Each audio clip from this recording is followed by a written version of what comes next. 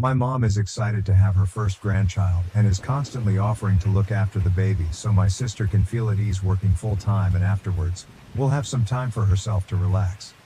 The thing is, about 70% of the time I'll be the one looking after the baby, and while I admit that I enjoy it and like spending time with him, I can't help but feel mad because they don't have any consideration for my time. Mom would drop the baby while I'm in the middle of my lessons because you can always watch the recordings later, or just ask someone to tell you what it was about. Or when I'm working in my freelance stuff because looking after the baby. Am I the A for forcing my family to babysit for me? Why does my family expect me to babysit for my sister for free but get upset when asked to help? June 13, 2024. I'm 19 and living at home, working a part-time job, doing some freelance work, and taking online courses to prepare for college next year. My 25-year-old sister had her first child 8 months ago. The father isn't involved and only pays child support. My mom is excited to have her first grandchild and is constantly offering to look after the baby so my sister can feel at ease working full time and afterwards, will have some time for herself to relax. The thing is, about 70% of the time I'll be the one looking after the baby, and while I admit that I enjoy it and like spending time with him, I can't help but feel mad because they don't have any consideration for my time. Mom would drop the baby while I'm in the middle of my lessons because you can always watch the recordings later, or just ask someone to tell you what it was about. Or, am I the A for forcing my family to babysit for me? Why does my family expect me to babysit for my sister for free but get upset when asked to help? June 13, 2024. I'm 19 and living at home, working a part-time job, doing some freelance work, and taking online courses to prepare for college next year. My 25-year-old sister had her first child 8 months ago. The father isn't involved and only pays child support. My mom is excited to have her first grandchild and is constantly offering to look after the baby so my sister can feel at ease working full time and afterwards, will have some time for herself to relax. The thing is, about 70% of the time I'll be the one looking after the baby, and while I admit that I enjoy it and like spending time with him, I can't help but feel mad because they don't have any consideration for my time. Mom would drop the baby while I'm in the middle of my lessons because you can always watch the recordings later. Am I the A for forcing my family to babysit for me? Why does my family expect me to babysit for my sister for free but get upset when asked to help? June 13, 2024. I'm 19 and living at home, working a part-time job, doing some freelance work, and taking online courses to prepare for college next year. My 25-year-old sister had her first child 8 months ago. The father isn't involved and only pays child support. My mom is excited to have her first grandchild and is constantly offering to look after the baby so my sister can feel at ease working full time and afterwards, will have some time for herself to relax. The thing is, about 70% of the time I'll be the one looking after the baby, and while I admit that I enjoy it and like spending time with him, I can't help but feel mad because they don't have any consideration for my time. Mom would drop the baby while I'm in the middle of my lessons because you can always watch the recordings later, or just ask someone to tell you what it was about. Or, am I the A for forcing my family to babysit for me? Why does my family expect me to babysit for my sister for free but get upset when asked to help? June 13, 2024. I'm 19 and living at home, working a part-time job, doing some freelance work, and taking online courses to prepare for college next year. My 25-year-old sister had her first child 8 months ago. The father isn't involved and only pays child support. My mom is excited to have her first grandchild and is constantly offering to look after the baby so my sister can feel at ease working full time and afterwards, will have some time for herself to relax. The thing is, about 70% of the time I'll be the one looking after the baby, and while I admit that I enjoy it and like spending time with him, I can't help but feel mad because they don't have any consideration for my time. Mom would drop the baby while I'm in the middle of my lessons because you can always watch the recordings later, or just ask someone to tell you what it was about. Or when I'm working in my freelance stuff because looking after the baby doesn't really require much, when I complain about getting delayed in my projects. My breaking point happened last week when my mother and sister left the baby with me for a whole day because I mistakenly told them I didn't have to work and would be staying at home to catch up with some pending stuff and study. I told them both I was irresponsible and they called me a spoiled brat. That night, my grandma and other members of the extended family were calling and sending me messages about the importance of helping family, and to understand that my sister doesn't have it easy being a single mom. I got mad and sent a message to the family group chat saying that they were right, helping family is important and we all should be supportive of my sister. I then proceeded to write a schedule in which all of us could take care of the baby. Because one aunt goes to visit grandma on Mondays and Wednesdays mornings, they could babysit those days. Friday afternoon, the eldest cousin and her siblings are at their residence. They could watch the kids at that time, and so on.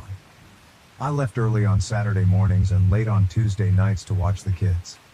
The arrangement made my mom and sister very happy. But not so much about the other family. And when someone pointed out that my sister didn't get the baby for a whole day, discussions about my sister being an irresponsible mother started, with my mother trying to defend her. Am I the A for causing this?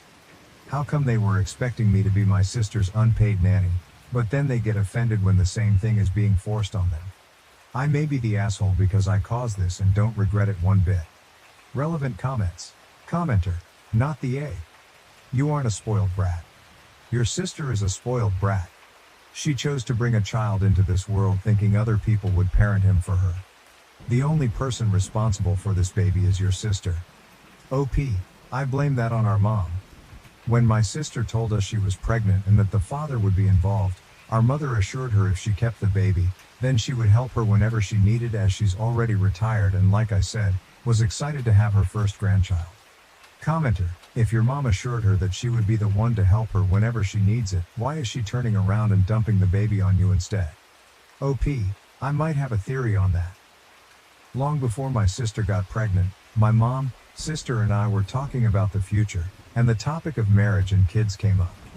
I must have been around 14 at the time, and I proclaimed that I wanted to be child-free. Mom didn't take it too seriously then and said, "You'll change your mind when you grow up." I haven't changed my mind. I believe that she is trying to persuade me that babies and kids aren't all that horrible, since, on occasion, when I babysit, she would say things like, "Oh, I would make a great mother, and I'm so good with kids." But I'd prefer not to. Although I enjoy being an aunt and was quite happy to have a nephew, the incessant babysitting exhausted me. Being under pressure like this isn't helpful, but I might decide against having children in the future. Adoption or surrogacy are options I'm considering, and I'm sure my mom would approve of either choice. Sis getting a nanny or babysitter. I already suggested hiring a nanny several times, but my sister claims that she wouldn't feel at ease leaving her child with a stranger. I then agreed to babysit certain days according to my schedule, but they wouldn't respect it. I did get paid to babysit a few times, but they would make a big deal out of it and I would end up feeling guilty, so I stopped asking for any payment. Commenter, not the A. It's nice to help out every now and then when you can, but you have a life too. Your family shouldn't expect you to babysit and just be fine with it when you clearly have a busy schedule, and now that they have a taste of their own medicine, all of a sudden it's a problem. OP, I think most of the problem is that they don't consider what I do aside from my part-time job, a tutor at a children's academy, worthy of being busy. I work as a freelance editor of audio and video, but they just see me as being on my laptop just because, and I take Spanish courses 4 times a week, along with audio engineering stuff 3 times a week. Both require me to do homework and, in the latter case, work on projects. But they still don't consider that a big deal, and I'm honestly too tired of explaining to them why both are important. Commenter, I absolutely love this. Well done. How much time off from the child does your sister get at present? OP, I think it is easier to tell you how much time my sister gets with the baby. She's a paralegal at a law office, works from 8 to 5 Monday, Wednesday, and Friday. Between commuting and she and mom saying she needs time to eat and rewind, she gets the baby around 7 p.m. Thursdays are home office days, but because home office is still work, she won't watch the baby until the evening. On weekends, she'll take care of the baby on Saturday evenings and Saturday mornings unless she goes out for brunch or coffee with her friends, which isn't every Saturday, to her credit. Sundays are split half and half. We usually spend the first half of the day with extended family, and in the evening, the paternal grandparents visit to bond with my nephew. So, objectively, She does not really spend a lot of time alone with baby. Commenter, that was a beautiful way to address that. Everyone always says family until it comes back to them. OP, ha ha ha, thank you. I admit I got the inspiration after reading several Reddit posts and comments dealing with similar issues. What if I did, was how I felt. And while I don't particularly regret choosing that path, I worry a little bit that I may have gone too far. The family is having a lengthy conversation about this, as I mentioned. To another commenter. Honestly, I wasn't being all that serious. I mostly was angry and just wanted to prove my point. But given how it all blew up was way more than what I hoped for. Update. Same post. June 20th, 2024, 1 week later. Okay, a lot has happened. Honestly, I'm still not in the mood to provide a full update. The main points are, my sister did try to impose the babysitting schedule I made, and the family wasn't happy. Mom, my sister and I had a big discussion, and hurtful things were said on both sides. I'm currently staying with my best friend and his girlfriend, who are total sweethearts, but it's not a feasible long-term arrangement, even though they have said I could stay with them as long as I need. The family is complaining non-stop, and I'm feeling guilty because, technically, I'm the one who caused this by creating the schedule in the first place. Maybe I should have just sucked it up. I really feel sorry for my nephew. Sundays are when the whole family comes together, and this Sunday my mom's eldest sister, my grandma's eldest daughter, is traveling from out of state. This is significant since she is in a positive sense, the matriarch of the family and grandma's golden child. I'm anxious as well as hopeful. If anyone can solve this mess, it's her, but at the same time, I'm worried she'll blame me like everyone else. I'll provide a full update then. Also, sorry for not having the time to answer all the comments and private messages. Like I said, a lot of things happened. But here's some of the questions some people asked. 1. My relationship with my mom and sister was pretty good before my sister got pregnant. My sister and I always knew that she was more favored by our mom because they had more common interests, while I had a similar bond with my dad. This wasn't necessarily a bad thing. Think it more of a if one of us wanted to visit a friend or a specific favor, we knew which parent to ask. We would actually team up sometimes to convince them of something, me appealing to dad and sis to mom. Sadly, dad passed away 5 years ago. He was an amazing father and we were absolutely heartbroken, but the one good thing that came out of it was that it helped us bond. Dad loved classical music and was really into IT and programming. I would go to concerts with him and he got me into gaming. After his passing, Mom began to buy tickets to classical concerts and the three of us would go together as a way to remember him. We also went to watch Super Mario movie because my dad would have loved to be there, even if sis and mom knew little of the franchise. So, things going this bad makes me pretty sad. 2. My job. I work part-time at a kids after-school academy, where we tutor them in subjects they find difficult and help them with their homework and test preparation. My freelance job involves video and audio editing for my best friend and his girlfriend. Both are streamers and content creators. They know about my Reddit post but asked me to leave out their personal details, so please don't ask for their accounts. I create one weekly video for her and 1 or 2 for him. 3. Do I pay rent? No, I don't. Dad had a hard time with his family, and while my sis and I didn't know the details and were no contact with them, we kind of imagined what went down. Mom promised to keep the house safe for my sister and me when Dad left it to her. They decided to accept us for paying rent as long as we cover our expenses ourselves. Sister and I cover our groceries, cell phones, and some services, and I pay part of their gas whenever they give me a ride because I don't have a car. 4. Extended family. As I mentioned, we have no contact with Dad's family. Mom, who is 50 years old, is the third of 4 siblings, the eldest aunt, the eldest uncle, deceased, who was the father of the cousins I mentioned in my first post, and the youngest uncle, who is 39 years old and single. Grandma is currently 77 years old. 5. My nephew's dad. He and my sister were together for about 2 years. When she found out she was pregnant and decided to keep the baby, the relationship ended because he is child-free. A paternity test was conducted after my nephew was born, confirming he was the father. He pays child support but has no contact with the baby. His parents, my nephew's paternal grandmother and grandfather, do keep in touch. From what I was told, they and the rest of their family didn't approve of his actions regarding my sister and nephew. So far, they don't know what's going on, and I didn't involve them in the initial babysitting schedule because I'm sure that would have caused another whole mess. Update post, June 26, 2024, 6 days later, 13 from original post. I'm not sure how to post an update. If you want to know the full story, it is my profile. There's an edit there with some more relevant information and questions you asked. A lot of things happened and I'm finally in the mood to write the update, so here it goes. My sister followed the babysitting schedule I set up, which involved our extended family, and they were not happy. 2 days after my post, she left my nephew with one of our aunts. The aunt had plans to meet some friends for brunch and had to take the baby with her. The baby was fussy and crying, so she had to come home early. Understandably, the aunt was upset. I had agreed to babysit the next day, and that's when things started to go downhill. My nephew is usually comfortable with me, but this time he was very fussy and coughing, which seemed odd. Mom wasn't home, and I tried calling her, but she didn't answer until about 2 hours later. When she finally came home and checked on my nephew, he had a slight fever. Of course, we called my sister, and she blamed our aunt for taking the baby out, questioning how she could have a life while being forced to babysit. She accused our aunt in the family chat, sparking a huge argument. Suddenly, my mom and sister remembered that I was the one who involved the whole family with the babysitting schedule and blamed me.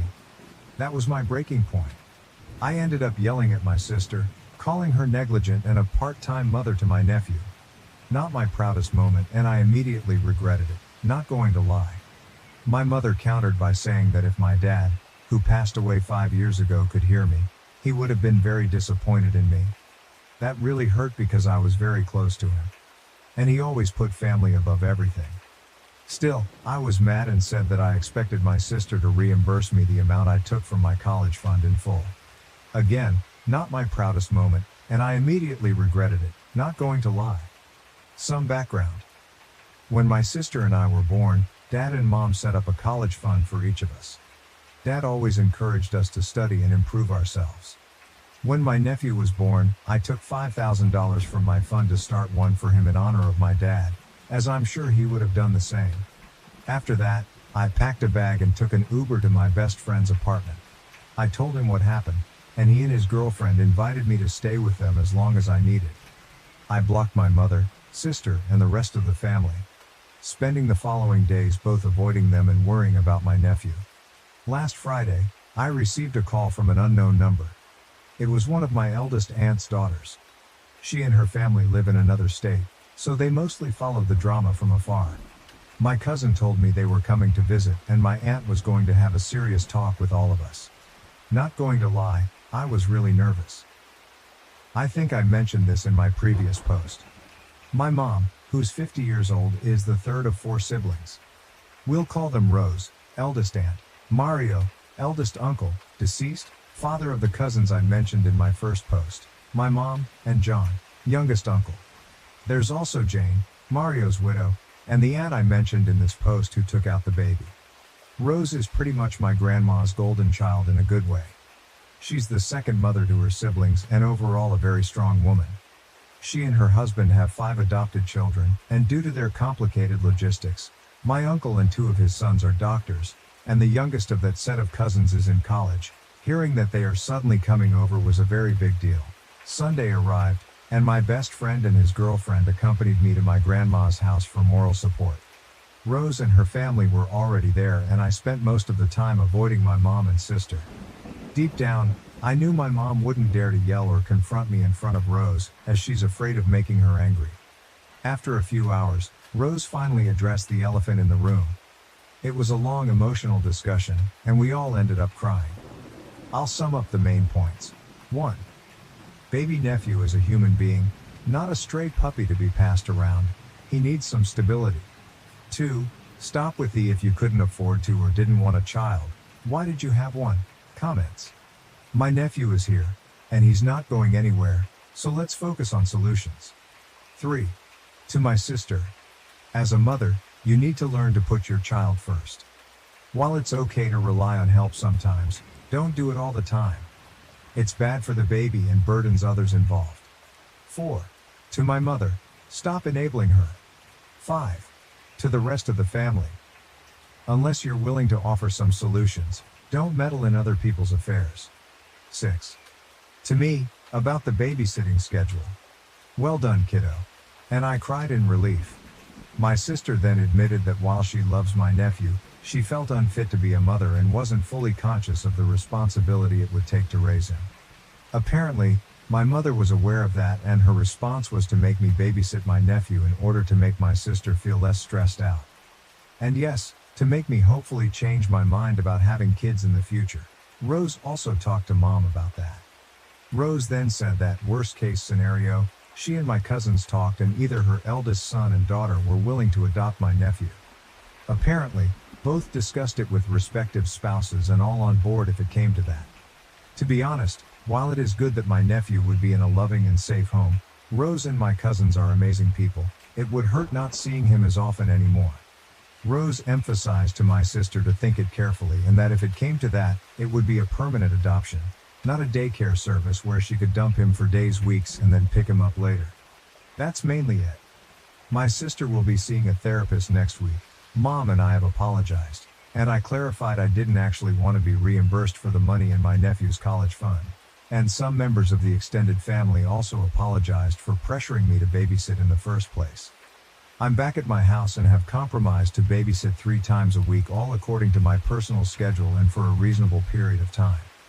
During one of those 3 times, my sister will be joining me as she admitted she felt she didn't really know my nephew and haven't really bonded with him. So, since the baby is somewhat attached to me, the 3 of us will be spending some time together. Overall, I think it was a good resolution, but time will tell. I really hope my sis will improve and be the mom my nephew deserves. Thank you all for the support and the comments. Whenever I felt that what I did was wrong, your comments really helped to lessen the guilt, and some of you even make me laugh. Hopefully, this will be my last update. So, thank you all. My stepdad tried to kick me out of the house, but he didn't know it was legally mine thanks to my late grandmother's will. I am a 19-year-old male and have resided with my mother and stepfather for the past 3 years. Recently, things have become increasingly difficult, and I'm in desperate need of advice. My mother married my stepdad when I was 16. Initially, everything appeared fine. He was pleasant enough when we were all together. However, I noticed a change in his behavior when it was just the 2 of us. He would make remarks about how I was lazy or not contributing enough around the house. I tried to ignore his comments and simply stayed out of his way. As time passed, the situation deteriorated. Whenever my mom wasn't around, he would criticize everything I did, from the way I handled chores, to the music I listened to and even how I dressed. Nothing I did was satisfactory to him. I attempted to talk to my mom about it several times, but she always dismissed my concerns. She would say things like, "Oh, he's just trying to help you become more responsible." Or, "I'm sure he doesn't mean it that way." The real issue began about 6 months ago when my mom discovered she was pregnant. My stepdad was ecstatic. He began discussing plans for the baby's room and expressing his excitement about becoming a father. Although I was happy for my mom, I couldn't shake the feeling of being left out. That's when the fabrications began.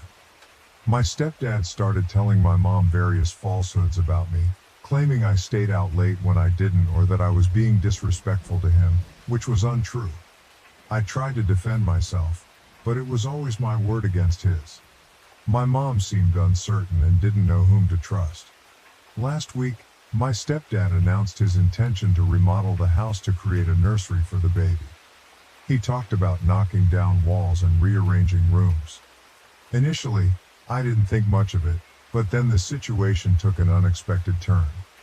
2 days ago, my mom called me for a talk. She seemed uneasy and avoided making eye contact. She began, "Honey, you're 19 now and becoming a man. We think it might be time for you to get your own place." I was taken aback and managed to stammer, "What? Why?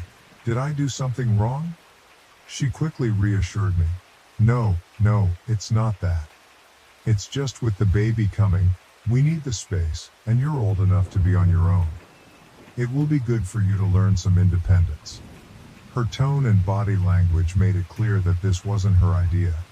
My stepdad was standing in the doorway, arms crossed, with a smug look on his face. That's when I realized he had orchestrated this. I tried to argue, explaining that I wasn't ready to move out. I'm still in community college and working part-time at a local grocery store. There's no way I can afford my own place right now. But my mom kept insisting that it would be good for me and that I needed to grow up. The worst part was when my stepdad joined in. He said, "You've got 2 days to find a place. We need to start the remodeling soon, and we can't have you underfoot while we're getting ready for the baby." 2 days. How am I supposed to find a place to live in 2 days? I have no savings, no knowledge about renting an apartment, and no one to stay with. All my friends still live at home too. Yesterday, I spent the entire day in a daze. I couldn't concentrate at work and kept making mistakes. My boss noticed and asked if everything was okay. I mumbled something about family problems and tried to pull myself together. When I got home, I overheard my mom and stepdad talking in the kitchen. My stepdad was saying it was high time I moved out and how I was holding them back. My mom sounded uncertain, but he kept talking over her, saying things like, "You've got to cut the cord sometime," and "He'll thank us for this later." I wanted to barge in and tell them both off, but I knew it would be pointless. My stepdad has my mom under his control, and anything I say will just be twisted and used against me. 2 days ago, my mom called me for a talk. She seemed uneasy and avoided making eye contact. She began, "Honey, you're 19 now and becoming a man. We think it might be time for you to get your own place." I was taken aback and managed to stammer, "What? Why? Did I do something wrong?" She quickly reassured me, No, it's not that. It's just with the baby coming, we need the space, and you're old enough to be on your own. It will be good for you to learn some independence." Her tone and body language made it clear that this wasn't her idea. My stepdad was standing in the doorway, arms crossed, with a smug look on his face. That's when I realized he had orchestrated this. I tried to argue, explaining that I wasn't ready to move out. I'm still in community college and working part-time at a local grocery store. There's no way I can afford my own place right now. But my mom kept insisting that it would be good for me and that I needed to grow up. The worst part was when my stepdad joined in. He said, "You've got 2 days to find a place. We need to start the remodeling soon, and we can't have you underfoot while we're getting ready for the baby." 2 days. How am I supposed to find a place to live in 2 days? I have no savings, no knowledge about renting an apartment, and no one to stay with. All my friends still live at home too. Yesterday, I spent the entire day in a daze. I couldn't concentrate at work and kept making mistakes. My boss noticed and asked if everything was okay. I mumbled something about family problems and tried to pull myself together. When I got home, I overheard my mom and stepdad talking in the kitchen. My stepdad was saying it was high time I moved out and how I was holding them back.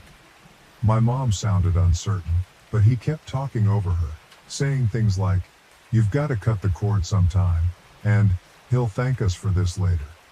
I wanted to barge in and tell them both off, but I knew it would be pointless.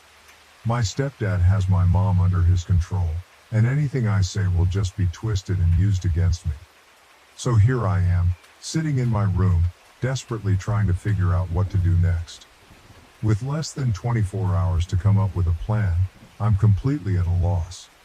I can't afford an apartment, have no nearby relatives who could take me in, and I don't even know where to start looking for a roommate. I've considered reasoning with my mom one last time, but I'm worried it will only make things worse. My stepdad will likely accuse me of trying to manipulate her. I've also thought about refusing to leave, but I'm unsure what the consequences would be. Could they legally kick me out? Would they call the police? I don't want to cause a big scene, but I also don't want to end up homeless. Part of me wants to pack a bag and leave tonight, but I don't know where I would go. I might be able to crash on a friend's couch for a night or two, but that's not a long-term solution. I feel like my entire world is falling apart. This is the only home I've ever known, and now I'm being forced out with no warning and no support. I'm furious at my stepdad for orchestrating this, hurt that my mom is going along with it, and terrified about what will happen to me. I keep thinking about all the things I'm going to miss: the smell of my mom's cooking, the familiar creaks of the floorboards, even the stupid arguments with my stepdad. It might not have been perfect, but it was home. And what about the baby? I was actually looking forward to being a big brother, even if it was going to be strange. Now I might not even get to know my little sister or brother. Will my mom and stepdad just pretend I don't exist? I'm trying to stay calm and think logically, but it's incredibly difficult. Every time I start to make a plan, my mind blanks out with panic. How am I supposed to juggle school, work, and finding a place to live all at once? And even if I do find somewhere, how will I afford it? I've spent hours scrolling through rental listings online, but everything is so expensive. Even the cheapest studios are far beyond my part-time salary, and most places require first and last month's rent plus a security deposit. Where am I supposed to get that kind of money? I've thought about dropping out of school to work full-time, but that feels like giving up on my future. I've worked so hard to keep my grades up, and I don't want to throw that away, but I can't see how I can continue attending classes if I don't have a place to live. The more I think about it, the angrier I get. This isn't fair. I didn't do anything wrong. I'm not a bad kid. I don't drink. I don't do drugs. I've never been in trouble with the law. I help out around the house. I get decent grades. I have a job. Why am I being punished? I keep replaying conversations with my stepdad in my head, wondering if I could have done something differently. Maybe if I had stood up to him more, or if I had tried harder to bond with him, things would be different. But deep down, I know that's not true. He made up his mind about me a long time ago, and nothing I could have done would have changed that. I've thought about reaching out to my real dad, but we haven't spoken in years. He left when I was little and has never shown much interest in being part of my life. I don't even know if he'd answer if I called. As for other families, my grandparents passed away a year ago, and I don't really know my aunts and uncles. They live in different states, and we've never been close. I can't imagine any of them would be willing to take me in. The most difficult part is the overwhelming sense of isolation. I can't discuss this with my mom because she has clearly chosen her side. My friends try to be supportive, but none of them truly grasp what I'm experiencing. They all seem to think that moving out is some exciting adventure, not realizing that I'm being pushed out without any preparation or place to go. I've considered posting on social media to ask if anyone knows of a cheap room for rent, but I'm too embarrassed. I don't want everyone knowing my situation or thinking I'm a failure who can't take care of himself. As time passes, I'm becoming increasingly desperate. I've started looking at ads for roommates, but most of them prefer someone older or with a full-time job. I've even thought about sleeping in my car for a while, but I don't know if that's safe or even legal. I keep hoping that my mom will come to her senses, realize how insane this is, and tell my stepdad to back off. But every time I see her, she just gives me a sad, pitying look and asks if I've found a place yet. It's like she's already given up on me. I feel like I'm standing on the edge of a cliff, about to be pushed off. I'm not prepared for this. I lack the skills and resources to live independently. I'm terrified of ending up homeless or having to drop out of school. If anyone has gone through a similar situation or has any advice, I would greatly appreciate it. I'm running out of time and options, and I don't know where else to turn. Thank you for reading this far, and I apologize for the lengthy post. I just needed to get it all out. Update. Hey everyone, I can't believe I'm writing this update. So much has happened in the last 24 hours, and my head is still spinning. I want to thank everyone who responded to my original post with advice and support. It really helped me get through a tough night. After I posted, I was still panicking about what to do. That's when I remembered my grandma's sister, who has always been like a godmother to me. I hadn't thought of her at first because she lives pretty far away, but I was desperate and decided to give her a call. As soon as I explained the situation, she got really quiet. Then she said, "Don't you worry about a thing, sweetie. You don't need to go anywhere. I'm coming there tomorrow and we'll sort this all out." I was confused but relieved. I tried to tell her it wasn't necessary for her to come all this way, but she insisted. She told me not to say anything to my mom or stepdad and just act normal until she got here. The next day, my stepdad was growing more impatient. He repeatedly asked if I'd found a place yet, making comments about how I needed to be out by the afternoon. I kept my head down and told him I was still looking. At around 2 p.m., the doorbell rang. My stepdad answered it, and I immediately recognized my godmother's voice. She sounded unusually angry, which was strange because she's usually very calm. She marched into the living room where my mom and I were sitting and announced, "We need to talk, all of us now." My stepdad tried to argue, saying it was a family matter, but my godmother shut him down. "I am family," she declared, "and I have something very important to tell you all." That's when she revealed the shocking news. She looked directly at me and said, "Honey, this house is legally yours. Your grandmother left it to you in her will. You're the owner, and no one can force you to leave." I was stunned. My mom was equally shocked, and my stepdad's face turned red with anger. He began sputtering, claiming it couldn't be true, but my godmother pulled out some documents from her purse. She explained that my grandma had amended her will shortly before she passed away. Apparently, she'd been aware of my mom's relationship with my stepdad, which had begun before their marriage, and she didn't trust him. Concerned that he might take advantage of my mom and me, she decided to leave the house to me to ensure our protection. My mom was in tears, questioning why she had never been informed about this. My godmother clarified that the changes were made quickly and secretly while my grandma was on her deathbed. She had promised my grandma to keep it a secret unless it became absolutely necessary. Now, looking at my stepdad, she said, "It's necessary." My stepdad completely lost his temper. He started yelling about how it was unfair and how we had deceived him. He even tried to snatch the papers from my godmother, but she quickly pulled them away. That was when I finally found my voice. I stood up and firmly told him to stop. I declared, "This is my house, and I won't tolerate you acting like this here." Saying it felt strange but also empowering. For the first time, I felt like I had some control over the situation. My mom was still crying, torn between me and my stepdad. She looked confused and conflicted. I felt sympathy for her, but I was also angry that she had gone along with his scheme to kick me out. After things calmed down a bit, we all sat down to talk. My godmother explained the legal details, and it turns out I've been the owner of the house since my 18th birthday. My stepdad kept trying to argue, but there wasn't much he could say. In the end, I made a decision. I told them that I was willing to let everyone stay in the house, including my stepdad and the baby when it comes, but I had conditions. First, my stepdad had to start treating me with respect. No more criticism, no more lies to my mom about me. Second, we all had to go to family counseling to work on our relationships. And third, any major decisions about the house had to be discussed with me first. My mom agreed right away.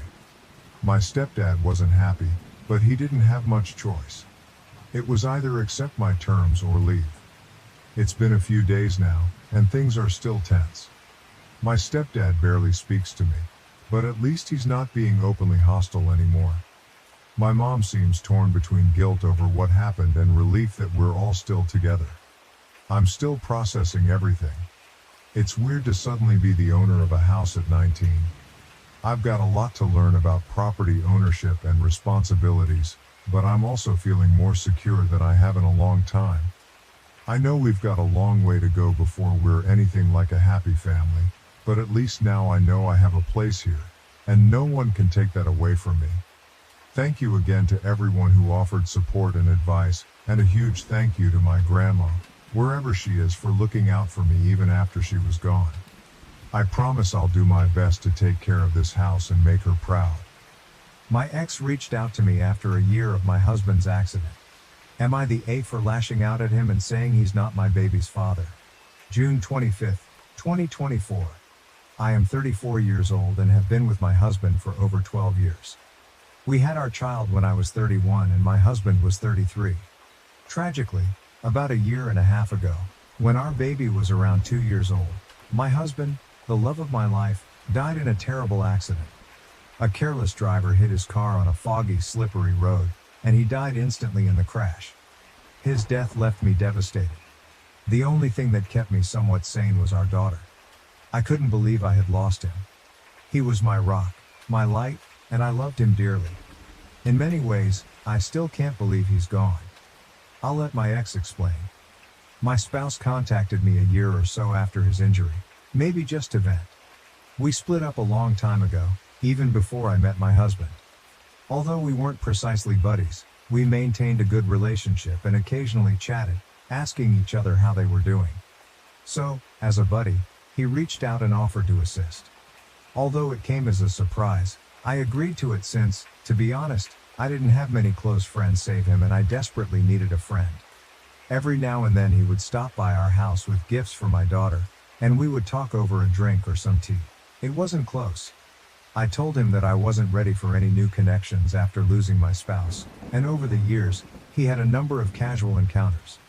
I suppose I'm not quite ready yet. He was quite kind to my kid, so I didn't see anything wrong with them bonding. He came over once or twice a month. However, my child then began phoning my former father. It really irritated me, but since she's still a toddler, how was I meant to tell her to stop? I doubt she comprehended when I tried to gently explain to her that my ex isn't my father. So when my ex came over, I just started sending her to my mom or my husband's parents. To be honest, I'm sure our child won't remember her father. All she will have of him are pictures. And I don't want her to see another man as her replacement. Thus, everything returned to normal. When I informed my ex that my daughter wasn't home, I could see that he was angry. I didn't give it much thought though. And that's when I lost it the last time.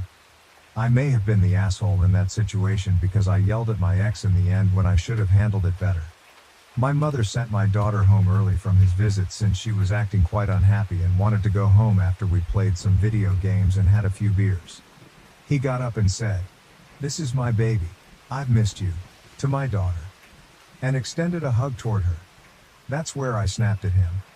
I told him angrily that he is in fact not her father, and that she is my and my husband's baby and will never be his baby no matter how much he wants it. And if he wants to have a child, he still has plenty of chances with his girlfriend. He told me I was a real for saying such cruel things and left. My mother told me that I was kind of an asshole too and I acted like a child. So am I. Relevant comments. Commenter, no assholes here. I think you took some unresolved trauma out on him, and also that him calling your kid his baby was pretty clueless since he presumably will not be her father. He's more of an uncle, if we want to use family terms at all. I think you should apologize even though he was also wrong, assuming you want to be friends and have him in your kid's life.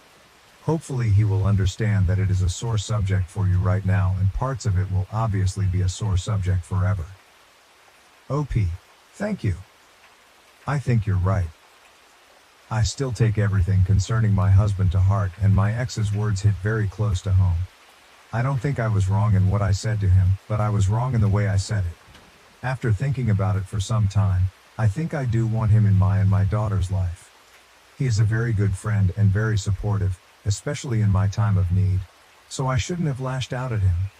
I think I'll try calling him to apologize and communicate my issues clearly. Maybe he didn't even mean anything by his words and just loves my baby and expressed it a bit clumsily. But I admit his words really triggered me at that moment. Commenter, nah. You are still heavily grieving the loss of your husband. You should, in my opinion, apologize to him and explain your thoughts. He can accept the apology or not. If you're not currently in therapy, you should really consider it. I have a friend whose son's dad passed away when he was 3. Same thing. Only pictures and basically no memories. OP, thank you for your advice. I believe you're right. I should apologize and clearly explain my feelings to him. I didn't express my concerns earlier, and then I exploded unnecessarily. I need to set some clear boundaries with him and explain that I'm still hurting and don't want him to call my daughter his baby in any way. If he's okay with it, that'll be great. If not, then I won't have a choice but to stop speaking to him for my own sake. I'm in therapy right now, and while it's a lengthy process, it's good. And my deepest condolences for your friend's son. Commenter, since you have a baby, you will need to enact clear boundaries with him. It's possible that given you two's romantic history, he doesn't realize he's crossing lines. But once you let these boundaries be known, it's up to him to follow them and you to enforce them. Don't let him bully you. You're the mom and dad to your baby. OP, you are right. My first priority is my baby's well-being. Although some of my relatives say a child needs a father figure, I think that's nonsense. If I meet a nice man who is at least as great as my husband, then maybe. But it should be on my terms and not forced onto me and my baby. Commenter. If he only came back into your life because of the baby, I think there is something going on here. There are tons of bad people out there who insinuate themselves into single moms' lives to get access to the kids. Protect your daughter. You don't need your ex. You dumped him for a reason already. OP, I'm not really sure if he has some ulterior motive about my baby. Maybe he's too projecting some unresolved issues. Maybe not. He's generally a good person and a good friend. But you're right, he was a terrible boyfriend. We were very young and our relationship was clearly toxic. However, we later talked and decided that we are much better as friends than as lovers. However, after writing this and giving it some thought, I realized that I should first apologize for yelling, and then, second, create some firm boundaries between him and my child. He has the right to reject that, but in that case, we will not communicate. Commenter. Not the A in this seems to be some ploy on his part to get back with you and has extended to creating a relationship with your daughter. OP. I don't think he wants to get back with me, though I'm not completely sure. We broke up for a reason. We were young and foolish, and our relationship was entirely toxic. He's a good friend though. Sometime after the breakup, which was surprisingly calm, we talked and decided to stay in touch. We weren't close friends, but we were friendly. He was very supportive after my husband's death and helped me a lot. I won't deny there's a bit of nostalgia about the times we were together, but it's more of a running joke now. We can say, "Do you remember when we were together? So and so happened," and we laugh. I definitely do not want him as a partner. He was a terrible boyfriend, and judging by his behavior with his numerous girlfriends, that hasn't changed. He initially didn't express any interest in having children, but maybe he's projecting some of his own issues onto my daughter. Commenter. This whole situation is bizarre to me. I don't understand why you'd allow your ex this much access to your kid. I understand needing the support, but the situation is suspicious as fuck to me. In general, not the A. OP, thank you for your input. You're right, I believe I was wrong for introducing them at all. I was a wreck and needed support, yes, but my priority should be my child. First year after my husband died, a lot of people came over to offer condolences and some help, my and my husband's family. My daughter was always by my side. She once called my husband's brother Papa, but they look so much alike that it is understandable. And I kinda miss the fact that my ex's visits and gifts can be a problem. I was too late to understand that I need to set clear boundaries, and it is inappropriate for them to bond if I do not want any relationship besides friendship with my ex. On the term Papa, thank you for your input. I didn't mention it in my post, but we are European and the term Papa is actually more common here. Maybe it wasn't even his intention and he did it subconsciously. I was in the wrong to scream and yell, but we definitely need to set some clear boundaries if this friendship is gonna last. OP is voted not the A by top comment, but comments are heavily mixed with no assholes here. Update, same post, June 27, 2024, 2 days later. First, I wanted to say thank you to everyone who offered condolences, advice, and criticisms. I appreciate it very much. I believe some context and explanation are necessary. My husband and I had a very close friend group, and we usually hung out at our place because we have a sort of playroom with a PS5, a good PC, VR, board games, and a D&D table. We are big fans of gaming in many forms. Sadly, our friends moved to different countries over the years one by one, and after my husband died I was left with only one friend from the group nearby.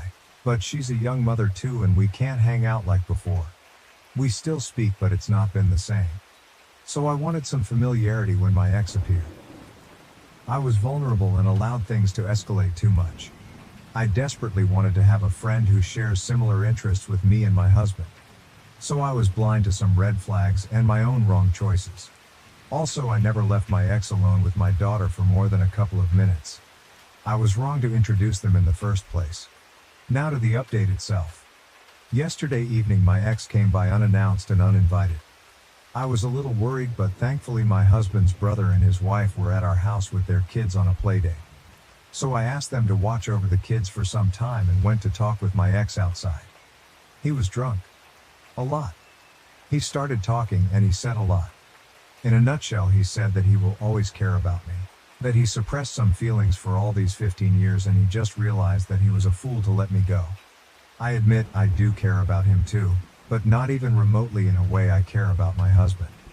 So I was a fool to hope we can be friends and have a civil relationship without any implications. Our conversation became heated and we argued, with many accusations being thrown around. My brother-in-law came out of the house, bringing our large, overprotective dog with him. So I quickly apologized to my ex for leading him on and told him to move on and asked him to leave and never return. I was a bit worried that things could get violent, but he left without any protest. He later posted long and vague posts about being hurt and that love is shit, and he is better off alone, and tagged me and several of his other exes.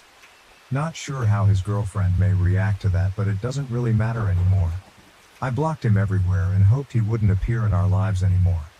Also, I will update my security system as soon as possible just in case. Spot on comments. Commenter. I watched a TikTok this morning by a woman who took something for relief after several days of constipation. Then she went commando in a sundress to Walmart, where she trusted what felt like gas only to shit on the floor. And somehow that dude vague booking his feelings and tagging his exes is still the most embarrassing experience relayed to me today. Replier, I don't believe that lady. I suspect she went to that Walmart commando just to shit on the floor to try to get away with it. I had a friend that worked at both Walmart and Target. The amount of people that decide to take a dump in areas like the fitting room will blow your mind.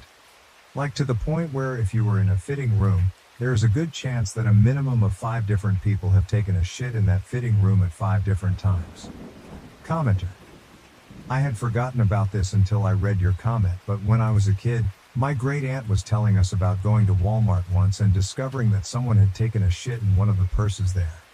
My mom also almost stepped on a human turd on the floor once at a different Walmart in the entry area. What is up with people pooping everywhere at Walmart? I hate that place.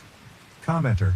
My ex-coworker told me a story about a woman who was bouncing in a shoe aisle one time. My coworker was called to the front of the store and forgot about her. Coworker was later going around the department to straighten up and went into the fitting room where she found a lone child's rain boot. She went to pick it up and discovered pee in it. She went up front and they checked the cameras. That bitch, instead of going up front to the restrooms, waited till she was gone, grabbed the boot off of the shelf, jumped into the nearby fitting room and did her business. People are nasty. Commenter. I used to work in a retail shop, and when I moved to a new city, I started working at the local branch there. At the first branch, such incidents were never a problem. In 2 years, the only issue we had was a toddler having a spectacular accident. Without going into too much detail, the child was wearing shorts and tried to run away afterward, spreading the mess everywhere. The mother apologized profusely, helped clean up, and even called customer service to thank us for our kindness. However, at the second store, people would have inappropriate bathroom incidents at least once a week. I could never figure out why there was such a difference. Both stores were part of the same chain, located in very similar cities and neighborhoods in terms of socioeconomic status, with comparable public toilet availability nearby. The customer bases seemed superficially similar. It made no sense to me. After discovering my brother's wedding was fake and being excluded, our once close bond is shattered, leaving me heartbroken. Me, 30F, and my brother, 31M, have always been as close as twins. Our closeness is a foundation in our family. One of the true consistent relationships, obviously not in a weird way. When we fight, which is never or small fights, the whole family feels it and tries to fix it because of how unnatural it feels for everyone. He gave me away at my wedding. I named a child after him. We have matching tattoos. We talk on the phone almost every day. He started planning his wedding. He asked me to be a groomsman, while his friend, 35-ish F, would be his best man. Everyone thought this was odd because of his role at my wedding, and none of us really know/have met his friend. I expressed how it hurt my feelings and was met with, "My wedding isn't about you, okay? Fine, I'll do what you ask." During the planning he called me every day. We sent ideas. I helped with making stuff. I didn't mind. I decided early on to not focus on titles but just to make this day as amazing as possible for my brother. He asked me to be a flower fairy, because this was a gay child-free wedding. I agreed. During the process of dress, shoe picking, him and the best man would shoot down all of my ideas. She would send very basic heels that were around $100. Heck no. I told her my budget was $45 for shoes, especially for plain gold heels. The wedding party all had a very mean girl mentality. I felt it from day one. There was the wedding party, and then me. I chalk this up to not really knowing them well in proximity. All of them live in a different state than me. They even went as far as saying the shoes I like were too slutty. They were the type of small heels that place up around your calf or around your ankle. After this I begged to come as a guest, so I could wear what I want and not feel this weird mean girl mod mentality from the rest of the wedding group. My brother says, "No way, I can't get married without you being by my side." I get to the state the wedding will be, and the first day I'm there I find out the best man had the bachelor party the night before I got there. Everyone from the wedding party was included aside from me. I let it go and focus on the wedding and doing my part. So, I slap on some wings, dance my way down the aisle and give my very first wedding speech. All goes well. The wedding was awesome until the drag show. Yes, they had a drag show at their wedding. During the show one of the queens comes on and basically announces that this was all fake because my brother and his partner had gotten married 1 year prior. I turned to the rest of the wedding party and asked, did they know? They did. They were at the real wedding. Everyone but me. I'm sitting there trying to process, and my mom, who gave them $3,000 for the wedding because they needed it, storms up to ask if I knew. I told her no, and she immediately switched to being supportive to me because of how bad the situation was. It's not about them already being married. They can do what they want. I myself spent over $4,000 on this wedding. Because I was coming from out of state I had to get a plane ticket. I paid for a week at an Airbnb. One night most of the wedding party stayed at the house I rented because they didn't have anywhere else to stay, and did not even offer to pay for any of it. The dress for the wedding. The fairy wings I handmade. All of it. I spent too much time and money on this wedding. But then I start to remember all of the lies. They got married, and 3 days after my brother was at my house while I gave birth to my last child because I always wanted him to be a part of my huge moments. He held my newborn, knowing he had just gotten married, and said nothing. They gaslight me saying I was crazy feeling left out. Him saying he can't get married without me. Lying to my face every single day for a year. Just all of it. After realizing all of this I tried to leave without making any sense. His husband mockingly asked me if I was mad. I said I'd talk to them another day and they should enjoy their night. I was able to leave without anyone else at the wedding knowing I was upset. Before I could leave, the happy couple pulls me into a room. My brother is crying, saying he didn't do this to hurt me. I keep it together. Say enjoy your night and we will talk another day. His husband says, oh, so there is something to talk about then. I repeat, we can talk another day. They ask me to brunch. I say I'll see if I'm up, ready for it when they go. The next morning I realize the whole wedding party and some guests are going to lunch. I choose not to go because I am not going to put myself in a situation where I am ganged up on again over my feelings about the wedding and wedding party. After that I left the wedding chat on Snap, which they were notified of. At this point it's the next morning and his husband starts blowing me and my friend, who was with me, up. We ignore and go about our day. I have not looked at or spoken to my brother since, aside from short responses to get me to the airport the day I left. When I left I asked them to crop me out of the wedding photos as I didn't want to be associated with a fake wedding and I didn't want a reminder of how embarrassing it was and how stupid I looked. I told them I didn't want to speak to them again. My brother says nothing and his husband says you're a narcissist and I feel bad for the people who have to deal with you. Pretty sure narcissistic more aligns with tricking 100 people into coming to a wedding, some of the wedding that was paid for by other people, just to tell everyone haha this was just a giant party for us. Joke's on you is probably more narcissistic than me reacting to the time, money, energy spent to attend a fake wedding. But, alright, lol, I just don't know where to go from here. I have them both blocked. There is a line in our family. My brother has not tried to fix it. He has the chance to show me what I meant to him. He did. And now I have to believe him. I'm going to try to update in sections. 1. I guess to answer if he is in an abusive relationship that really is up to each person to decide.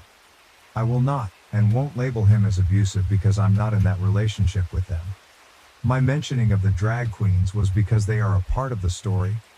Hello, it was one of the queens that made the announcement. I'm not sure why some of you are taking that as me being anything phobic. Mentioning that somebody is gay, or that drag queens attended a wedding is a part of a story and it's factual. It's not anything phobic. Our family, as well as the new husband's family, have always been nothing but supportive and accepting. My mom has 2 kids who are very hurt. She could never hate my brother, but she definitely does not like the decisions that he has been making. She is doing her best to support her 2 children. Gay wedding. No kids allowed? 2 separate statements, lol. They definitely did not ban gay children from their wedding. LOL. I mentioned both of these things to explain why I was a flower fairy. No kids, flower girl. Fairy to go along with the gay dragon theme. Hello people. I proudly slap those wings on and dance my way down the aisle. That is definitely not anything phobic, lol. For those of you who are saying anything along those lines, you are definitely reaching and projecting. Using narcissistic when it actually does not apply to the person, in my opinion, is trying to weaponize more info in the comments top questions. For some reason, I cannot edit my post to add this, so hopefully most of you will see it. Me and my new husband, as far as I know, did not have any hard feelings going into the wedding. There was a time when they were dating that I expressed I didn't like the fact that my brother was working 2 jobs for a new husband to try to become a music producer.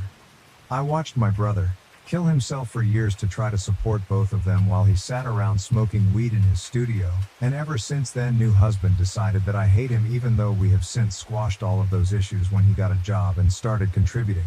Even when we did not get along, I always made it very clear, if my brother loves you and I love you too. Both families have been very supportive. There's no homophobia or anything like that on either side. Is my brother in an abusive relationship? I don't know. I guess that's what each individual person would consider abusive. I don't want to label my brother's partner unfairly as abusive when I'm not in a relationship myself and my brother has never expressed feeling abused. I think if you consider this behavior manipulative and abusive, then that's up to your own discretion. However, I am not going to give anyone that label. I didn't decide this was a fake wedding. They did when they decided to announce in the middle of the ceremony that they were already married. They made it a fake wedding when they announced that it was fake. LOL. Hello. Russian bots, pushing propaganda. Okay people, I only mentioned the fact that there was a drag show at the wedding because that is a very uncommon thing. I found out that my brother had been married for a year and had been lying to my face via drag queen announcements. That is just stating the facts. That has absolutely nothing to do with the drag community, or how myself, or anybody else should feel about them. They were paid to do a job and they showed up and did what they were paid to do. I have no ill will towards anybody in any type of community. Those of you who are saying to me, Mentioning them comes off as judgmental. For those of you who think it's weird that I did not mention that he was gay, why is that weird? And why is that relevant to the story, lol? The people who had their panties in a wad probably have more of an issue with the community than I do. Stop making this post about anything other than what it is about. At the end of the day, I am mourning the loss of my brother. I am mourning the relationship that I thought him and I had. And to be honest, based off of my perspective of our closeness, I am honestly questioning my own sanity. Do you generally spend hours talking to somebody, getting matching tattoos, planning a wedding, being at holidays and childbirth with somebody that you're not close with? At least on my end, I did not make up how close I was with my brother if it was not reciprocated, and he is a very good actor. And honestly, me questioning our closeness has been the most hurtful part about this entire experience. It's made me question if I'm crazy or not. Gay wedding, child-free, two separate statements. It was not a wedding where they did not invite gay kids, lol. For anyone who reads it like that, you're extra weird. My brother is obviously gay and got married to a man. Therefore, it is a gay wedding. Children were not allowed to attend the wedding there for a child-free. Two separate things, people. Both are okay. And I also want to say that I would never have slapped fairy wings on my back and danced down the aisle if I was not 100% supportive of them. Please stop trying to make this an issue other than two siblings having a falling out. Another comment. Okay, I feel like you are very much twisting the story, lol. I did not make sure everyone knew I was leaving the wedding. I actually left very discreetly at almost midnight when the wedding was ending at 1 a.m. I did not make my brother cry. His husband kept trying to force a conversation that I asked respectfully multiple times to not have the night of the wedding so that way it would not ruin their day. I showed up in every single thing my brother asked of me.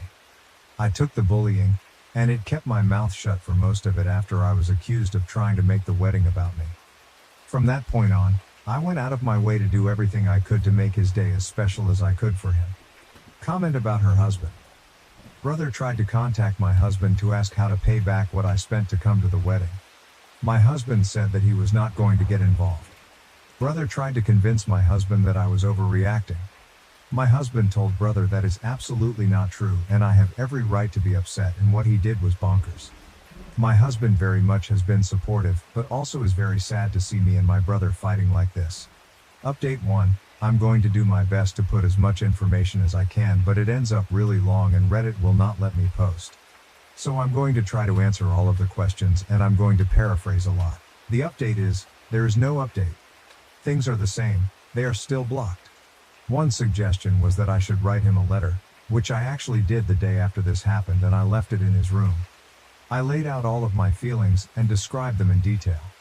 How hurt I was. We had a 2-hour drive where he said absolutely nothing even after reading my letter. I did end up losing all of my manners when I landed, and my husband informed me that he sent him a message basically saying that I was overreacting.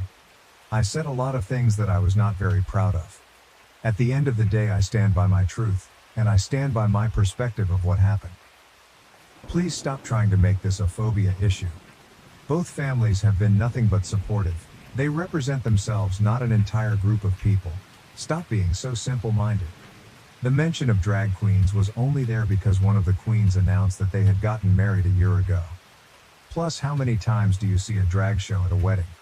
If you read some imaginary undertone, that is definitely a you issue.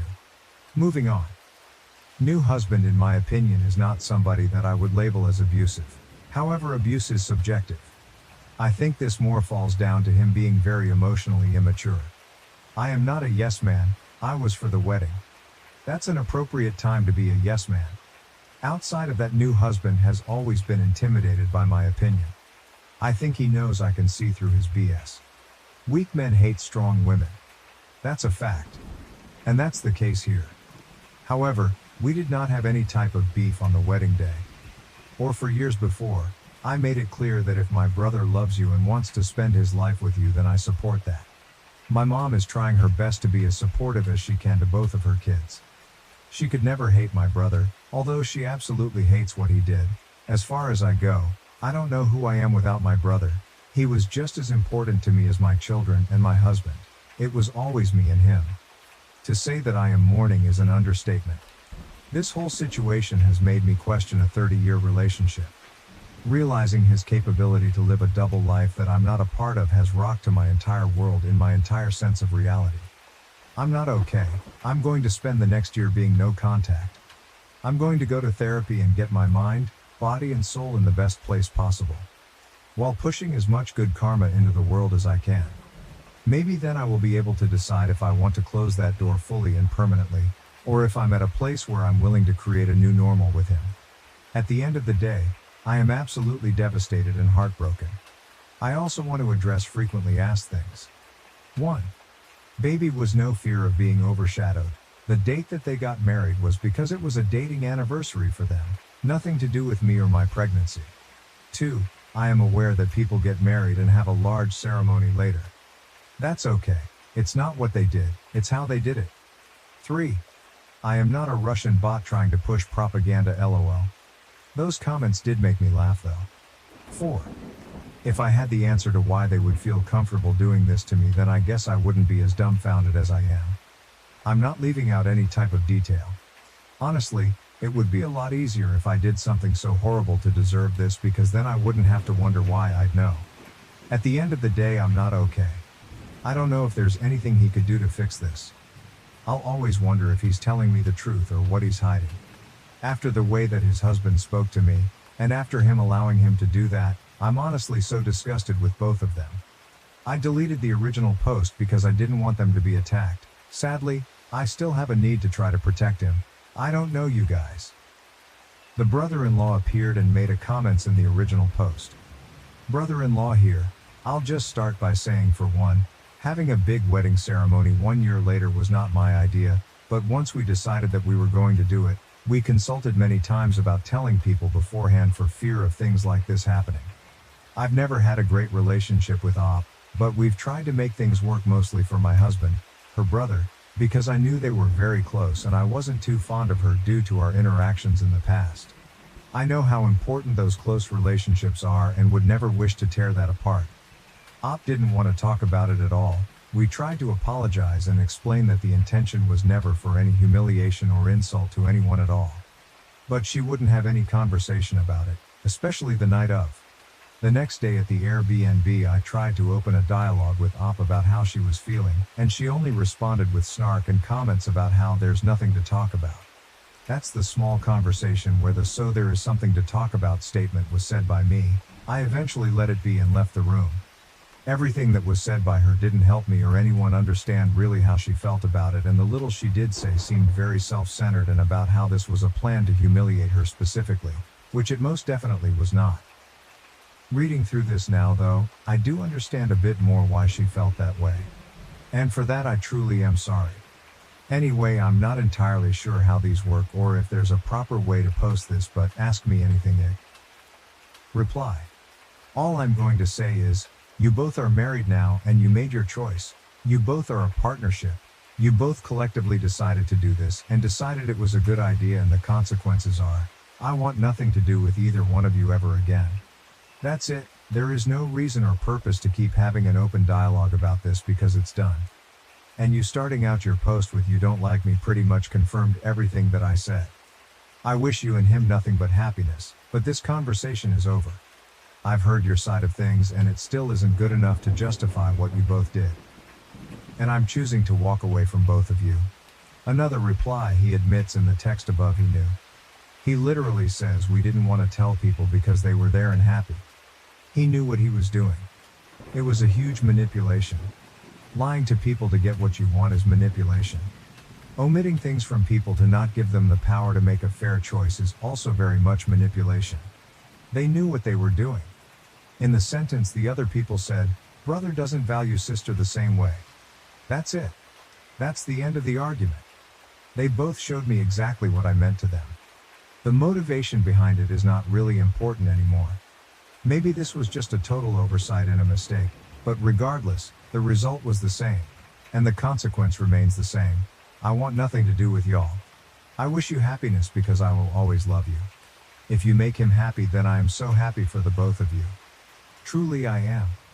Our relationship was the sacrifice for this day, and you both decided to make it. I reacted to it and was trying to sort through my feelings by posting on this podcast. I did not expect for it to go viral, so for that I'm sorry. I did try to remove the post, but it was too late. I realized that you don't like me due to past interactions. And that's fine. So what I'm about to say won't matter. My heart is completely shattered. I'm literally going through a mourning process like someone died. Because that night the relationship N and I did die. He has always been my person. He isn't now, and I've never felt more alone. I honestly don't know if I'm going to be okay. Both of your responses just confirm everything I said and everything I felt. You have your side, I have mine. But ultimately everyone is feeling the loss of me and N. This changes everything in the family. I'm going to continue to root for both of you. Always. But I am going to do it from my side of the world. In an emergency, either of you can call me and I'll be there. But outside of that, I am good with both of you. You don't like me, I'm out of your life now. You don't get to defer to Never when it comes to me but want to orchestrate our conversation after he did what he did. You are not a safe place for me. Just like I'm sure you feel like I'm not either. You win. Go be with N. Go have a happy life. Update 2. If you're reading this, you're here because you're super invested in my family's tea. LOL. But really, I'm okay. I'm going to be okay, or maybe I won't. Either way, I am going to keep moving forward, and if you want to come along with me, you can follow me on TikTok. I'm not trying to be an influencer. I'm just going to use it as a diary/coping safe space. My name on there is Tukari29. New update. I wish I could be writing that my brother had begged for my forgiveness. Those things somehow managed to go back to how they were. But they haven't. Nothing with my situation has changed. The only thing they truly changed was my perception of someone I thought I knew. I know a lot of people can't understand because you're not close with a sibling. But this has been like a true death for me. And sometimes my grief is so big I don't know what to do with it. He hasn't reached out, he hasn't explained. He hasn't even cared if I'm being fully honest, and what a mindfuck that has been. To go from someone being as important to you as your husband and children, to them showing you over and over how little you do, and ever did mean to them. He has doubled down on the I didn't do anything wrong and you're overreacting. Which is honestly just the biggest slap in the face. If someone can't admit they did something wrong, then they will never actually be sorry, and the chances of behavior repeating itself are sky high. A lot of you pointed out our relationship might have only been this important to me, and I think you all were right. For a long time I cried every day. I cried during the times we would normally talk on the phone, or when a song reminded me of him. And sometimes I've cried for no reason at all other than just feeling like there is a hole in me now. But I find myself crying less and less. And sometimes when I think of him, my first thought that follows will be, wow, it's been days since he has even crossed my mind. And I guess that's progress, right? I'm not crying every day anymore. But I'd be lying if I said I wasn't still shedding tears. Tears he doesn't deserve, but they come anyway. Because that's the thing about unconditional love. It still exists even when the other person broke your heart. It doesn't go away. But sometimes the other person can just no longer have access to the unconditional anymore. We have spoken. Briefly. Over the phone during the holidays to deal with a family emergency involving another family member. It was pretty much all business. Everyone around us kept saying, I'm so glad you guys are talking again. But we weren't talking again. We were just dealing with business. And I guess that's all the talking we will ever do again. At one point my husband chimed into our phone conversation and told him how much he misses him too, and he cried. I guess I forgot I wasn't the only one losing someone, but either way that doesn't change anything. My kids have not even noticed. He did try to send Christmas gifts to them through my mom, but only because I said something about him not acknowledging my son on his birthday. So is that all he'll ever be? Impersonal generic gifts that my kids get once a year? I told my mom to send them back and that they don't need a gift uncle. Honestly, they have enough of those on my husband's side. With that, I also came to the realization that if you don't have a good, respectful relationship with me, you absolutely do not get access to my children. And to be fully honest, he never really took that much interest in my kids anyway. I know he cares and loves them, but as far as a personal one-on-one relationship with them, let's just say the extent of how much he got to know them was always me telling him about them. So there really wasn't a deep pre-established relationship with any of my kids and him. And with him not being on good terms with me, or my husband, I'm not going to allow him access to my children. And I would honestly feel the same way and react to anyone this way. If someone shows you over and over again that they do not love and respect you, why would you allow them access to your kids? Especially if all they are is a gift once a year. I'm not healed, but I'm on my way. It's not better, but it's getting better. I feel I am suffering the consequences of someone else's actions. I was spiraling, but I am finding my new normal. I'll update again at the 1-year mark. I've realized that I have lost all respect for my husband's willful ignorance, and it may damage my marriage. I, 33, and my husband, 37, were having a discussion about politics, and we got onto the topic of our daughter, 7, which led to me expressing my fears about her rights and bodily autonomy. For context, my husband votes Republican and I have always considered myself independent, but recently have been shifting very far away from my younger, carefree attitude toward politics.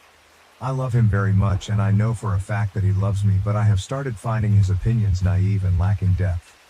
He is a very good man though, and has in the past changed his mind on several things when confronted with them. Further context, my cousin lives in a strict anti-abortion state and almost died a few years ago when the doctors waited until she was actively dying of sepsis before they decided it was okay to remove the dead baby from her body, even though it had been dead for weeks beforehand. So needless to say, I had a wake-up call and sharpened up my principles until they are very shiny and pointy. Last night when we were talking about abortion rights being healthcare, I lost my composure out of sheer terror about the possibility of a similar disaster with my cousin happening to our daughter, and how I struggle to understand how he doesn't see the problem with his party, and that in fact I think he is being willfully ignorant to the danger I and my daughter face in favor of his idea about making economics work for our family. I also said that if our daughter dies due to something preventable, like the ability to get a timely and much needed abortion, or gets shot to death in school, that I would let my own mother rot in a nursing home. She votes R2, and I'd never be able to look him in the face again, which would basically be me disappearing and divorcing him. I was crying and upset and explaining how scared I was, and he asked me in a very hurt manner if I'd actually abandon him like that. I am truthful to a fault and said that I would, perhaps out of a sense of illogical grief and betrayal, because I'd know my concerns were not taken seriously and that they had abandoned common sense and did nothing to attempt preventing a very real consequence of voting away mine and my daughter's right to health care. I equated it to a slow-motion car wreck with our daughter in mortal danger and him just watching it happen because it doesn't involve his own body. I know he needs to hear it, but I think I was too raw and open about it to steer the conversation in a healthy way, and I have a very blunt manner. I apologized this morning for saying that I'd leave him, even though I knew I would, and he tentatively accepted it. And I said we'd talk about things later when I can articulate things in a healthier way. But I'm at a loss as to how to make it known how deadly serious this is to me and not make him feel like I'd abandon our marriage over just any sensitive topic. I do not need people telling me to leave him. I don't think I know how to make it any more digestible and be clear without going nuclear over something that has not happened, as our daughter is too young to suffer that yet. The rub is that I am the person who is changing the dynamic of our relationship, and I'm beginning to understand how politics breaks up families. Relevant comments. Comment 1. Ask him to name scenarios that he would accept the premature death of his daughter. Ask him to name what life-saving healthcare he would be willing to deny for his daughter based on principles. If he can't name any, ask him why is abortion different. Use your cousin's story as a hypothetical for your daughter, but be as graphic with it as you can be. But in all honesty, if you must labor so much to convince him to care about yours and your daughter's health and well-being, then this should also serve as a wake-up call to you. And if I were you, I'd take back your apology. You meant what you said and only apologized to comfort him. I say let him be uncomfortable. Why are you so concerned with the bluntness of your words and not concerned about how quick he is to dismiss you? Comment 2. I'm the daughter of a Republican dad and liberal mom. I'm honestly not sure why they are still together, and think it is because they are older and retired. Luckily, I live in a liberal state that doesn't take away human rights, So I think it allows my mom not to think about it as much. It's been since Trump that I've really seen the division between them. I don't really have any advice to give you, but the perspective from a daughter in a similar type of situation. I love my dad, but I don't have a lot of respect for him because I don't think he actually understands what's going on. It hurts as a daughter to know my dad votes for a party that is actively doing bad to a lot of human rights mainly because he believes in the economics of Republicans. I also hate having to be around my parents in the evening, especially if they are watching the news. My mom definitely holds frustration for my dad and takes it out by saying mean things to him. And I feel like my dad doesn't take it seriously, because I don't think he actually understands how scary this is for certain people. I wish my parents would do therapy together. And honestly, you guys should probably do therapy together if you actually want to make your marriage work without resentment growing. Comment 3. The worst part is all these men talk about the economics of being a Republican, when all the data shows time and time again that those economics are absolutely horrible for 99.9% of us. They literally will cause harm to their families and others because they believe lies and don't want to hear otherwise. Comment 4. I understand why you don't want advice to leave him, but you may have to accept that as your reality simply because your morals, values, and ethics are no longer compatible. But of course, do everything you can to try to reach him. Obviously, deep down, you know him and know he has the potential. I went through this with my own husband years ago.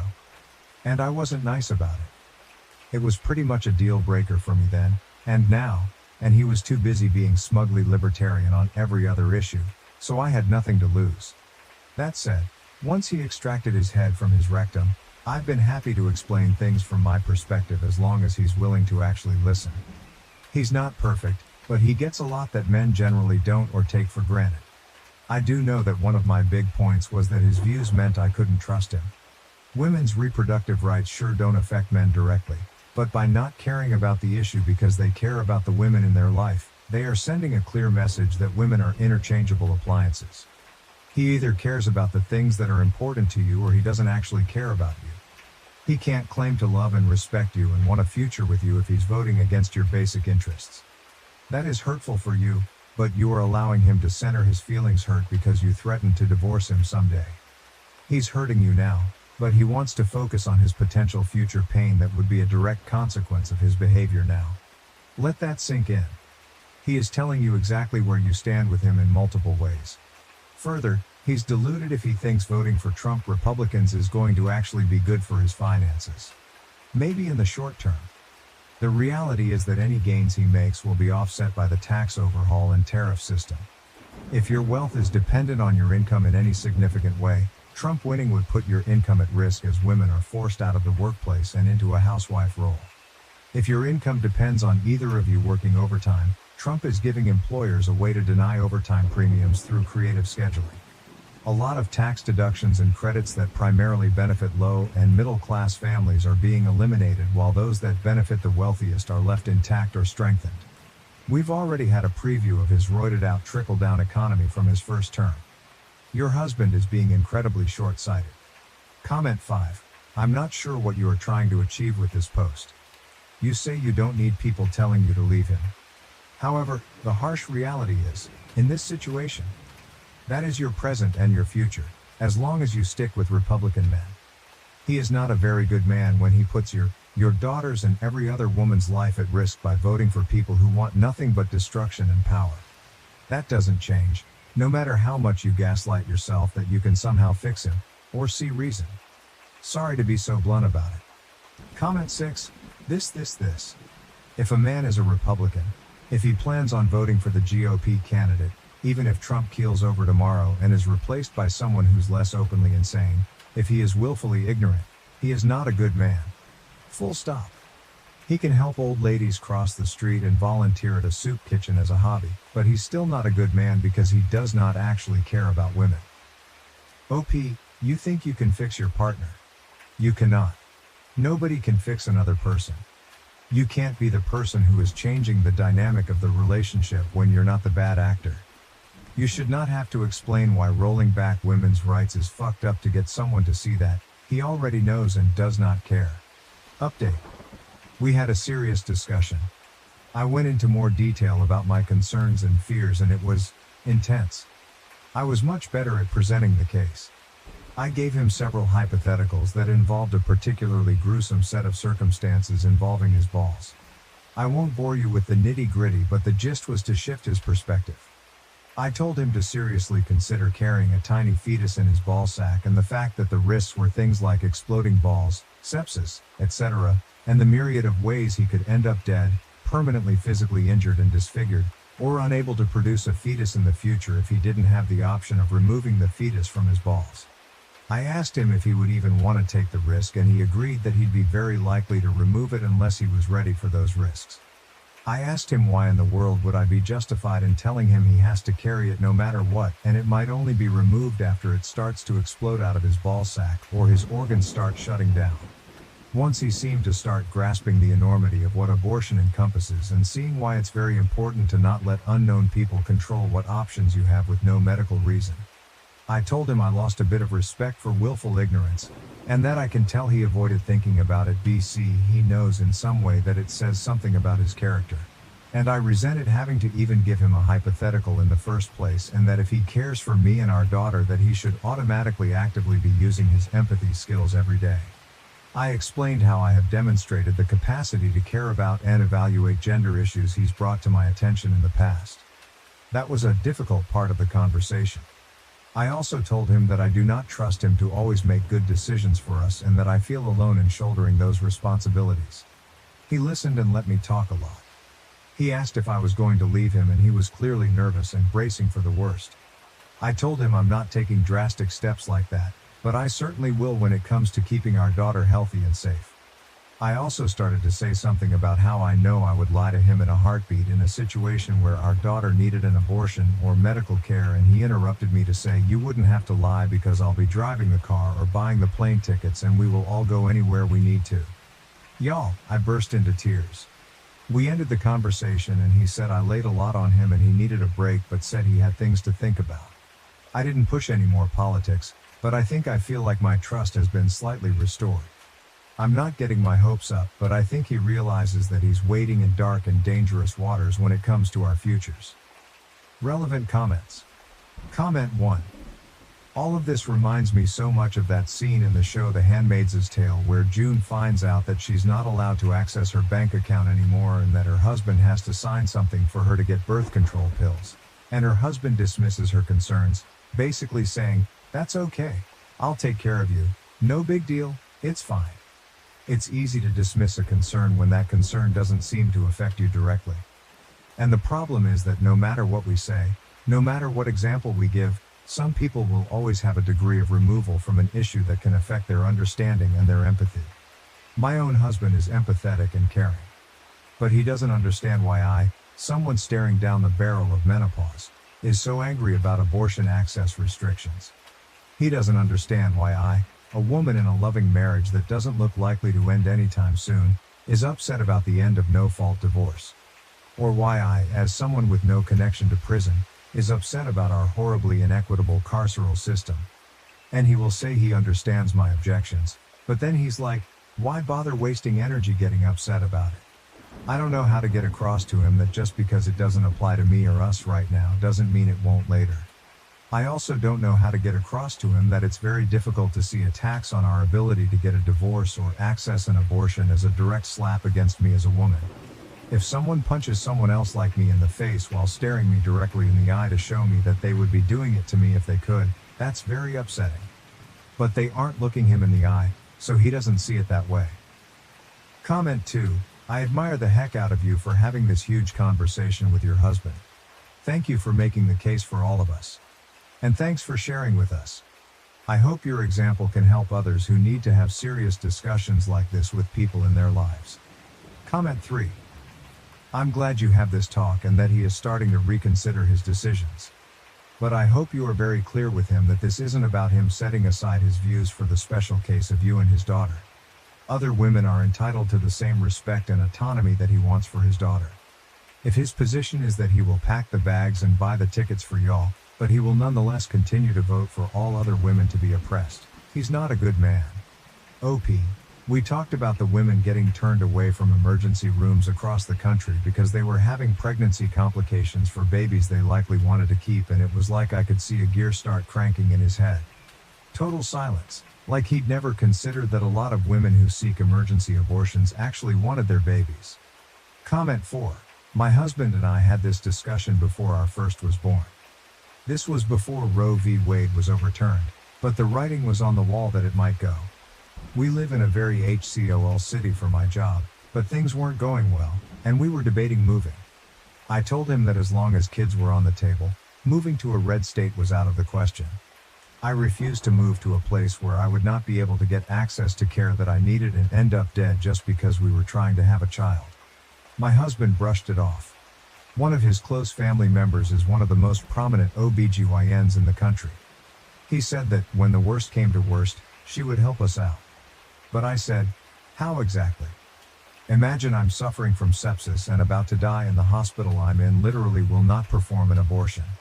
What exactly will she do? And he stopped in his tracks. That ended the discussion right there. My husband had simply never had to consider it before. At the time, we weren't seriously thinking about kids, so he hadn't really thought it through. In any case, in a few short years, Roe v. Wade was overturned, and I ended up pregnant with our first child. I'm currently pregnant with our second. We still have regular discussions about potentially moving. Never once subsequently has he ever considered a red state. Comment 5. So glad he finally understood the reason why we need to vote the way we do to protect our bodies. But is he going to back up what he says he now understands by voting the opposite of what he's done before? Comment 6. I hate that many men only recognize women's bodily autonomy when they become fathers. I hope you really talk to him about voting Republican this year, otherwise this whole thing is really moot. Comment 7. I'm glad he understood, but he still votes Republican. The Democratic Party is still right-wing. No, they are not leftist unless you're talking about the progressives, but your husband deliberately chose to vote for the more racist, ableist, sexist, bigoted in every way party. The only reason you had this discussion is because it affects you and your daughter on the basis of gender and sex. I'm not going to tell you to get a divorce, but you should probably take a good look at your own morals and principles if you still think it's okay for him to vote the way he does. Especially given everything that has happened since 2016. Editor's note: OP seems satisfied with her discussion with her husband, whether you disagree or not, so is unlikely to update. Therefore, I have marked this conclusion. Am I stupid for wanting to forgive and move on with our lives after my wife announced at her sister's wedding that she slept with the best man? My wife informed me at her sister's wedding that she had slept with the best man. The timing is crucial here. We have been married for 3 years and were together as a couple for 2 years before that, making it a total of about 5 years. 2 weekends ago, her sister got married, and naturally, my wife was part of the wedding party. As expected, she spent the 2 weeks before the wedding helping her sister with all the preparations. It was no big deal.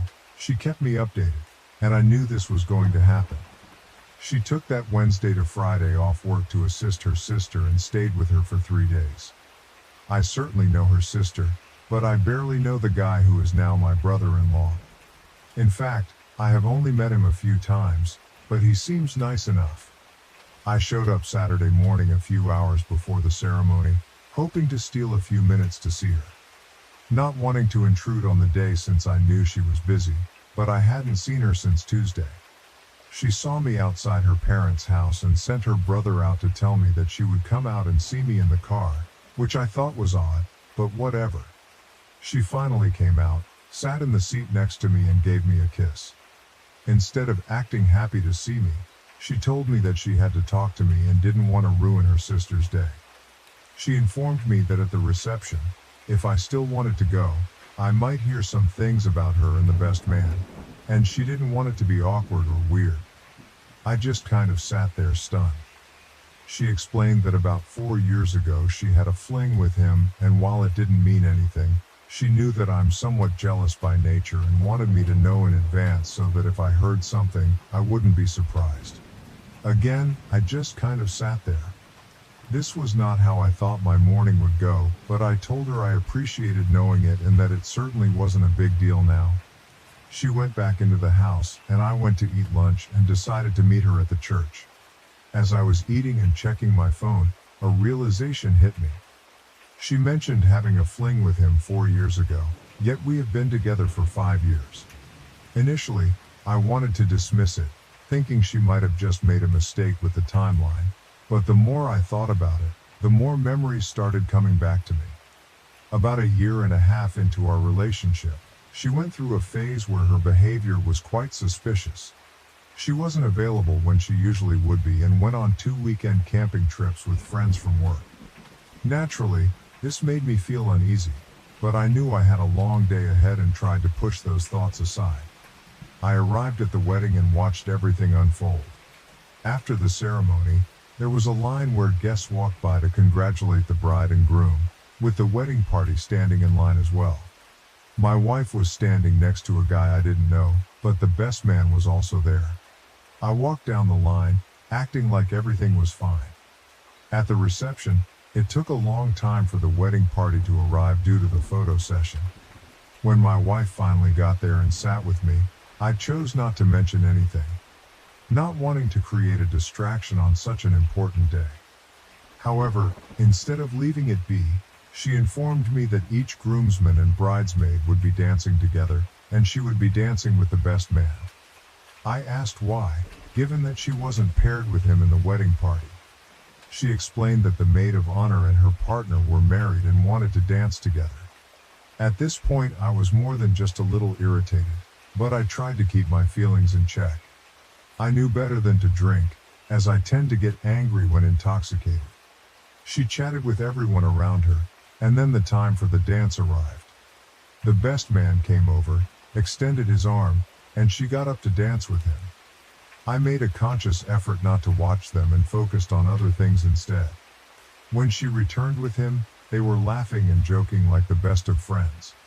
She decided to introduce us, and while I didn't tell him to get lost as I felt like doing, my greeting was probably less than friendly. However, this did not stop him from sitting down and talking with her for a few minutes. The more they chatted and reminisced about the past, the angrier I became. Eventually, I got up and went to the bathroom, and when I came back, he was gone. She chose that moment to tell me that she thought I was being rude, which was the last thing I wanted to hear. I told her that this wasn't the appropriate time or place for this discussion, but we would definitely talk later. She then said she was going to change clothes, and as soon as she returned, she was planning to tell her sister that we were leaving because I had ruined her day. However, she didn't want me to ruin her sister's day as well. I assured her that I was perfectly capable of not causing any trouble for her or her sister for the rest of the day and that I did not want to create any drama, so I preferred to stay. She went to change clothes and came back looking annoyed. Understand? I had not said a word to her, and I even shook the other guy's hand. I guess I just looked miserable, which is what she based her reaction on. She was adamant about not staying, so I said that if she really wanted to leave, we could go. But if she preferred to stay, I would be happy to stay too, or if she liked, I could leave since I had my own car. Initially, she said we should stay, but then she changed her mind and said if I couldn't behave better, I should leave. I asked how I was acting, and she said it was clear I was trying to act like a silverback gorilla ready for a fight. I didn't know whether to laugh at her or be offended. I went back inside and sat down while she mingled with the other guests. I talked with her brother for a while, but eventually ended up back at our table talking with her grandma. We left at the same time, and I arrived home just before she did. I was sitting in the living room waiting for her when she came in, and she did not beat around the bush. I simply asked her to retell me the story about this other guy, and she repeated it word for word as before. After sitting and looking at her for a while, I asked if she was sure about the time frame, and she confirmed she was. I then reminded her that we had been together for 5 years, so this fling was well over a year into our relationship. What happened next is hard to describe. Instead of being flustered or denying it, she simply said she knew. So I asked her to explain, and she told me that they worked together and it was just a physical thing. She felt that we weren't in a great place at the time, and she never had any feelings for him or any real intention of leaving me. She was just having some fun for a few weekends. She admitted that it was probably a mistake on her part to tell me now, but she didn't want me to be blindsided. I did not react the way she anticipated. We had a huge argument, which ended when she accused me of being childish about the whole situation. She insisted that because we are now married, what happened before our marriage shouldn't affect our current life together. I vehemently disagree. First, her infidelity affects us profoundly, and she doesn't even show any remorse. Second, I despise being called childish when I get upset. It feels like she's trying to assert superiority over me. I told her I needed time to process everything, but she dismissed it, claiming there was nothing to think about since we love each other and this doesn't change anything. That conversation happened 2 weeks ago and I'm still not over it. She has been trying to talk to me over the past few days, but I find myself unable to see her the same way. Part of me thinks it's irrational to be this upset over something that happened years ago, but another part of me is deeply hurt by the revelation of her infidelity. Update. At her sister's wedding, my wife told me she had slept with the best man. The maid of honor, not my wife, was married to the groomsman who walked my wife down the aisle. Some people speculated that my wife was trying to arrange the dance, but I know for certain that part was genuine. However, this doesn't mean she didn't offer to let them dance or engage in other manipulative behavior. I wanted to clarify that part. Recent developments have only made my decision-making process more difficult. Last week, I felt mostly angry, but as the weekend went on, I became more sad. I want to hate her and flip the switch that tells me I'm being taken advantage of, but it's tough because I still love her, and this situation is tearing me apart. Here's what happened next. She eventually realized that I wasn't going to simply get over this, which made her understand that I might want to leave the marriage. This realization almost caused her to have a nervous breakdown. Someone from my first post suggested she might try to manipulate me, and I took that warning to heart. Initially, I thought she was shedding crocodile tears, but it soon became clear that she wasn't faking. She was having a real panic attack. This led to an emergency room visit, an overnight hospital stay, new medications, and a follow-up appointment with her doctor next week. Her family got involved, leading to lengthy discussions all around. When we got home with her family, I asked what she wanted to do, given the full house. She said she wanted to be with her mom for a while, which was fine with me as I had no desire to spend the day with her dad or sister. So I decided to finish up some work and return home later. 2 hours after I arrived, I got a text from her, pleading for me to come home and saying she desperately needed to talk. So I wrapped up what I was doing and headed back. When I got to my front porch, her dad was there, asking if he could have a word with me. Already feeling quite angry, I was prepared to confront him if she had filled him with lies. While we weren't best friends, I had never had any issues with him, so I wasn't keen on being the one who broke his daughter's heart. We sat down on the deck chairs, and his opening statement completely caught me off guard. I expected anything but what he said next. He revealed that she had told them what had happened and he wanted to apologize to me because he felt like he had failed as a parent. He believed that her mindset was largely influenced by her mother. Although he loved both of them, he admitted they were wrong. He had warned his wife years ago that teaching their daughters that anything before marriage didn't count was a terrible idea and a flawed value system. He clarified that he wasn't defending his daughter's actions but wanted me to understand that she genuinely believed marriage was an entirely separate chapter of life. He said her mom and dad had romanticized marriage so much that she struggled to grasp the realities of life. Essentially, he was placing some blame on his wife, but this was far from what I anticipated. We shook hands, and he told me that no matter what I decided, he still held me in high regard, which genuinely made me feel better for the moment. I then went inside, and my wife was curled up in a ball on her mom's lap, and you could tell she had been crying the entire time I had been gone. Her mom got up, came, hugged me, and told me she was sorry and that she loved me and was praying that we could work this out. My wife was laid out on the couch at this point. Her mom and dad left, and she sat there looking at me and crying.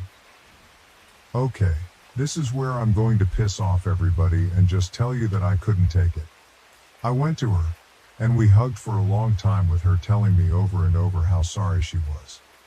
Hey, I know it was the weak thing to do, but again, I have to say in my defense that just before this incident occurred, I loved her with all of my heart and would have done anything to not see her in pain. Whatever she had done, I still didn't want to see her like that. Look, it's very possible that she was putting on an Oscar-worthy acting job, but I don't honestly think so. She really seemed broken at that point in time.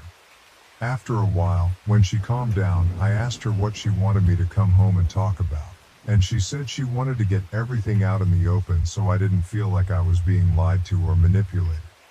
She wanted me to ask her questions, and I wish I had written down a list, but I came up with a few off the top of my head. She was brutally honest with me, and some of the questions I asked I probably shouldn't have because now the mental image is stuck in there, but honestly, it was there anyway. I just now have confirmation. First, I asked for dates, or at the very least approximate dates.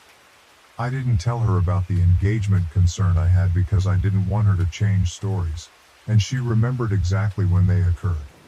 Fortunately, this happened a little earlier in our relationship than she told me initially, so we were not engaged when this happened.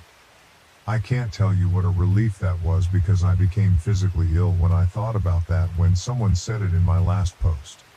Second, I asked how many times she went overboard with this because instead of just telling me how many different dates, she decided to tell me how many times there was intimacy. She wasn't doing it to be mean.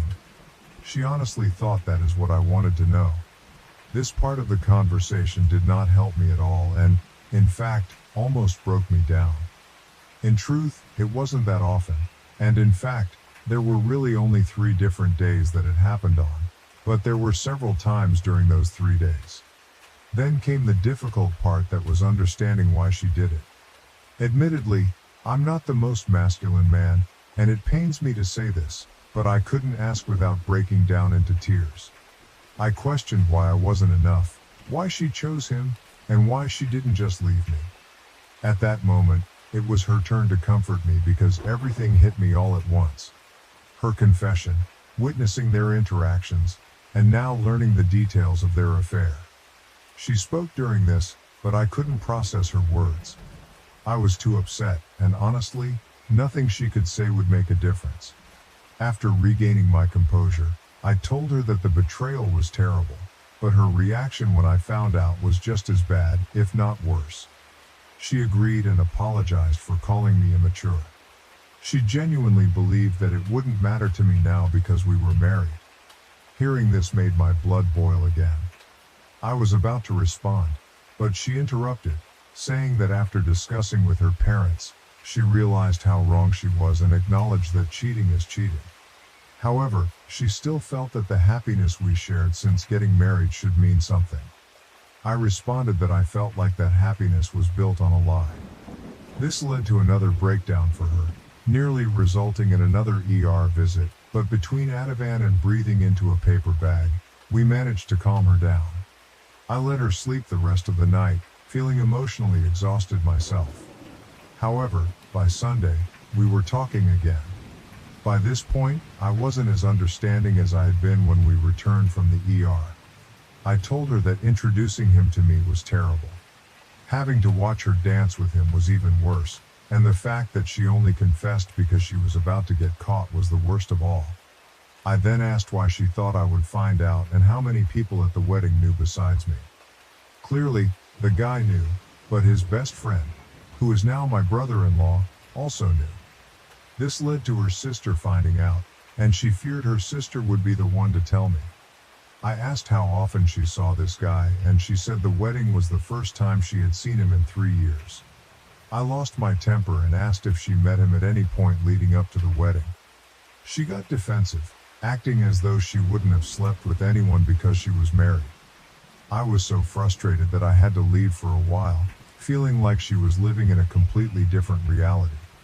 After cooling off enough to return home and attempt to be civil, She asked what she could do to help me get past this. Although it may not sound like much, it was the first time she genuinely offered to help, so it was a nice gesture. I told her I wasn't sure what she could do or if there was anything either of us could do to fix this, and that I might never get over it. She said she wanted to help because she didn't want to see me in pain and hoped that over time, I would judge her based on who she is now. She promised to do anything I needed to work this out. She also wanted to assure me that she had been entirely faithful since we got married and would never cheat on her vows. I sarcastically thanked her, which I admit wasn't the most mature reaction. I then asked for a break from further discussions until at least Wednesday. I have 2 projects I need to complete, and honestly, I'm exhausted and unsure of what to do. I fluctuate between intense anger, where I want to kick her out, and deep emotional pain where I want to forget everything and move forward with her. Yes, I know this is not what anyone wanted to hear, and no, I'm not proud to type it, but it is what it is at the moment. Our autistic son committed suicide, and the other children blamed us. We don't know what to do. This is an "Am I the asshole" post as well as an asking for advice. Sorry for the long text, but please read the whole thing as there are many important details in it that I couldn't fit into the TLDR. My husband, 59, and I, 50, have had 3 children: James, 27, Kate, 23, and Stephen, 20. When he was 6, Stephen got diagnosed with autism and we did everything to accommodate him and get help. He kept saying that he doesn't want any help and wants to be treated like a normal person. We always tried to reassure him that he needs it to achieve the same results as other kids and he should accept himself and be proud and not listen to society or other people. By the way, everyone was always super accepting and did their best to accommodate, but Stephen wouldn't listen and said that he's as competent as other people, and was it before he got diagnosed and we started treating him like a subhuman too. Whenever someone would try to help him, he immediately started to explain that he doesn't want or need any help and came up with excuses. As he grew older, Stephen distanced himself from other people because he didn't want anyone to know him as an autistic person. He even asked us to let him change schools and not tell anyone at the new school about his condition, which we of course didn't allow. By the time he was in his early teens, he fell into a really bad depression and became suicidal, but refused to take medication or go to therapy to treat it because at that point he wouldn't accept any help from anyone at all, even if it wasn't for his autism. Stephen claimed that the cause of his depression was the special treatment everyone gave him and he just wanted to live as a normal person. He tried to make a compromise that if we let him go to a different school where no one knows about his autism and stop treating him differently, he will get treatment for his depression. By then James, Kate and a few of Stephen's teachers were encouraging us to let him do it, but we still said no. When Stephen was 15, he attempted to kill himself by hanging. At 18 he finished school, got accepted into his dream university, moved out and cut off contact with my husband and me. He still kept talking to his siblings. He left us an angry goodbye letter in which he claimed that we ruined 12 years of his life, that we are the reason why he's still depressed and suicidal, and that he hates us with a passion. He said that now he finally won't be known as a crazy, stupid, and awkward person who needs help for everything, and can lead a normal life. We tried to call him and sent him letters and emails, but he didn't answer. Recently we visited him at his university, but he wouldn't talk to us and eventually threatened to get a restraining order, after which we immediately left. We haven't heard much about him since then, but from what his siblings told us, he was doing better now, although he still suffered from depression. Anyway, today he committed suicide. From what we know, he overdosed on medication. Kate, who told us the sad news, says that we shouldn't have given Stephen any special treatment, or at least stopped when he told us to, and that by treating him differently we basically drove him into suicide. She said that we've failed as parents and she will consider cutting contact with us too because she doesn't want people like us as parents. James agreed with her and said that we should at least acknowledge our mistake. Kate packed her stuff and left shortly after. She originally planned to stay for New Year's too, saying that if we want to keep a relationship with her, we should admit what we did wrong and learn from it. We, however, think that it's the fault of society with its standards and expectations, and Stephen's own fault because he wouldn't accept any help. We're absolutely devastated. Is Stephen's suicide really our fault, and what can we do to save what's left of our family? TLDR, our son was diagnosed with autism as a child. We got all the help we could, but he didn't want it. In his teens he became depressed and suicidal. He cut contact with us when he moved out. Today we found out he killed himself, and our children say that it's our fault. Our daughter threatens to cut contact as well. Are we really to blame for his death, and what should we do? Tomorrow would have been the 21st birthday of our son who took his life almost a year ago. Posted November 28, 2022. Tomorrow would have been the 21st birthday of our son who took his life almost a year ago. My husband and I, 60M and 51F, have had 3 children. Stephen, 20M, Kate, 24F, and James, 27M. At the age of 6, Stephen got diagnosed with autism, and we did everything we could to get help and accommodations. Everyone was super accepting and did their best to accommodate, and we always told him to be proud and not care about social norms, but Stephen still refused to accept any help and demanded that we stop treating him like a subhuman. No matter how many times we told our son that he needs help to get on the same level as other children, he wouldn't accept it. As he was approaching his teens, he gradually isolated himself from the world. He had no friends, no hobbies, and avoided spending time with us, although he didn't mind spending it with his siblings. He avoided other kids at school, and as soon as he got home, he would lock himself up in his room, and only went out when absolutely necessary. When he was 10, he also began to refuse to celebrate his birthday because it reminded him that yet another year has gone by and everything is still just as bad. He ended up getting depression and suicidal thoughts and blamed it on the special treatment we gave him. We tried to get Stephen therapy and antidepressants, but he refused because at that point he wasn't accepting any help at all, even for things that had nothing to do with his autism. When he was 15, he tried to kill himself by hanging, but luckily, he survived. Stephen tried to make a deal that if we let him go to a different school where no one knew that he is autistic, he would accept treatment for his depression, and even a few of his teachers as well as his siblings told us to let him do that. But we didn't allow that because we didn't think that he would get through school without help. Right after graduating school, he was 18 at the time, our son got accepted into his dream university, the University of Oxford, and moved out. We didn't even know that he had applied to university and only found out from the goodbye letter he left. It was a very angry and hateful letter. He said that we ruined 12 years of his life and went on a rant about how much he hates us. He cut off all contact to us, but kept talking to James and Kate, and blocked us everywhere. We tried to contact Stephen from other numbers, emails, and sent him letters, but he never answered. According to our other children, he was studying chemistry and biology. He always expressed an interest in those and science in general growing up, and in his last years with us also said that he wanted to get a PhD and become either a pharmacologist or an organic chemist, although we thought that would be too hard for him, and had even made some friends. My husband and I visited him at university at the beginning of last November, but he wouldn't talk to us and even said that he will get a restraining order against us if we don't leave him alone. About a month after that, he attempted suicide again, this time by overdosing on medication, and unfortunately, he succeeded. Kate blamed us for his death, saying that he repeatedly told us how much he didn't want to be treated differently, but we never listened. She has since also cut off contact because she couldn't and didn't want to forgive us for killing her brother. Our other son has also been visiting and talking to us much less since then. In just a couple of months, we have lost pretty much all of our children. We tried to distract ourselves, but with Stephen's birthday coming up, we can only think of him and our other children, even if they have abandoned us and he didn't like to celebrate his birthday. How do we get our daughter to talk to us again? Posted December 12, 2022. We miss him so much. Our 60M and 51F daughter Kate, 24F, completely stopped talking to us about 10 months ago. She did it because, according to her, we are to blame for her younger brother's 21M suicide, which happened about 1.5 months prior to Kate cutting off contact to us. However, at the time of his suicide, he has already also been no contact with us for over a year. He left for university, stopped talking to us, and blocked us everywhere immediately after graduation, and we didn't even know he had applied for university. With the exception of one time when we visited him at university, and even then he didn't talk to us.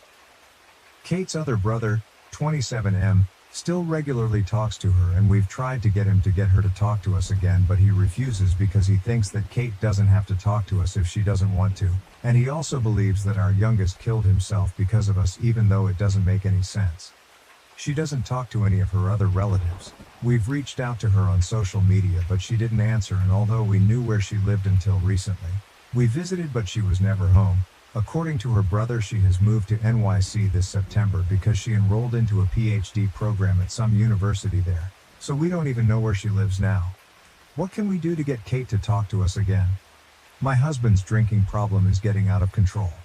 What can I do? Posted December 18, 2022.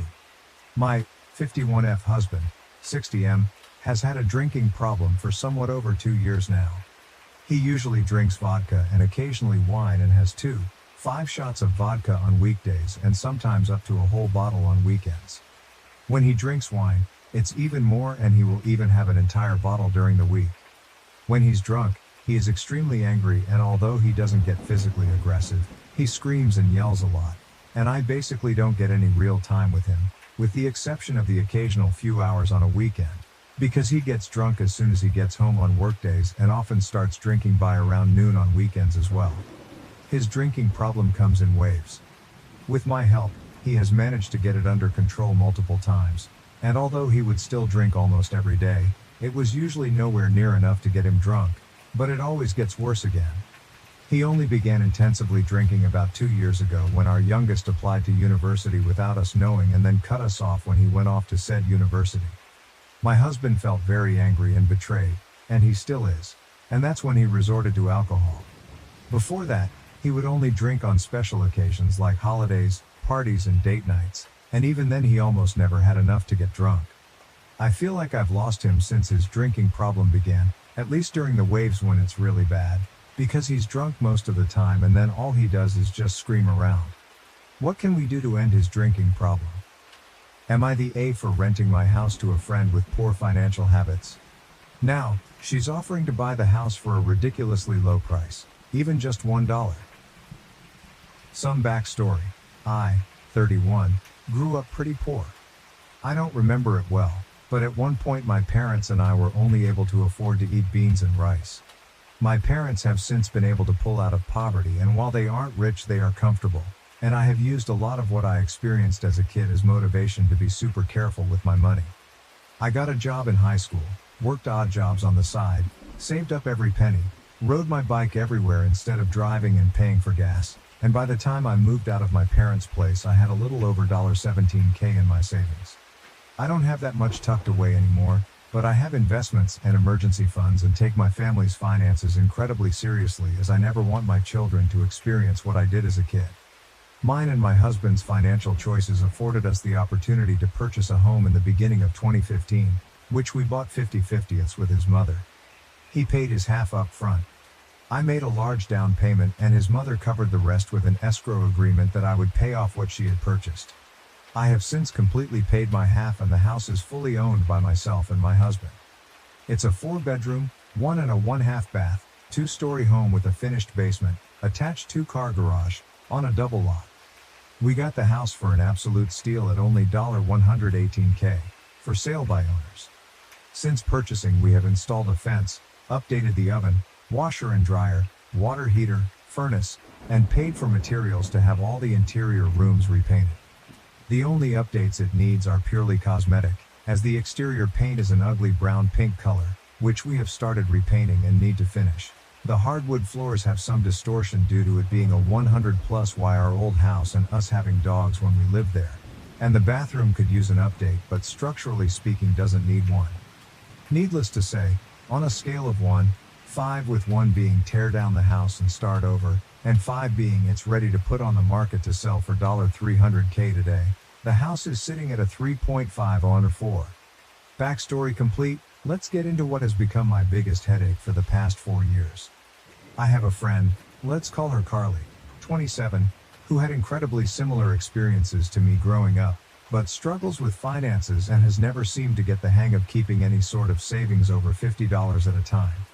I'm not sure if it's a lack of self-control, or that she's simply too focused in the moment when she gets paid and doesn't think to look in the long term, but she consistently makes her lack of funds everyone else's problem. I don't blame her for having issues with money, as learning to create a budget isn't exactly taught in school, and it took me years to learn to find a healthy balance, and the freedom of being able to buy whatever you want with no restrictions is super tempting, but at some point you have to learn to take responsibility. During the course of our friendship, I have helped her build countless budgets based on my own. I made roughly the same amount of money as her, but each time they failed for whatever reason. We tried different ways to try to trick her brain into realizing that money sitting in her account wasn't to be touched, as everything needed to be used for bills, etc., and each time she would wind up still using every penny. It finally came to the point where I refused to help her with her budget anymore, because she never listens to my advice. And when I pointed out the easiest and fastest method to get her spending under control was to get a payee, she said she didn't need to be treated like a child who receives an allowance. Fair enough. I washed my hands of that topic. Carly moved out of her mom's house a little over 6 years ago and into a mutual friend's place. Let's call her Tia, 27. As far as I have been told by Tia, Carly paid little to nothing in rent, even though they both worked at the same company and made close to the same salary. Carly's living space was an absolute disaster. She moved into the basement, and it was lucky if there was even a walkway to get to the washer and dryer. She constantly asked me to come over to help her clean and organize her space, and because I'm a people pleaser, I would always agree. Each time we would make significant progress, but then by the next weekend when I would come over to help again, it was as if a tornado had gone through her space in the course of the week. I have no idea how she was able to fit so much stuff into that tiny space. She would never clean up on her own or make any sort of effort to put anything away, and would always wait for me to come over. And if anyone were to come down to watch us, it was always me cleaning or organizing while she sat back and dictated where everything went. Getting her to donate or throw anything away was like pulling teeth, as somehow even the smallest scrap of paper had some sort of sentimental value. After a little over a year of them living together, Tia couldn't handle it anymore and asked Carly to find some other living situation. She wasn't going to throw her onto the street, but she literally couldn't live with Carly any longer. There are a lot of other things that built up that caused this, but I won't go into that here. It just so happened that my husband and I had purchased a second home around this same time. What we had owed on the first was paid off. My husband had come into an inheritance, and we were able to look for our forever home that better fit our wants and needs. The best part for us is that the new house was literally a 5-minute drive from the old house. We had yet to decide whether we wanted to sell or rent our first house when Carly approached us with the offer of renting it from us. She and 2 other friends were looking to move in together, and with the house being as big as it was, there was plenty of space for all of them to have their own room and privacy. Since we hadn't yet decided if we wanted to sell, and there were 3 renters already lined up, we decided to use it as a means of passive income to invest in our future, and then down the road we would revisit whether or not we wanted to sell it or keep it as a rental. The red flag that I didn't initially pick up on was that Carly was already referring to the house as her house, to her 2 potential roommates even before moving in or signing a lease, so by the time it came to them all moving in, Carly had driven the other 2 girls to back out. The way I had written the original lease agreement was that the rent was flexible depending on how many tenants there were, so for the 3 of them they would have only been paying $750 total per month, and if only one person was renting it would be $400 per month. In this area you can expect to rent a bedroom for $400, so this was a crazy good deal, as we really didn't need the money and it was mainly to pay for insurance, power, heat, and property taxes. In the 4 years that Carly has lived in that house, rent has gone up 4 times. Once to $500 a month because the power bill went up and we needed to adjust for that, the second time to $550 a month due to the same reason, the third time to $750 after she got a new job. And last year in October. More on that later. Also in the 4 years she has lived here, 2 separate opportunities for roommates have backed out. Each time because she was setting the rules and referring to the property as her house, despite having zero claim to it and the fact that each person would have their own lease agreement. When she first moved in she was working a minimum wage paying job and she was my friend, hence the low monthly rent, but a year and a half ago got a new job at a local university, 30-minute drive away, that pays very well and has great benefits, but somehow she manages to blow through her entire paycheck on I don't even know what. Also, during the course of these past 4 years, she wound up owing me $750 in back rent, as she repeatedly was unable to pay me the full monthly amount due to repeated miscalculations in her budget and overspending on garbage, which she then stuffed into mine and my husband's property. My husband and I realized after a couple years of being landlords that we aren't cut out for it. We have too much on our own plates and had no time for upkeep, and Carly wasn't holding up her end of the rental agreement that she had signed. We talked about it and settled on the decision to sell, but we of course didn't want to throw Carly onto the street and informed her of our plan. She proposed to buy it from us and started going through the route of getting a loan. During this process, she realized that the house wasn't what she wanted. She wanted land, and the house itself was far too big for her. She told us that, and we understood, and I even helped drive her to meet with realtors so she could check out other options to buy houses elsewhere. But each one fell through, as she discovered that she wasn't going to get a new homeowner's discount or bargain with any loans that she looked at, and all of the loans required at minimum of a 10% down payment, which she of course didn't have. This is where the entitlement starts. Carly wasn't going to be able to buy a home, at least not the home she wanted, and settled on buy our house. We had briefly talked at the very beginning of her tenancy that we may consider a rent-to-own situation, but no agreement had been made. No sale price had been decided, no appraisals or property inspections completed, nothing had been signed. It was simply a comment that we had made in passing and then chatted about later, again in passing. She took it as gospel truth and said that if she bought the house, that she expected the 2.5 years of rent she had paid us to be computed off the total sale of the house. I reminded her that we never signed anything about a rent-to-own and informed her that wasn't how this was going to work. Her next tactic was to try to suggest that we quit claim deed the property to her, again without her paying us anything additional to the 2.5 years worth of rent she had already paid us. How this works is that whoever owns the property grants the title deed to whoever they're giving it to, and it's generally a lot faster and cheaper than going through the process of buying a house, but there is still generally something paid for the property when the title is transferred. At this point, she'd only paid about $10K in rent, more than half of which went to paying for utilities that we covered instead of having her pay them, and property taxes, and she was making it sound as if she wasn't going to give us anything beyond that. I again told her that this would not be a viable option. The house was in great condition, and even with the exterior paint and repairs to the floors and bathroom was worth at least what we had paid for it. $118K. She tried to spin it that she was doing us a favor by taking it off our hands, as I had expressed to her that we were tired of being landlords and it was more effort than we had time for. Her last attempt at buying the house on her own was to offer me $1. That's right, a single dollar. I will admit, I don't know if this was a failed joke attempt on her part, but it certainly fell flat and I was so mad I was shaking, though I laughed it off. Side note, during the time she has lived in the house, my husband and I have some stuff stored in the garage, as Carly parked on the street due to convenience, and she suggested on multiple occasions that she start charging us rent for storing things in our own house when none of it was in her way whatsoever, and we had already made it clear that if she purchased the house that we would remove all of our property. At the end of 2022, Carly started dating Reggie, 28M. They were long distance and would take turns visiting each other, and Carly made the comment to Reggie that we were looking to sell the house, and we threw out a couple numbers, the very lowest being $100K, but said that we of course would have to have an appraisal and look at market value, etc. He offered to buy it from us and said that he would start the process in March-April of 2023. I was relieved, my husband was relieved, Carly was relieved, everything was looking great. Some information about Reggie at the time. He is a retired Marine. He gets a monthly check from the government for close to $2,000 on top of his well-paying job. I'm guessing based on what Carly told me, but at the time he made his offer he was probably making between $4,500 $5,000 a month. When March or April came around, Carly and Reggie informed us that he would not be able to afford paying both his rent where he lived and a monthly mortgage payment and wouldn't be able to start the purchase process then, but would start the purchase process in October instead when he planned to move in with Carly. Before Reggie moved in, an ex-friend offered to rent a room in the house from Carly and pay her despite subletting being clearly stated in the lease agreement as prohibited. Carly so generously offered to pay us some of the amount that she was paid.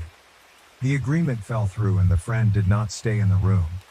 I'm not exactly sure why he chose to do things the way he did, but Reggie didn't start the purchase process at all until after he had moved and quit his job, meaning the only source of income he had to show to a mortgage company was the monthly stipend from the government, which even with a veteran's loan doesn't work as proof of income.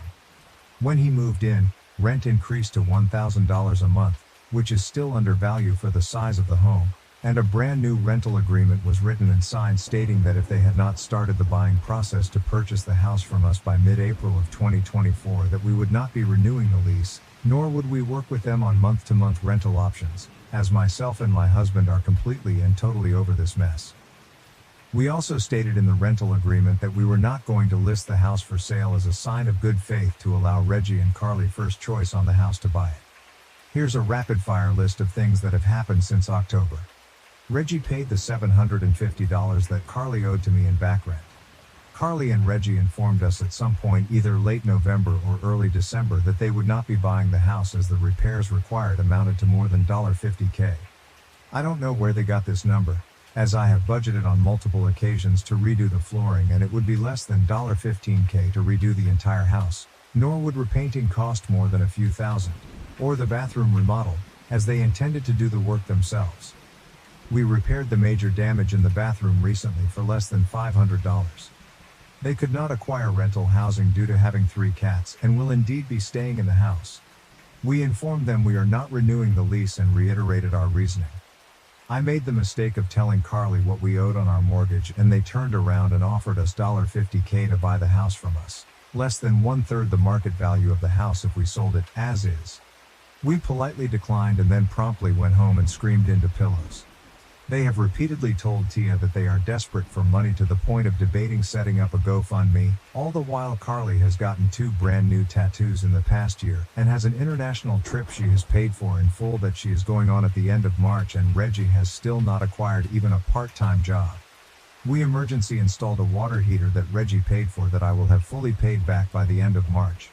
Carly quit her job and now the only income they will have after the end of this week is Reggie's military stipend. Carly nonchalantly stated that we would have to renegotiate rent for this month and next month.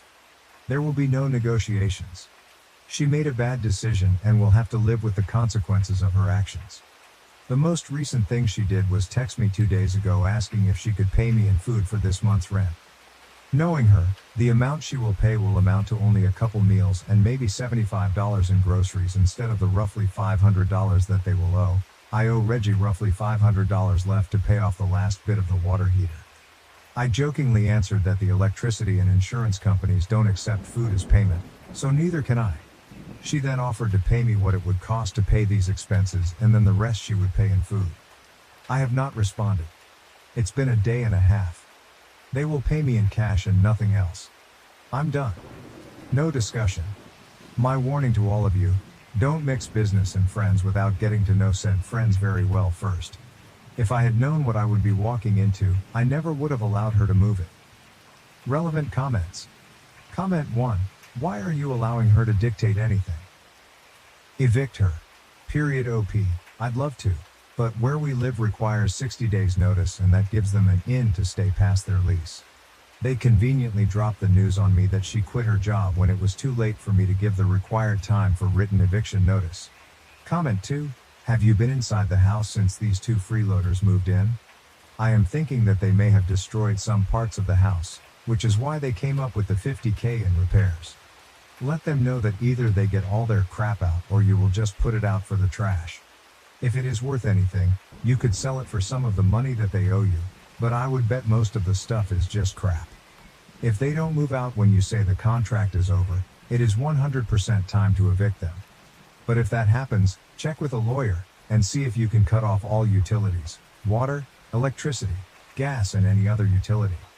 You want them out before they destroy the inside of the house. If they do, make sure to take pictures and put them on social media and let every one of your friends know exactly what she did. Make sure that no other friend is dumb enough to let them move in with them. OP, luckily I have been inside the house. I was there on Sunday, and was able to do a quick walkthrough and everything seems to be okay right now. But I'll keep that in mind for when we deliver the eviction letter update 1. I should clarify. The reason we let Carly move in the first place is because she made it sound like she literally had nowhere to go. She'd spun a tale that her home life with her mom was not safe. Untrue. She made it sound like Tia was literally kicking her out that day. Also untrue, and she panickedly hounded me relentlessly in person and over the phone until my husband and I made a super quick decision to let her rent from us. I've learned this is a method of manipulation. I've reached out to an attorney. We talked about everything that's happened. They read through the lease and gave us a few options. We wait until May 1st when Carly and Reggie are supposed to be out of the house. If they're not out, delivery intent to sell notice. That gives them 90 days to vacate the property after the lease is up. Not ideal. We deliver the intent to sell now. That means they have until mid-June to GTFO. Still not ideal, but better. If they're still in the house past the 90 days, we file an unlawful detainer and the cops forcibly kick them out. We can't evict because we don't have the grounds. Even with all of this, the courts just about everywhere are against landlords and in favor of tenants. The minute their rent is late, we then have grounds for eviction. That gives them 14 days to pay or GTFO. But if they pay, the eviction process ends. So still not ideal. They can't get squatters' rights because they haven't been here long enough. I'm going to be telling her mother everything she's done, because I'm pretty sure she has no idea. I'm also telling all our mutual friends. I've done a lot of self-reflection lately before writing this post and came to several conclusions. I know she's not my friend. I had a false idea that I was helping someone that I saw as a friend, and in the end I enabled her shitty behavior. I'm aware I'm a doormat. I know I don't know how to set boundaries. I spent a lot of time on the phone and in professional offices over the last few days. I'm on a waiting list to see a therapist and learn to set boundaries, because I don't ever want to teach my kids my bad behaviors and habits that got me into this mess. And for all of you who mentioned that it is a miracle my husband is still with me, he was with me along the whole process. I never did anything without his consent, since we own the house 50/50ths. I'm taking most of the blame because Carly was my friend. I apologized to him and we had a deep conversation about working on communication. He apologized for not seeing that my friend wasn't who she claimed to be and didn't warn me I was being manipulated. Update 2. This is hopefully the last update. Sorry it took so long to get back on here. They're out and have been since April 1st. And no, it wasn't a joke despite the date. Life's been insane and I've been so overwhelmed with this whole situation that it's been hard to get back on here and face it all again. They left the house a mess, but that's not surprising. They claimed they didn't have the time or money to finish even though there was a whole month left on their lease. Honestly, I'm happy that they're out, though I am pissed about the mess. I'd rather clean up a bit instead of fighting them in court to kick them out. I told her mom and showed her everything, and her mom was angry as well and told her off a couple times for 1, leaving the house in the state they did, and 2, treating me, and others, the way she has. I've also started therapy and am working on setting boundaries and getting over my people-pleasing. The last I spoke to Carly was yesterday because I learned from a friend that she joked about leaving the house a mess on purpose because she was mad at me. I confronted her and asked why, even if it was a joke, because even jokes have some basis in truth. She said that it was because emotions were running high and she was stressed at the end when they were getting ready to leave, that she was frustrated with how little I did with the house while she was there, despite me repairing everything that needed it ASAP, and she was mad my husband and I stored some of our things in the garage. I explained that 1, it's our house, we can do that. 2, there was plenty of space in the garage for her things as well, and 3, none of her vehicles would have fit in the garage anyway as they were all too long and none of them ran, so she couldn't have even gotten them into the garage. Carly also had to junk out 2 of the vehicles she left behind, even though she'd explained she had someone who could keep them on their property so she could work on them. I don't understand any of her logic. I'm done trying to figure it out. Last thing she said to me was that she was sorry, though I don't believe she genuinely is and is just saying it to make herself feel better. Thanks to everyone that's read and commented and given advice. It's been greatly appreciated. Sorry if it's a bit anticlimactic of an ending, but I'm relieved that it's done. Some good news is that we're working with a buyer now and are making steps towards selling for what the place is actually worth. My parents told my brother he could have my house, and I should live in the camper in the backyard since I'm single and he has a family. 1-hour story. Post on January 23, 2023. Begins in 2020. November 2022. I'll warn everyone here that this is going to be very long. So long that I'm splitting it into 2 posts and including a summary for each. I don't really care who believes this. It's just so crazy that I don't blame anyone who calls it false. I won't argue about it. But this happened to me. I also don't care if anyone in my family sees this. I'm not going to sugarcoat anything. But I'm also not going to reveal any details that would clue anyone into who I am that doesn't already know me. I'm a single man in my early 30s. I have a brother who's 29, and he's already got 4 kids now. He had his first at 22, and the second followed a year later. Then the third 2 years after that. And the fourth was born a couple of months ago. His wife, my sister-in-law, and I do not get along as she always tries to provoke me by acting superior. Then she turns into an extreme self-victimizing drama queen if I retaliate in any way. She can cry in an instant and put on a very convincing show to get sympathy from just about anyone. My parents and brother adore her, even though they know exactly how she really is and just don't care. She's very good looking, I'll give her that. But she's so awful that I could never be attracted to her. She also refuses to get any sort of job, even though she has a college degree, and my mother willingly helps with the kids all day. So their finances are entirely dependent on my brother. This also means they can't afford to live anywhere but my parents' house. And privacy is a bit of an issue with all of them under one roof in a 3-bedroom house that was built in the 60s. Growing up, my younger brother was also the obvious favorite. We're 3 years apart in age, but he developed a superiority complex because I was badly punished if I retaliated against his antics in any way back then. It was obvious my parents cared for him a lot more because he got the lion's share of everything unless people called them out on it. Which did happen a fair bit by other family members. This is why my parents packed us all up and moved us about 150 miles away from them, so they generally would only see us on holidays since it was a 3-hour drive. My brother got physically abusive towards me on a number of occasions, flirted relentlessly with my first girlfriend to the point she broke up with me, and laughed at any misfortune I had. And my parents just told me to suck it up whenever I was upset about it. I only got equal treatment when my parents wanted to keep up appearances. I admit it was rather funny to see the looks on their faces whenever they had to treat me equally to my brother on birthdays and Christmas because other people were present. We had relatives that were very nosy and loved gossiping and drama. So my parents did their best to hide what was really going on and threatened to take all my stuff away if I didn't keep my mouth shut. If anything, it just made my parents celebrate more when I turned 18 and moved out because it meant they no longer had to provide for me. I wasn't even done with high school yet when I moved out.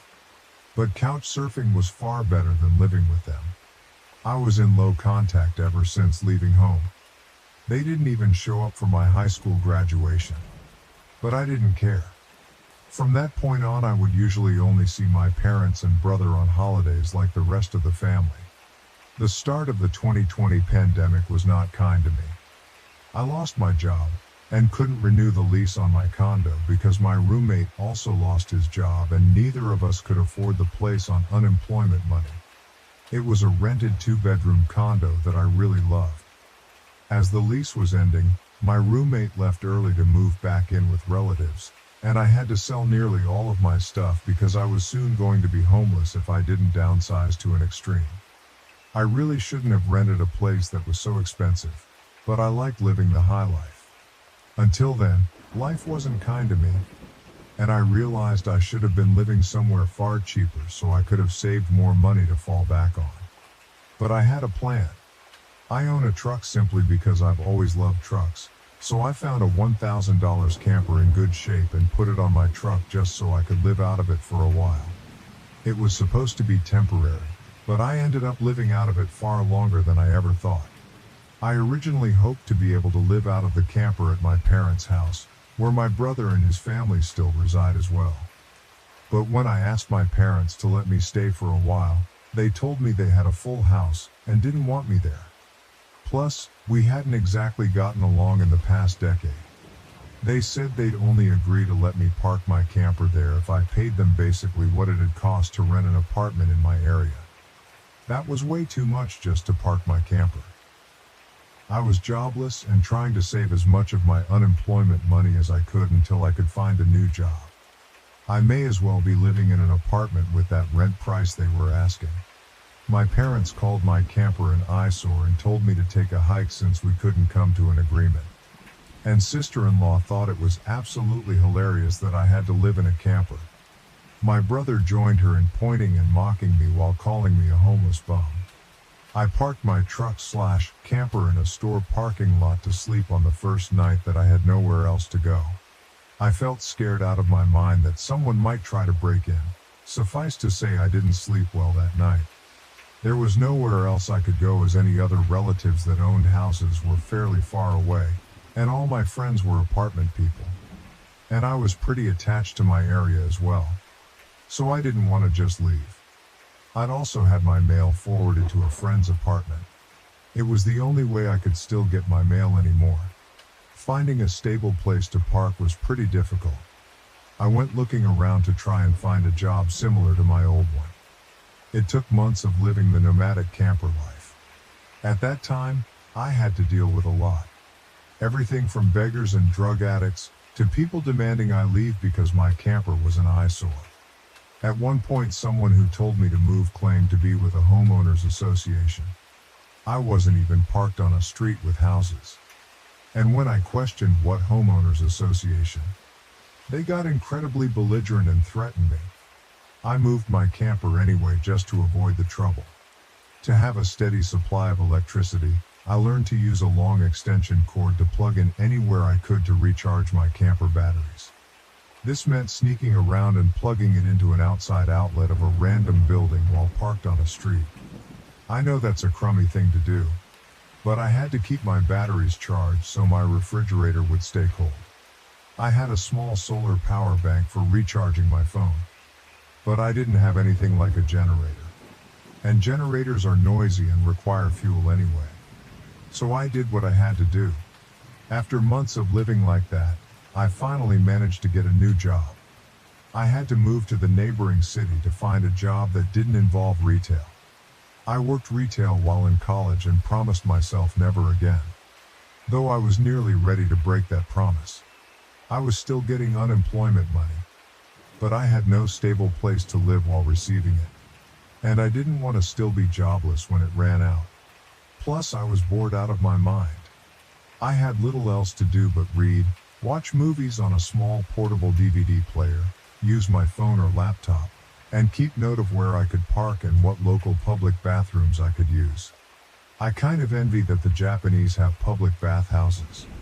We could really use stuff like that over here.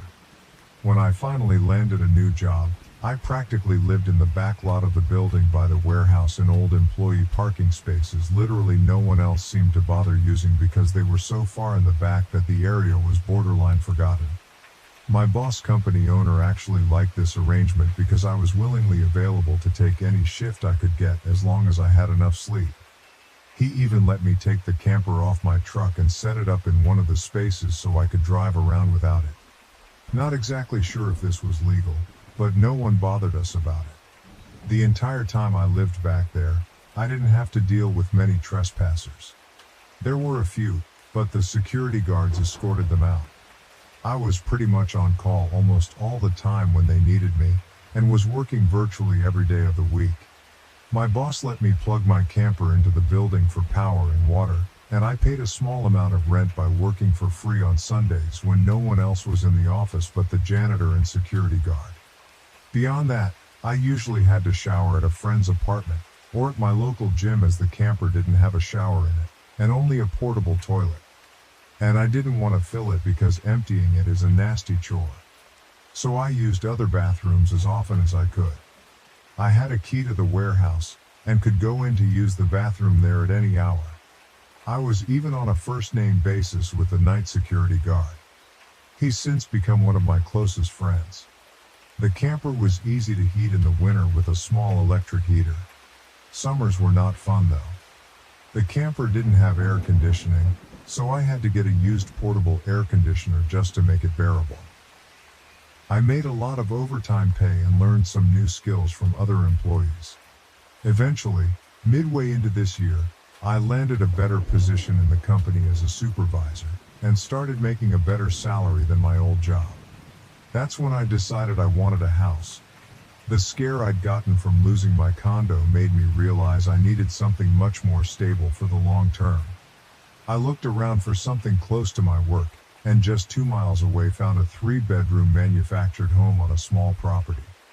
But I managed to get it for $10,000 less than the asking price somehow. I used nearly my entire savings for a down payment and got approved for a home loan. I finally didn't have to live in a camper anymore. There was enough space for me to back my truck in behind the house to take the camper off to set it up in the backyard. So I put it there as its own little building just in case I want to use it again. When I was fully settled in the house, I was dumb enough to brag about it on my Facebook. My family saw the post, and that's where this mess really starts. After a few weeks, my parents and brother along with his family came to visit completely unannounced to have a tour of my home. I didn't even give them my address. So how they found out where I live I still don't know. None of my friends have fessed up, and no prior family members visited me before that. So I wonder if they stalked me at work and followed me home or something. It really wouldn't surprise me. Once I opened the door, they practically all shoved their way in like rambunctious tourists. Then they just started making themselves at home. They all kept poking around, and my sister-in-law had this creepy smirk that she was repeatedly flashing me. And it was only later that I figured out why. And it made me madder than a bull on steroids that just got stung by a hornet. My parents were constantly talking about how I've got so much extra space now. And it's too much for someone like me who has no wife or kids. Sure, not now, but maybe someday. And my brother kept remarking about how there was more space than our parents' house, and my house was closer to his job too. Red flags all around, I know. Eventually, my brother asked me to speak privately. Everyone else suddenly left the room and piled out onto the front porch. That's what finally made me realize they'd planned something. My brother, let's call him Dan for the sake of simplicity, said the house was too much for me alone. And I should let him move in with his family because his wife is pregnant with kid number 4. And my house is much closer to his job. He pointed out that I already have the camper, so I could just live in that outside while they live in the main house. And I'd like to point out that Dan never once spoke of offering rent. Mind you, he's got a good job.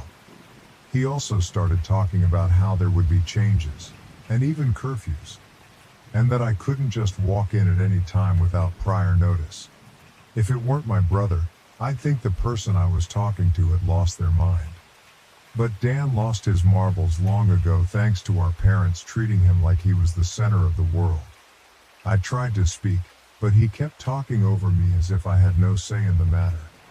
There was no way in hell I'd rent my house or parts of my house to him. Other people maybe, just so I can pay the mortgage off more easily. But certainly not him. Or his nasty wife. I've heard of this exact kind of situation in videos online many times. And never once did I think I'd actually live it because I thought it so ludicrous. But my parents, brother, and sister-in-law do all fit the bill for a bunch of narcissistic entitled crazies. So I picked up my phone and set it to start recording. Then just held on to it. Dan didn't even seem to care or notice that I'd done this, and just sat there with his arms waving around while talking about all the reasons why he needed my house. Then went from saying that to acting like it was a done deal and trying to reach out his hand to shake mine. That's when I finally showed my backbone and said, "Hell no." And I said it loud enough that Dan stumbled backward for a second. I'd rarely ever raised my voice to him on that level because I was punished by our parents whenever I did. But this was my house, not theirs. My spine can be as shiny as it wants here. I stood up and then told him that my house was not up for grabs. And acting like I'll let him move in just because they want it, won't make it happen. I bought my house for me, And it's not my fault he keeps having more kids and has to keep living with our parents because he can't afford to move out. Dan got as physically close to me as he could without actually touching me and said that I didn't deserve the house, and he needed a better place for his family to live. I laughed back in his face and said that was total nonsense because I worked hard to be able to buy my house. Of course, I deserved it. Dan started yelling that I have no wife or kids, and I don't need all the space. So I may as well give it to him. I said I'm not giving him anything. And he never even offered to pay me rent. If I let him move in, I'd still be covering the entire mortgage on my own house without even being able to live in my own house. Then Dan told me that he shouldn't have to pay rent because his family comes first, and our parents said I was going to do this, and that I will. I yelled, as if their word was law or something, and told Dan that they did not have the right or power to give my house to him. Then right on cue, my parents and sister-in-law barged back in through the front door and surrounded me to try and force me to agree. There was a lot of fighting. But to sum it up, from this point on I heard the line, "Just do it for Dan," way more times than I can remember. In the fight, I told them all they don't have a say in my life or my house, and to get out before I called the cops. My sister-in-law screamed the loudest at me about how she was pregnant again, and I can't do this to her. I said I did nothing to her. She just assumed she could take from me like I would just allow it. I had no obligation to her or her family. Then I called her a stuck-up person who never had any respect for me. So I don't care what she thinks or how many kids she has. I have no sympathy for her. She won't be living in my house. Well, that made her angry enough to attack me. She got in one good hit on my face and tried to do more, but my brother held her back, kicking and screaming. She kept demanding he let her go so she could scratch my eyes out. The phone I was holding recorded pretty much everything. So I held it up and said I was going to call the police if they didn't leave right away. My parents told Dan they were leaving. Then my mother said that I had a week to come to my senses. I told her I won't be, and to not come back. Then I told sister-in-law that my phone recorded everything, and if she tries anything, I'll press charges for assault. She screamed at me and then stormed out loudly, crying with her face in her hands. My mother was the last one out the door and said that I better do this for Dan and sister-in-law. I responded by telling her I won't be. Update 1, January 25th, 2023. Part 2 of parents trying to take my house from my brother. They broke my locks to move in while I wasn't home. As I stated in the first half of my post, many will find this unbelievable and long. Yes, I am aware there are similar sounding posts online already. I've seen a number of them now. But it's not like those posters have a monopoly on this sort of situation happening to them. If anything, I'm surprised this site hasn't been better weaponized against this sort of thing, since entitled people should be more afraid of getting outed here. But anyway, I do not blame anyone who calls this false. I would too if I was reading this.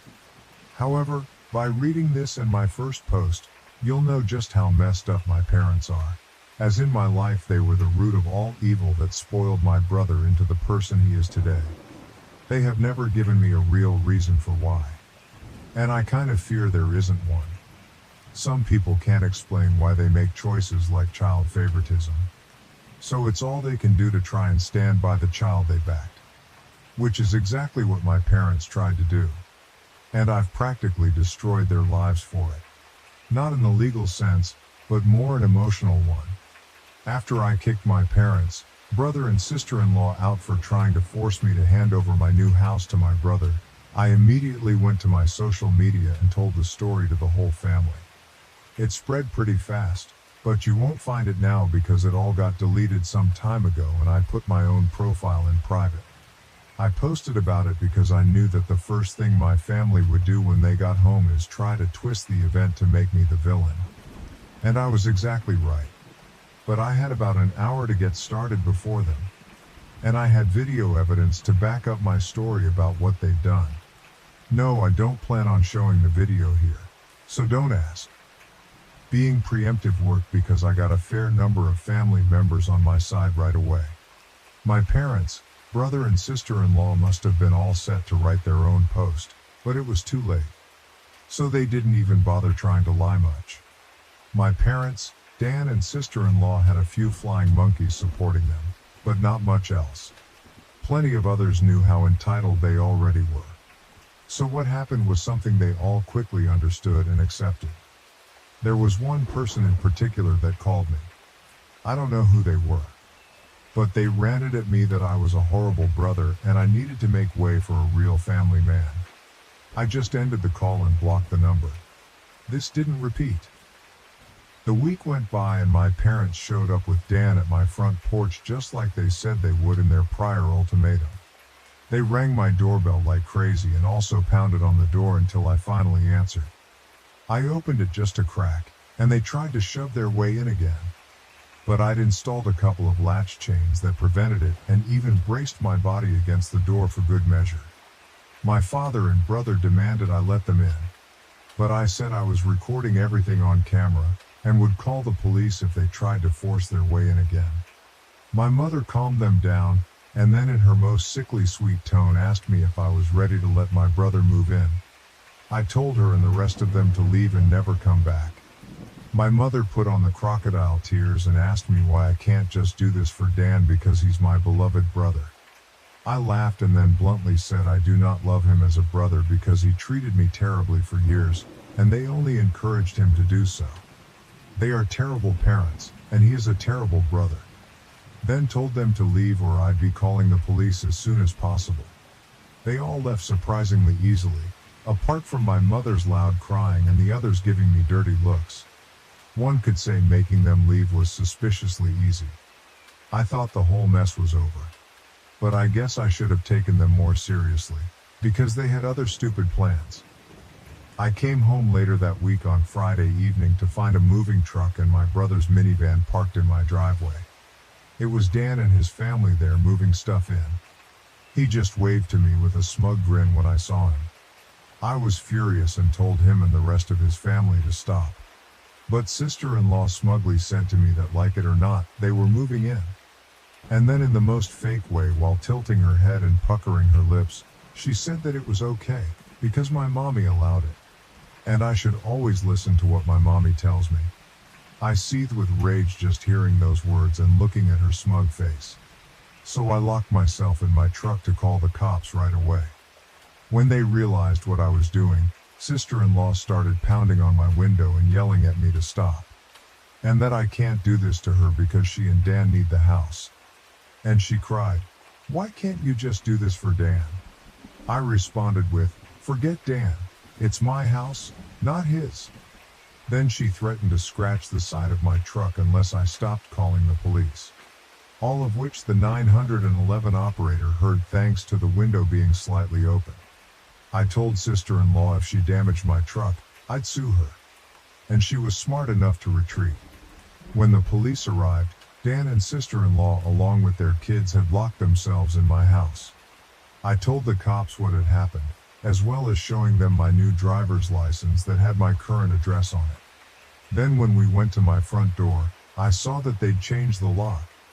And the old lock was laying on the porch with the center of it drilled out, and the drill they used was laying right next to it, with a complete Harbor Freight drill bit set. Could they have been any more stupid leaving evidence out like that? I pointed out the broken lock and drill, then gave the police a rundown on all the events that happened prior. Well, I guess Dan called our parents over at some point after I arrived home, because they showed up while I was talking to the cops.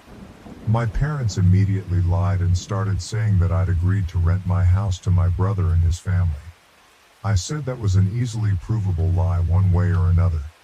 So Dan and my sister-in-law finally came out of my house with some papers in hand. They both looked super smug, like they'd somehow outsmarted me.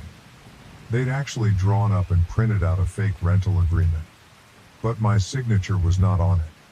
There was one, but it looked nothing like my handwriting. I don't think any of them have ever actually seen my signature. So that was incredibly stupid on their part. I told my parents and Dan that it was blatant fraud. And if the cops investigated, they'd easily figure that out. And I don't think going to jail and court would do them any good. It could even make Dan lose his job, which is his only means of providing for his family. I also said I would get a lawyer and sue for damages if anything of mine was lost, stolen, or broken. And I'd call Child Protective Services too for good measure. Dan went white and looked really scared when I said all that, but my mother got between us and doubled down about how I should just do this for Dan and live in the camper so they can finally have a family home to themselves. I yelled at her that if she thought it was such a good idea, she could do it for Dan herself and let Dan have her house to himself instead. The cops separated my mother from me and I said I wanted them all out right now or I'll press charges. I stated in a shout about how they drilled out my front door lock to break in. The lease papers were obvious fakes. They badly forged my signature and I have recorded video of my sister-in-law attacking me. Those are felonies I could ruin their lives with if I wanted. And if they didn't leave, that's exactly what I'd do. The only reason I hadn't already was for the sake of Dan's kids. So they have one chance to get out. The moment my parents heard that, I think it finally clicked that they could not force me to do it for Dan. My mother surrendered and said she'd put an end to this. Then she went over to my sister-in-law and spoke with her quietly for a minute while my father spoke to Dan. My sister-in-law instantly started loudly crying and ripping up the fake rental papers into tiny bits and tossing them like confetti, only to have an officer tell them to pick up the bits of paper or he'd cite them for littering. Both of the cops at this point had the "I don't get paid enough for this" looks on their faces. Dan had to start telling his kids to load their stuff back into the moving truck. The kids were all crying, and the eldest was sobbing that he won't get his own room now. My sister-in-law and Dan gathered their kids up to try and make one last pathetic attempt to guilt me with the sad family routine. You know, where they all gather together in a sort of group hug while all facing one direction. I swear, I think they'd practiced it beforehand. All of the kids had the same pleading look with quivering mouths. My sister-in-law kept rubbing her pregnant belly and tilting her head to look like a sad puppy, and my brother just made the saddest face he possibly could and said, "Please don't do this. We need to be able to live here." But I didn't falter and told them to keep packing. All the kids and my sister-in-law turned the crying up to 11, and Dan yelled at me, "Are you satisfied with yourself? You've denied us a home because you're too selfish to share and help our family." I ended up laughing like a maniac and retorting that what he was trying to do was taking, not sharing. And no amount of crying will make me let his family move in because he's no brother of mine anymore. He's just an entitled person who thinks he can take whatever he wants from me like when we were kids. Dan started cursing at me until the cops told him to cool it or he'd be in cuffs regardless if I wanted to press charges. He sucked in his lips and looked a mix of afraid and supremely pissed off.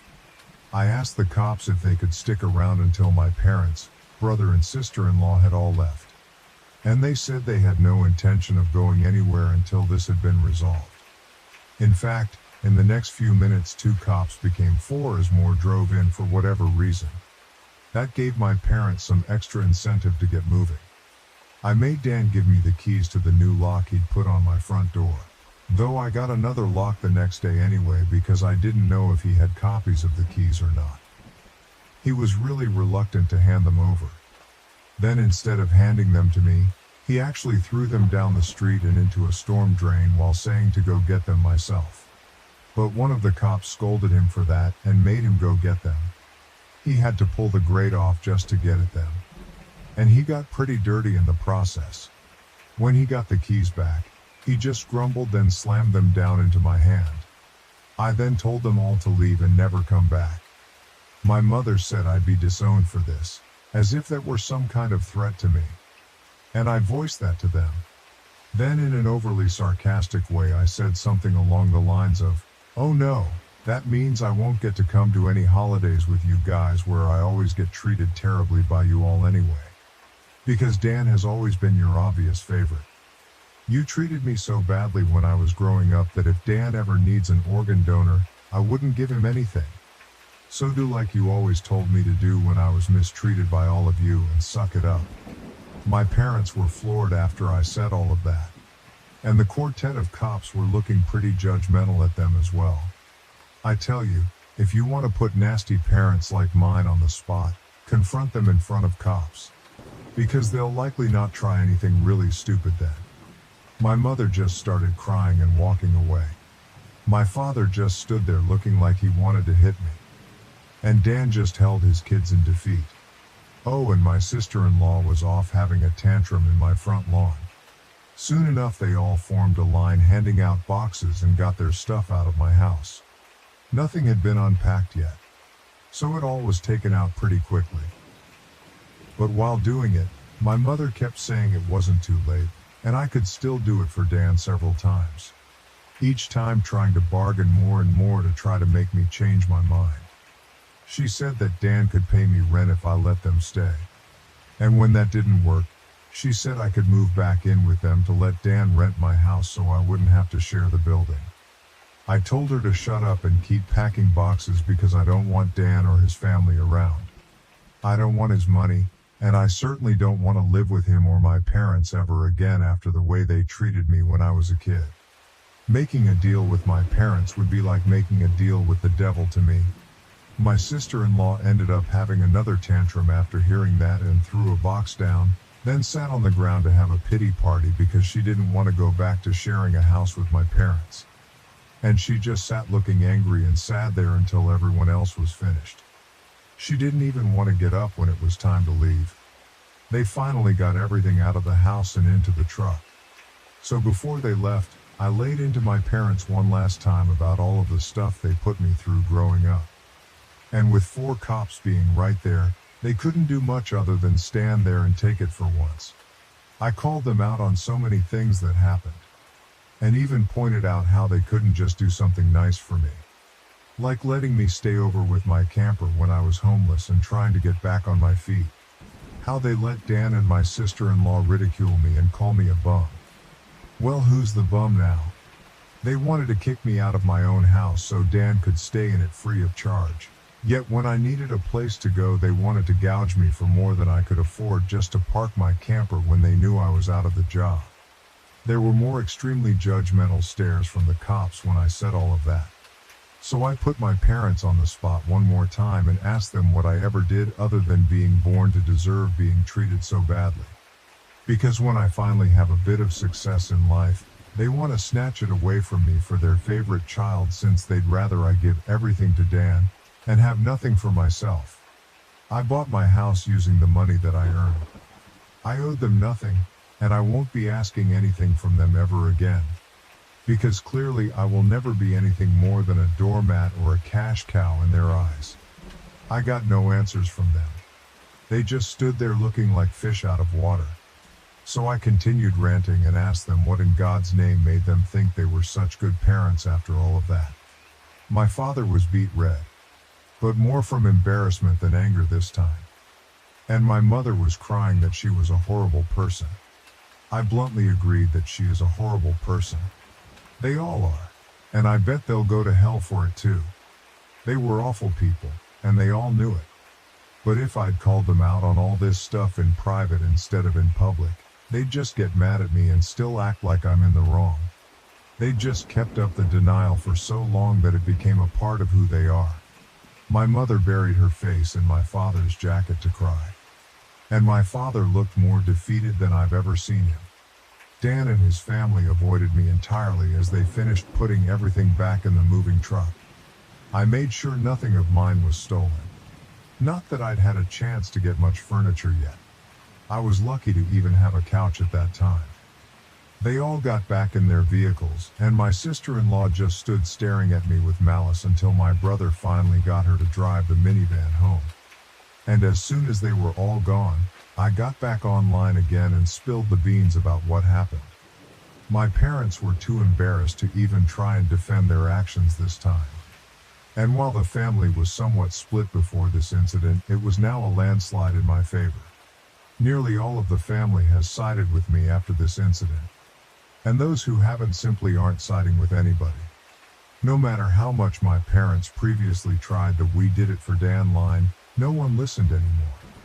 So any remaining familial support they had is now gone. Many in the family who I expected wouldn't side with me, did. That includes the former flying monkeys. So I guess they finally had enough. Around that time I offered to host half the family next Christmas Eve in my new house. My parents were not invited. Surprisingly, I wasn't blocked on my brother and sister-in-law's profiles. And I saw my sister-in-law had her fourth baby in early November. They are still living with my parents. I'm pretty sure they knew I was watching, because my sister-in-law kept making passive-aggressive posts every couple of weeks or so about not having enough space while living with my parents. Probably to see if she can still guilt me. And I'm sure it's driving my mother and father up the wall because they aren't getting any peace and quiet in their old age with 3 rowdy, obnoxious kids, a mentally unstable sister-in-law, my golden child brother, and a newborn baby in the house all at once. Perhaps they could move into a camper in their own backyard and let Dan take over their house completely. They might get some peace then. Yeah, they could do that for Dan. There was supposed to be more. But this post got way too long. So I'll be posting part 3 later. Update 2, January 30th, 2023. November 2022, just after Christmas 2022. My parents, brother, and sister-in-law showed up to Christmas at my house when they knew they were unwelcome. I was trying to keep things to 2 posts. But I realized while compiling everything that part 2 was just too long. So I've divided it into part 3. For those who commented en masse to get cameras, I will when I can afford it. I am still in financial recovery from buying a house last year. And as far as I know, good cameras need a decent computer to record to.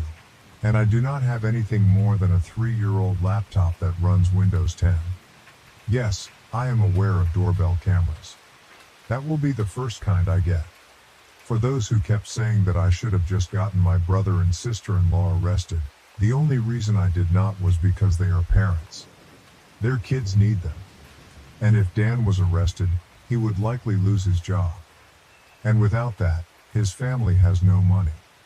And my sister-in-law has a baby who is only months old right now. Neither of them need to end up in jail, but you do not need jail for revenge. Police can help, yes. But I got payback without filing a police report. Would I be this merciful again? More than likely not. And they know it. I decided to wait on making an account and posting until after the new year, just in case more stuff happened. And it did. As previous readers know, my sister-in-law was making passive-aggressive posts on social media that were obviously directed at me. Especially after my sister-in-law had her 4th baby in November.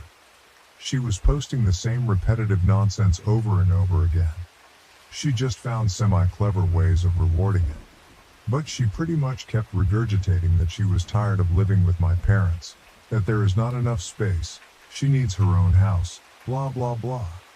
I know I sound dismissive, but live through what I have with these people and you would be ready to sarcastically play tiny violins in front of them too. They are just that bad.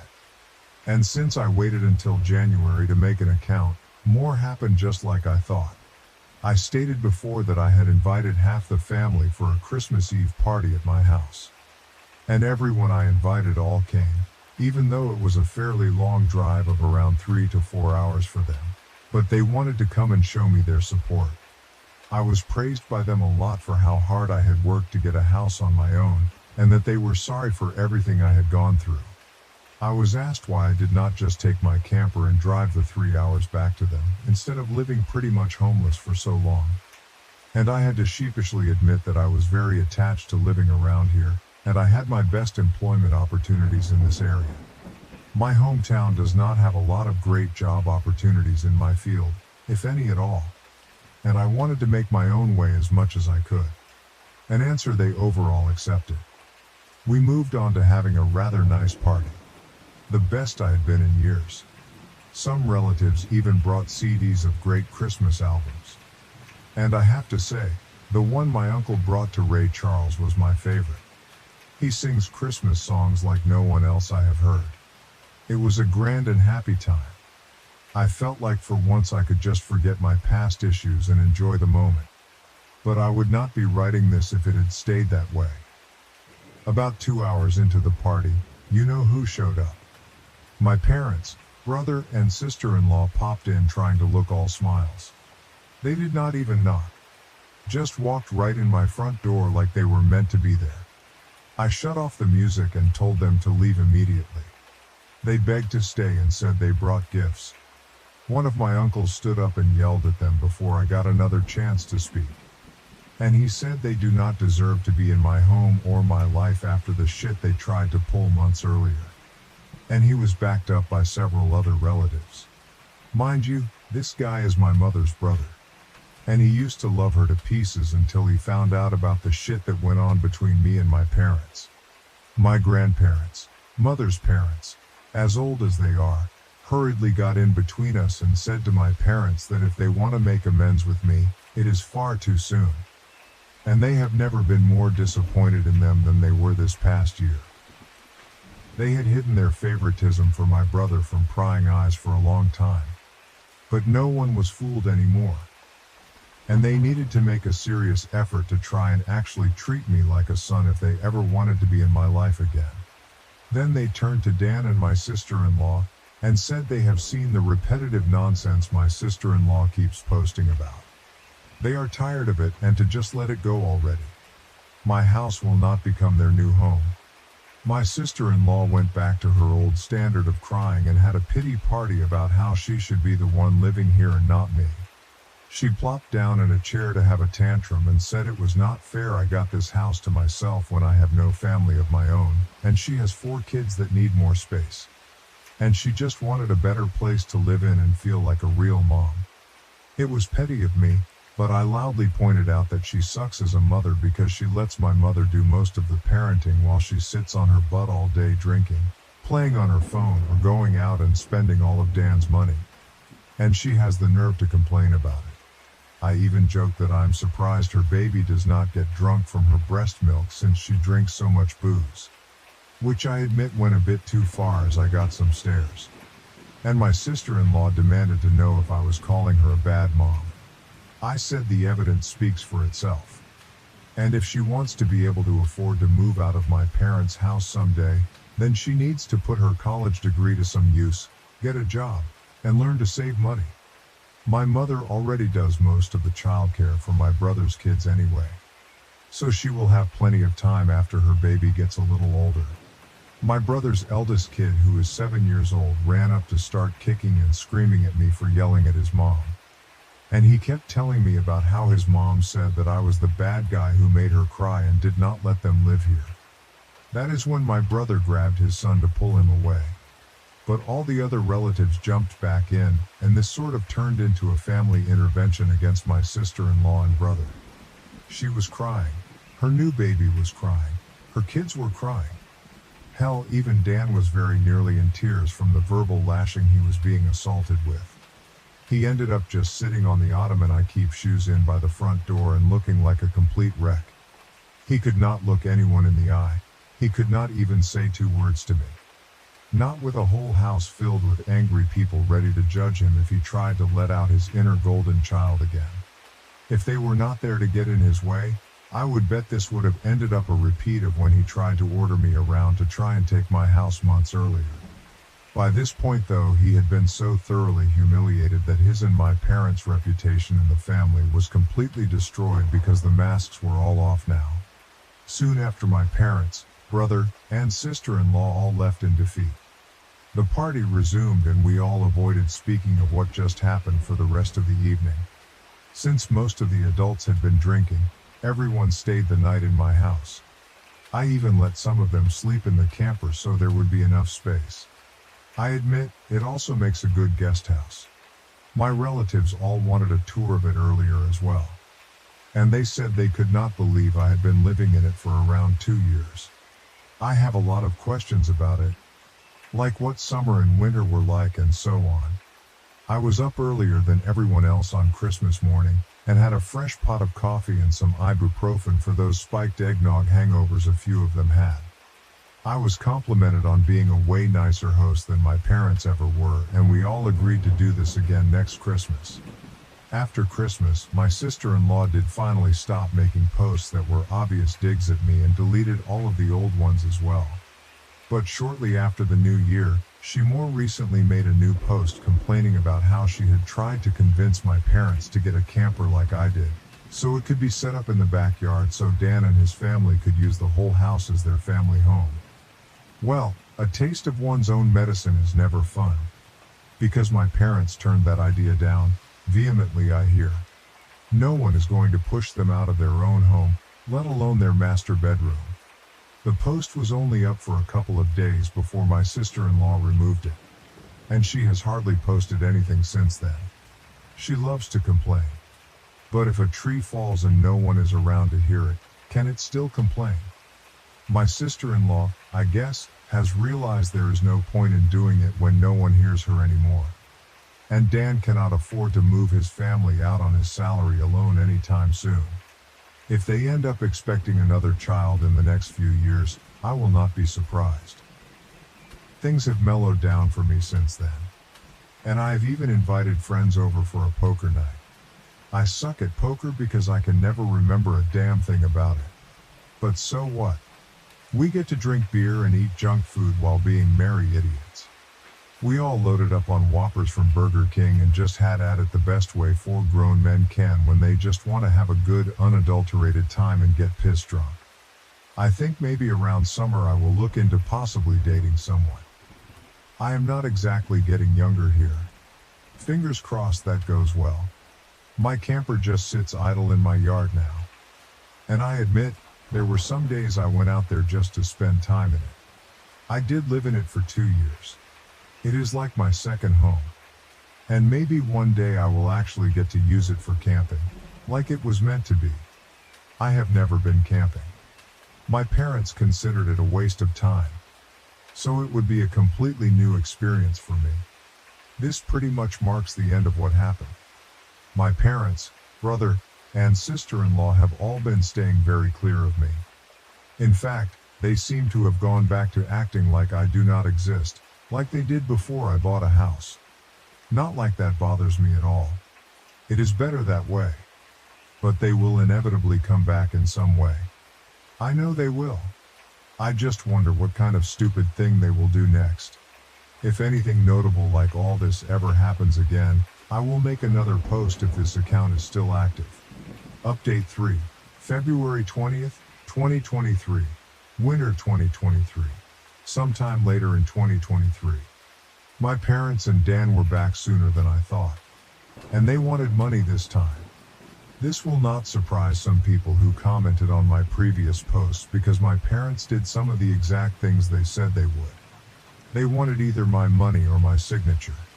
I did expect the classic lines of narcissists saying that I owed them or giving me some kind of socialist nonsense about sharing the wealth. But that was just my imagination running wild.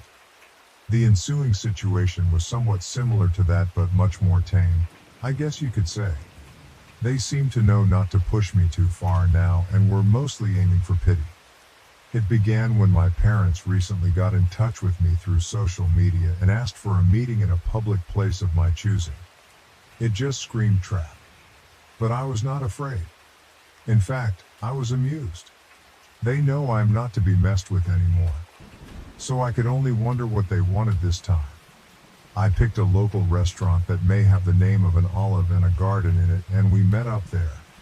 Dan was with them, but he kept his mouth shut most of the time. We had awkward greetings, ordered some drinks, and then cut to the chase. My parents begged me to help Dan get his own apartment so he could finally move out. Apparently, Dan's credit is not so great. Gee, I wonder why. Could it be that his wife regularly puts him into a hole? Well, they asked that I help by either supplying some capital or co-signing for the apartment and helping to pay the rent for it. I simply said no to both. That is when Dan spoke up in anger and yelled at me that I have so much, and I do not have a family to support like he does.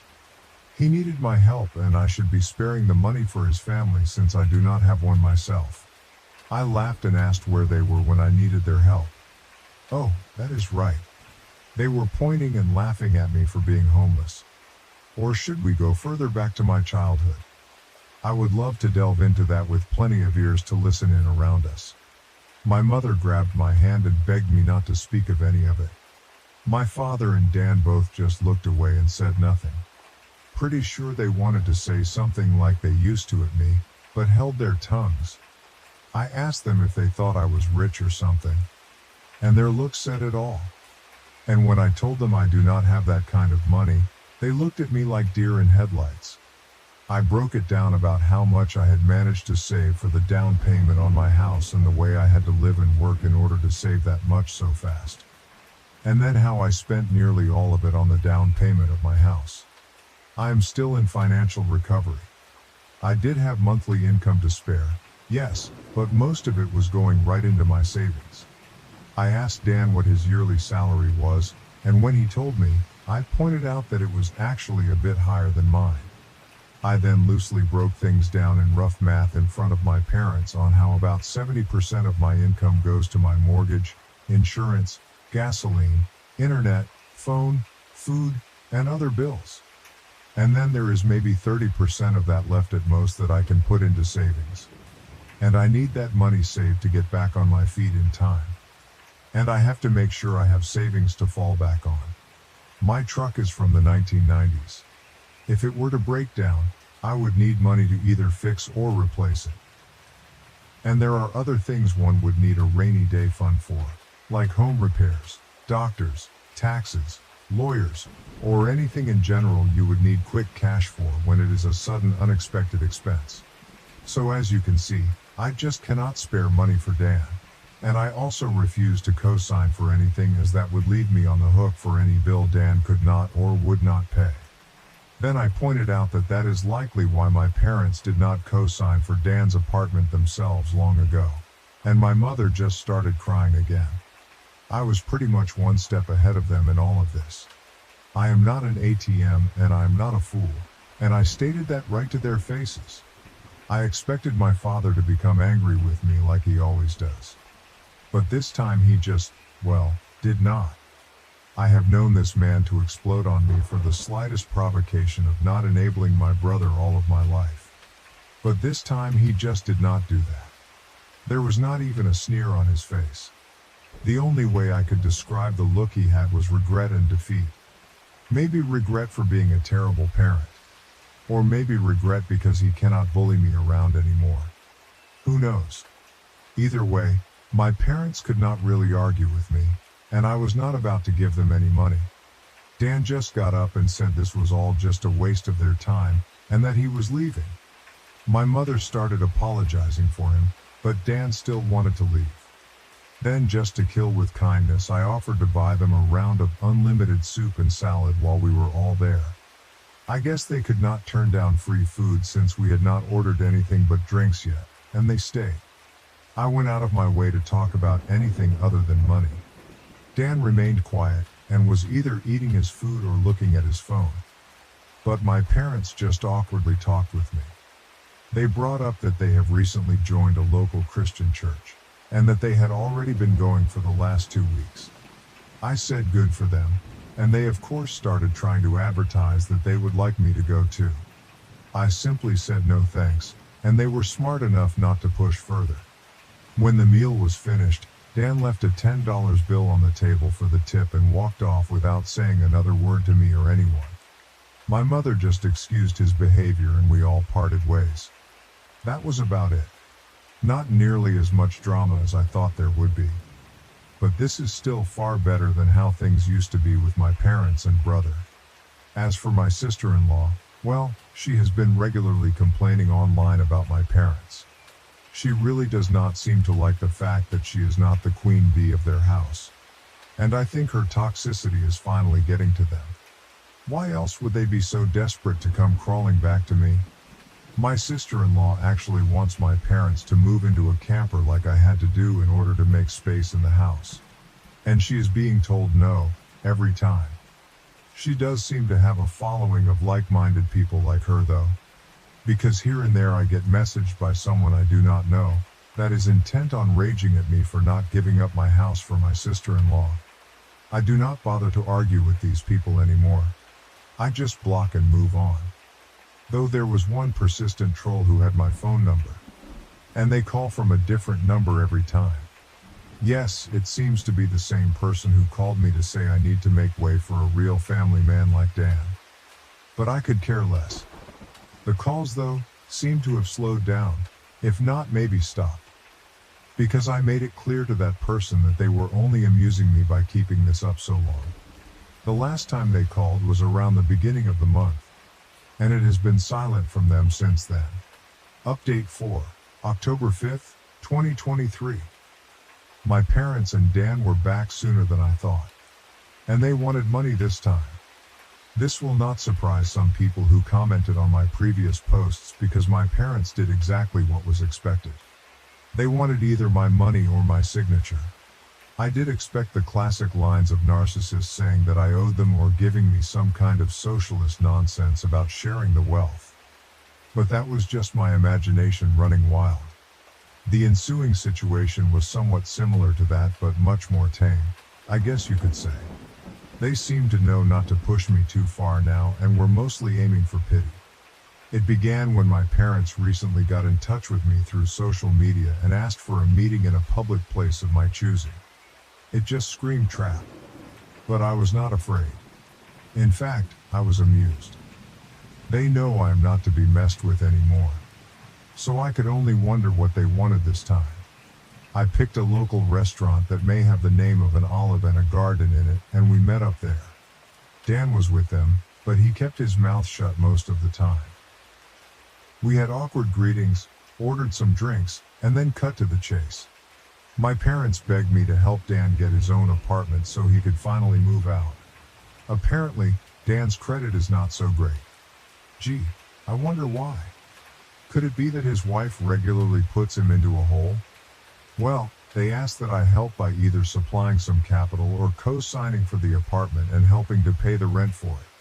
I simply said no to both. That is when Dan spoke up in anger and yelled at me that I have so much, and I do not have a family to support like he does.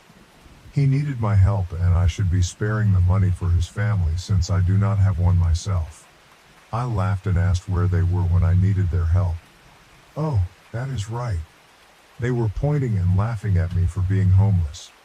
Or should we go further back to my childhood? I would love to delve into that with plenty of ears to listen in around us. My mother grabbed my hand and begged me not to speak of any of it. My father and Dan both just looked away and said nothing. Pretty sure they wanted to say something like they used to at me, but held their tongues. I asked them if they thought I was rich or something, and their looks said it all. And when I told them I do not have that kind of money, they looked at me like deer in headlights. I broke it down about how much I had managed to save for the down payment on my house and the way I had to live and work in order to save that much so fast. And then how I spent nearly all of it on the down payment of my house. I am still in financial recovery. I did have monthly income to spare, yes, but most of it was going right into my savings. I asked Dan what his yearly salary was, and when he told me, I pointed out that it was actually a bit higher than mine. I then loosely broke things down in rough math in front of my parents on how about 70% of my income goes to my mortgage, insurance, gasoline, internet, phone, food, and other bills. And then there is maybe 30% of that left at most that I can put into savings. And I need that money saved to get back on my feet in time. And I have to make sure I have savings to fall back on. My truck is from the 1990s.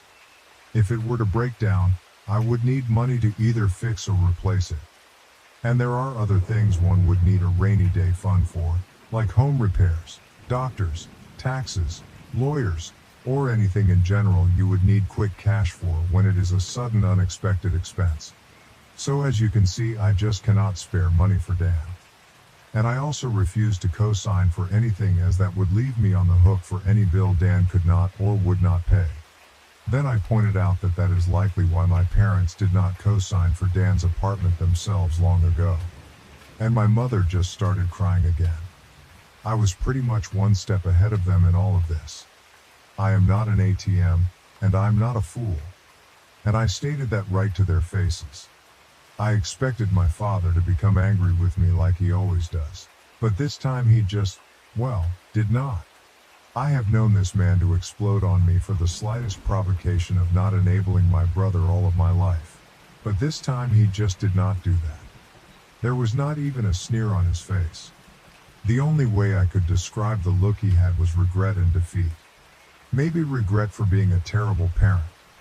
Or maybe regret because he cannot bully me around anymore. Who knows? Either way, my parents could not really argue with me, and I was not about to give them any money.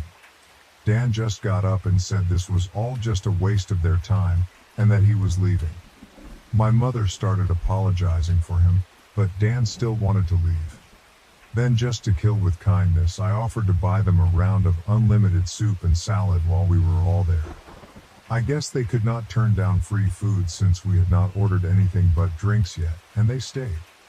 I went out of my way to talk about anything other than money. Dan remained quiet and was either eating his food or looking at his phone. But my parents just awkwardly talked with me.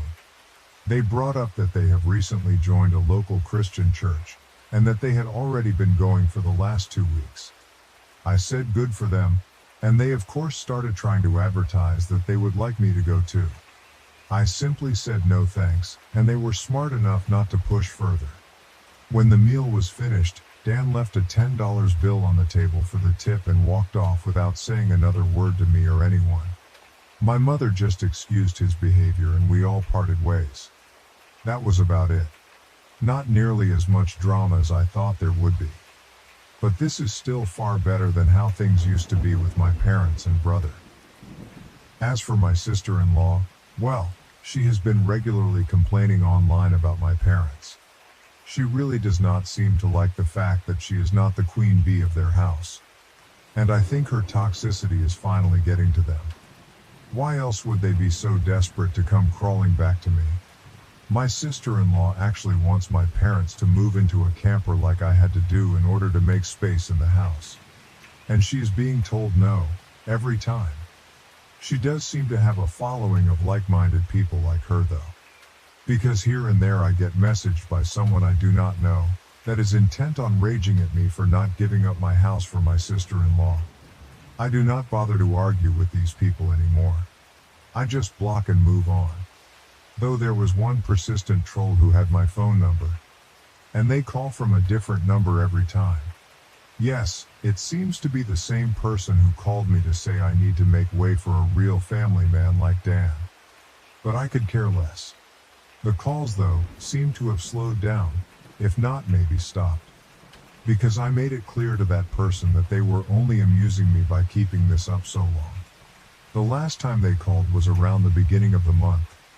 And it has been silent since then. Well, I figured I'd wait half a year or so after the original post to update everyone, but it ended up being longer than that. Yes, things did go bad again. But not really for me for the most part.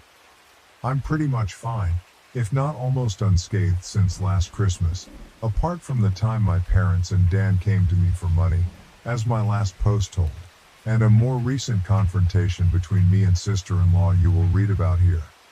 I did get a few cameras for my house, including a Ring doorbell in front.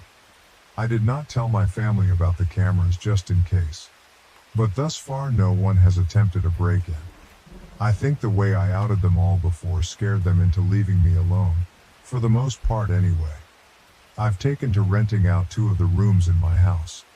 One to a close friend, the other to a friend of said close friend. Both have been fantastic tenants. They know to keep quiet and leave me alone most of the time, and even have small refrigerators they keep in their rooms so they do not need to keep any of their drinks in the main fridge. The deal I gave them on rent was too good for them to pass up. It increased my monthly income well.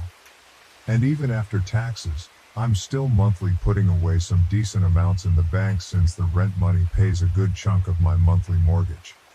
You're all probably wondering how my parents, brother and sister-in-law took to me renting out those rooms to friends. Well, the answer is, not well. My father and Dan stayed out of it.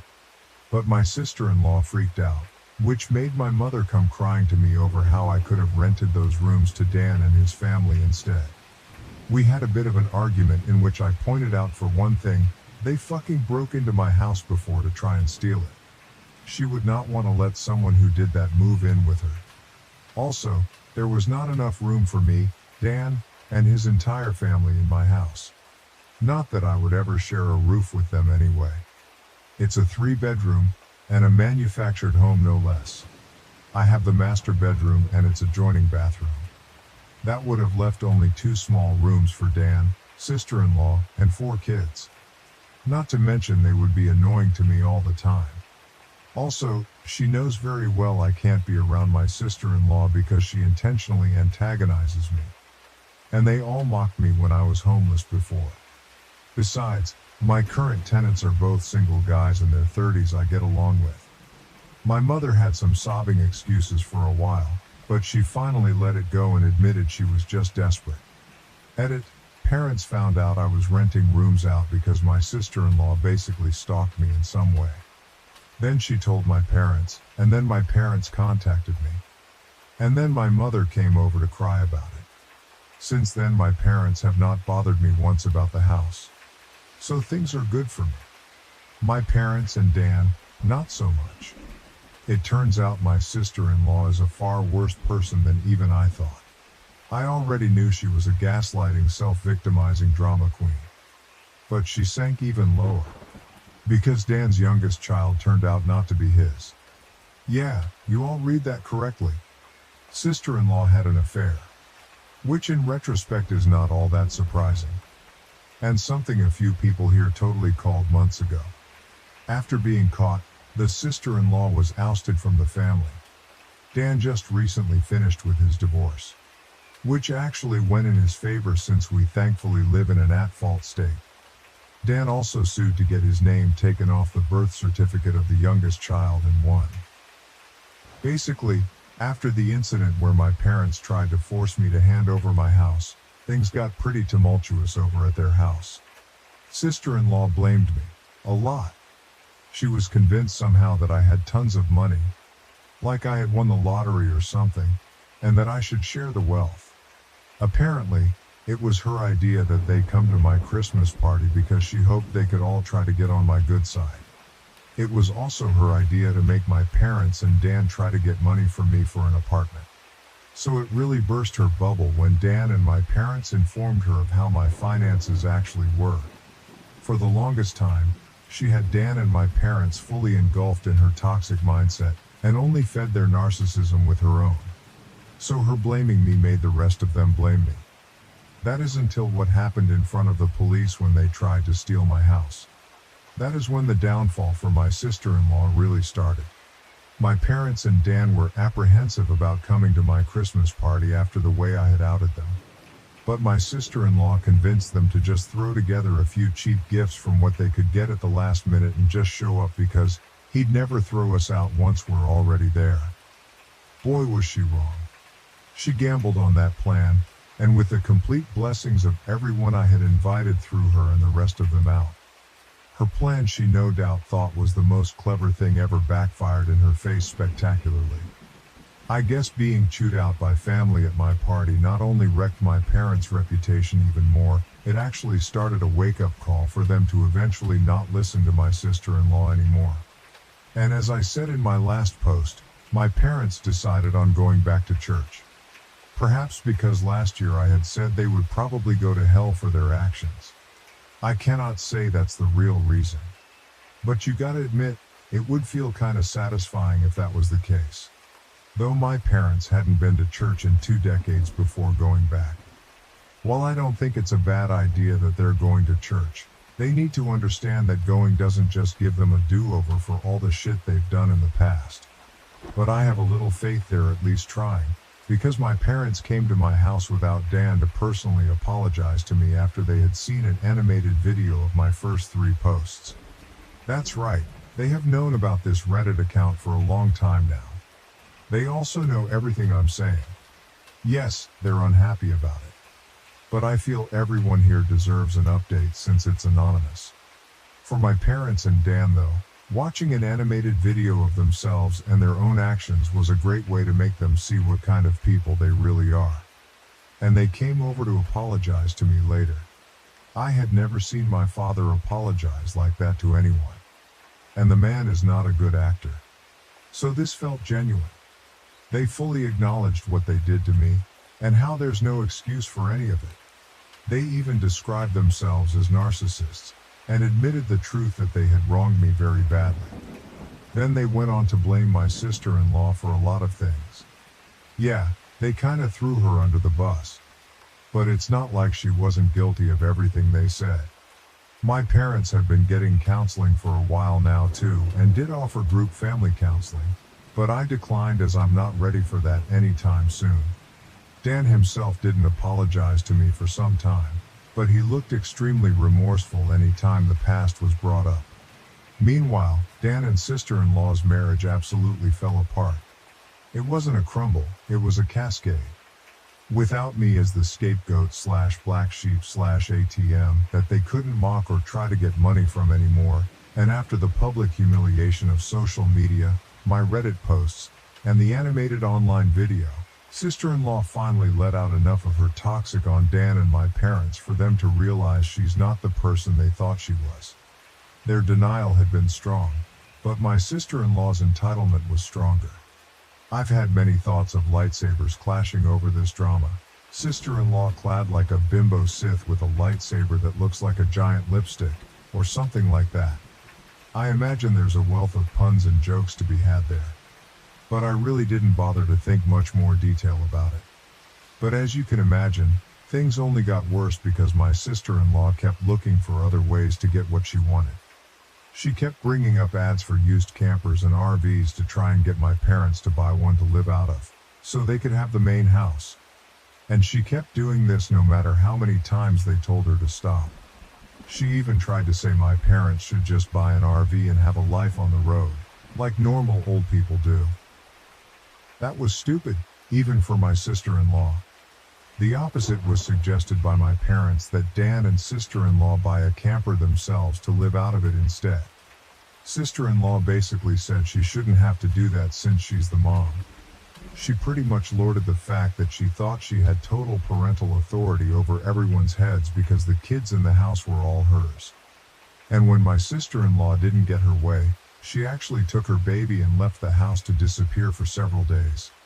They knew she was fine because her phone was still working, and she was responding to texts with short but passive-aggressive answers.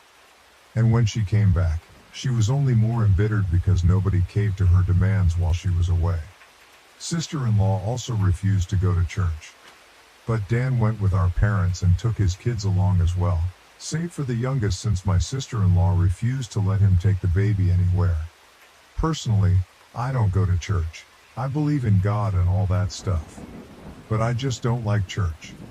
Besides, it never did me any good growing up. Update 5. October 7th, 2023. Just so everyone understands, a lot of this information came from Dan and my parents. So I'm just telling what I know. Everything really hit the fan when Dan suddenly called out his wife as a cheater in March. This shocked us all because we thought he was a complete pushover to her. But no, he's not. At least not anymore. You all know how he treated me when I was on his bad side. Well, his wife wasn't spared that hire at all. He started putting pieces together about her deceit after finally pulling his head out of his ass and secretly got DNA tests for all his kids. 3 of the kids are his. But the youngest one, the baby, was not. For the record, Dan and I both have pretty dark straight hair that's almost black. Same with our parents. Sister-in-law's hair is straight and pretty dark too, but the baby's hair is lighter and a bit curly. At first, Dan just thought it was because of the baby's age. Sister-in-law kept playing it off, and said that it would darken in time. But the baby's hair never got darker. I guess that was Dan's biggest clue. He confronted his wife with the DNA results in front of our parents. And she broke down sobbing that it was a mistake. Sister-in-law pulled out all the Darvo stops of denying, trickle-truthing and gaslighting. But Dan had none of it and actually had done more to find out about her affair than I would have ever thought. I knew he was smart. He just let himself be dumb. He had detailed proof of her cheating with phone records, texts he got off her phone, bank records, and the DNA test. He even identified the man she's cheating with, who is likely the father since he has much lighter colored curly hair. The evidence against her was crystal clear, and Dan said she was so bad at hiding her affair, he didn't even have a hard time figuring any of it out once he started looking. My parents demanded that my sister-in-law leave their house immediately. That's when she went psycho on them all. First in just yelling. But she quickly got physical. Police had to be called by my mother. And yeah, my sister-in-law was arrested. She scratched up Dan and my father quite a bit with her long fake nails, and even harmed her eldest kid in the crossfire by hitting him hard enough to give him a black eye and nosebleed when he tried to intervene.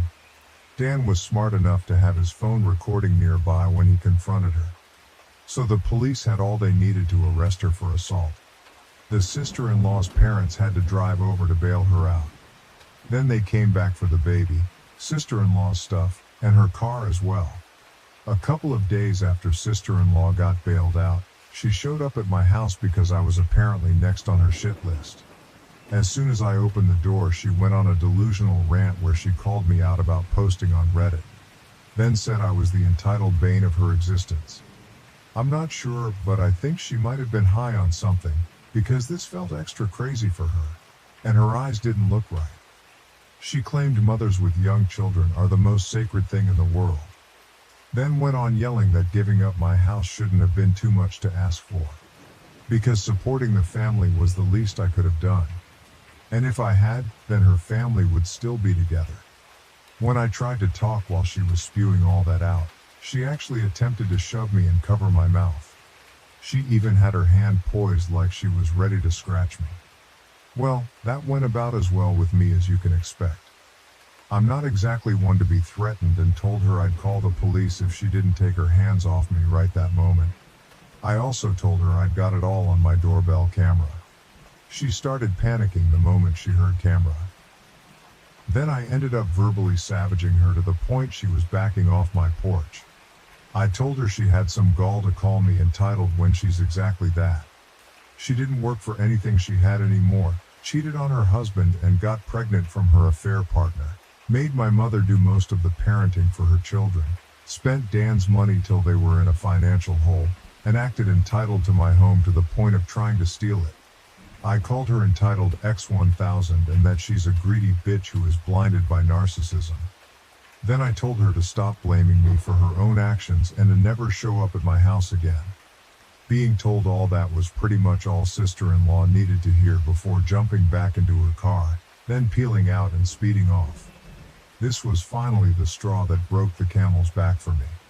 Now that she was separated from Dan, I ended up finally going to the police and filing a report on her for harassment and the assault she'd done on me last year, and her putting her hands on me at my front porch only added to it.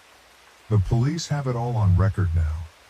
And I gave copies of the video to Dan for his divorce lawyer. And yes, I did file for a restraining order against sister-in-law. It was easily granted because it was obvious the woman is unhinged.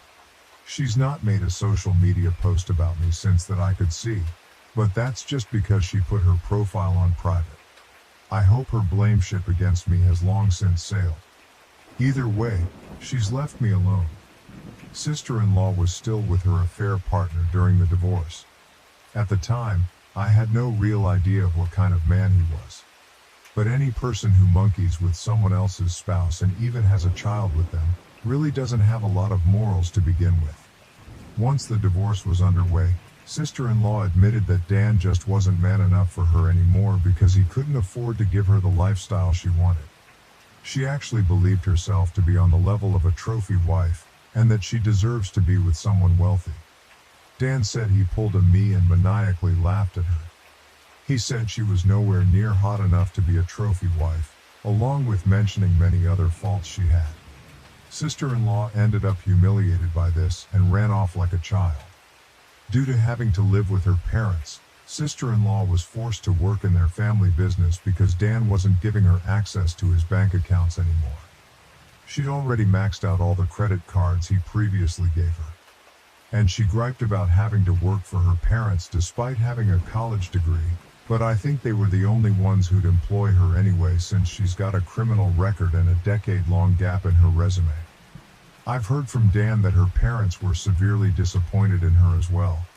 But that was just a rumor. They could be just as bad as her for all I know. Either way, the shit show of a divorce really took off once it got going. Sister-in-law didn't walk away with much from it. Especially because she had an affair, physically hurt her father-in-law, husband, and eldest child. And it's an at-fault state, like I mentioned earlier. So she kissed any chance of getting her way goodbye. I'll go into detail about it in the final post. Update 6, October 9th, 2023. Fall 2023. This is what I know about the divorce from my brother Dan. Dan's lawyer pulled some strings to get the divorce started as fast as possible. But it cost him. I don't know the specific details or how much it all cost. They never told me. My sister-in-law, on the other hand, was financially backed into a corner very badly. And you know what can happen when you corner an animal. She fought back. But the law was not on her side, nor were her dwindling finances. Her parents had to pay for a lawyer for her. And not a very good one either. Also, she actually brought her affair partner to the divorce court to testify on her behalf. This guy was a real piece of work. He had a bronze tongue and a charming smile he tried to use to his advantage. He claimed my sister-in-law had been wronged by an incompetent husband, which is why she sought the arms of another man. He claimed he was ready to take responsibility for the child he had fathered with her, but that she would still be needing alimony to help support herself and care for said child. He remarked that because Dan at the time was still on the birth certificate, alimony should be one of his obligations. Dan said this guy used big words and a charming smile, but seemed an extra special kind of stupid. And coming from Dan, that's saying something. The judge was also not swayed in the slightest and told the bronze tongue out that he was a hypocrite for saying he was ready to take responsibility for his own child, while also holding his hand out for money from the man whose marriage he'd helped ruin. That shut him up. Dan was prepared to sue his wife's affair partner for alienation of affection too. However, that fell through. I guess it would have been on Dan to prove how much she'd loved him before the affair started. But after her mask came off and we saw the real her, we're not sure if she ever really loved him at all, or if she just loved having a meal ticket. Someone here pointed out my sister-in-law probably kept having kids to avoid getting a job. And you may have been right. Either way, she tried dragging out the divorce. But Dan's lawyer and the judge kept that from happening much. I swear, Dan must have seriously lucked out, because he got one of the meanest and most unsympathetic to cheaters judges in the state. And all the evidence we had on my sister-in-law made it easy to keep her from playing the victim. So instead she just let her real bitchy self out since there was no point in hiding it anymore. The court had all the records provided by Dan and myself, police reports, photos, and recordings to prove she was an abusive narcissist. There was a mountain against her that she had no way to climb over or hike around. She tried standing against the mountain, but that was prime avalanche territory. At the end of the divorce, my sister-in-law struck a deal to end things quickly. Dan takes 3/4 of the credit card debt, gets his name off the affair baby's birth certificate, and she walks away with only partial custody of her children. No alimony, but also without most of the credit debts she racked up.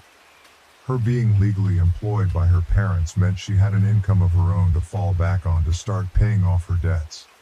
She can see her other kids almost whenever she wants and can take them on weekends. But for whatever reason, she has made very few attempts to even see them. She took them out to eat fast food a few times, but she never took them home with her. The kids are back in school now, so that gives her even fewer opportunities to see them. You'd think her parents would want to see their grandchildren, but they haven't contacted Dan about it. They barely saw Dan's children before that too. Now they may not even bother to see them at all. Do they hate kids or something? Even Dan doesn't know. But he tells me his in-laws were always indifferent to him. As for Dan, well, he really did love his wife a lot. So the betrayal of her cheating made him hit the bottle hard. Rewind back to the night of his confrontation with his wife.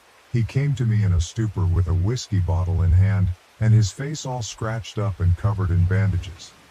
I wouldn't say he was drunk yet, but I freaked out seeing him looking like that at first, then berated him for driving under the influence. But that didn't really mean much to him compared to the betrayal of his cheating harlot of a soon-to-be ex-wife. We spent a few hours hanging out in my camper so as not to disturb my tenants. All the while Dan was drinking whiskey straight from the bottle and crying that he's a fool, and how he regretted ever marrying my sister-in-law. Pretty much any time he mentions her now, he just refers to her as that bitch. So that's ex-sister-in-law's nickname now.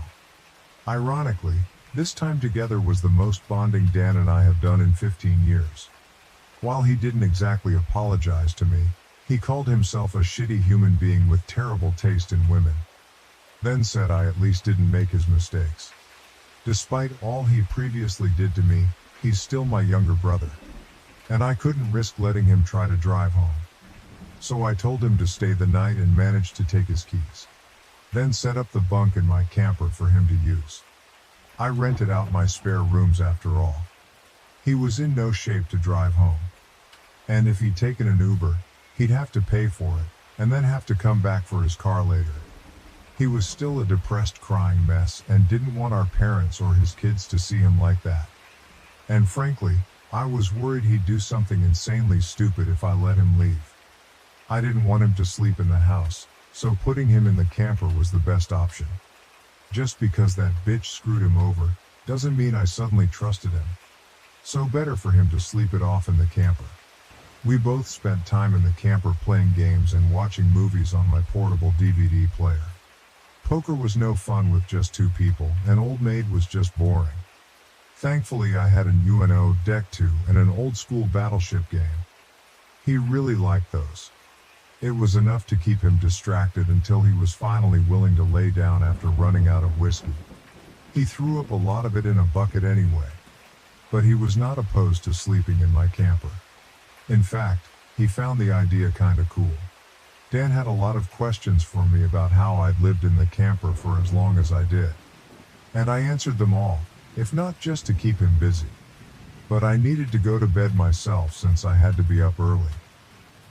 So I left him with my portable DVD player and a couple of movies. That way he could amuse himself alone for a while if he even managed to stay awake.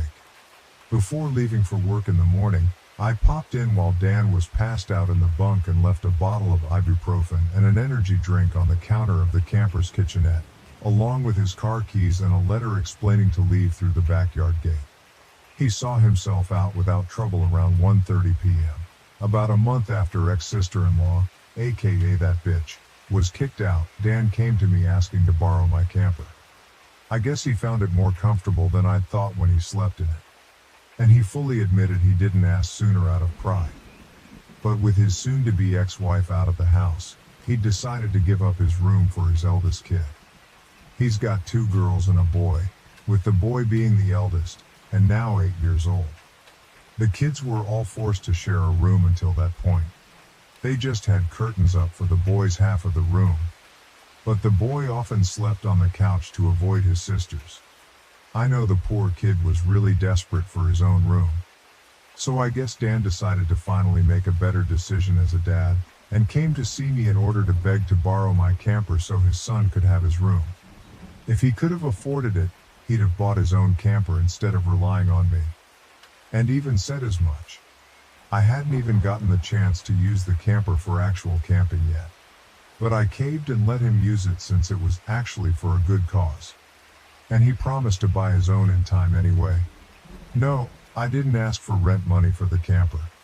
Dan is in enough of a financial hole as it is right now. Ex-sister-in-law and the divorce drained him. And I've learned that I get far better results with family lately by not being spiteful. I loaded my camper up and put it down in my parents' backyard. And my father put in a 30-amp breaker so it'll have enough power for Dan to run heat and AC when he needs it. I do miss the camper. After all that time living in it, it kind of felt like it was a part of me. But the only reason I loaned it out was for the sake of Dan's kids. Pretty much the only reason I still do anything for my parents or Dan is for the sake of those kids, as I've bonded with them. And yes, I know I may not get the camper back for quite some time. And likely not in the kind of condition I lent it out in. But I've warned Dan and my parents that they will be financially responsible for any damage they do to the camper, as well as its upkeep for as long as they have it. I also took many time-stamped pictures and videos of the camper inside and outside before lending it out, so I can prove its condition before it leaves. Dan even recorded a video with me agreeing to my terms. So that's as good as a contract. With the financial drain of the divorce, Dan's not going to be able to get a place of his own for years, I'll bet. Though he seems to have no complaints about living in the camper at least. But I don't know if he actually likes it or if he's just putting up a front. But I can guess it reminds him of the backyard forts we had as kids, since that's how it felt with me sometimes. Either way, he's living in it now. I did get some major props from the extended family for letting him borrow it too. I'm now referred to by a lot of them as the good brother Dan doesn't deserve. Either way, I think getting rid of sister-in-law was a great first step in mending the family as a whole.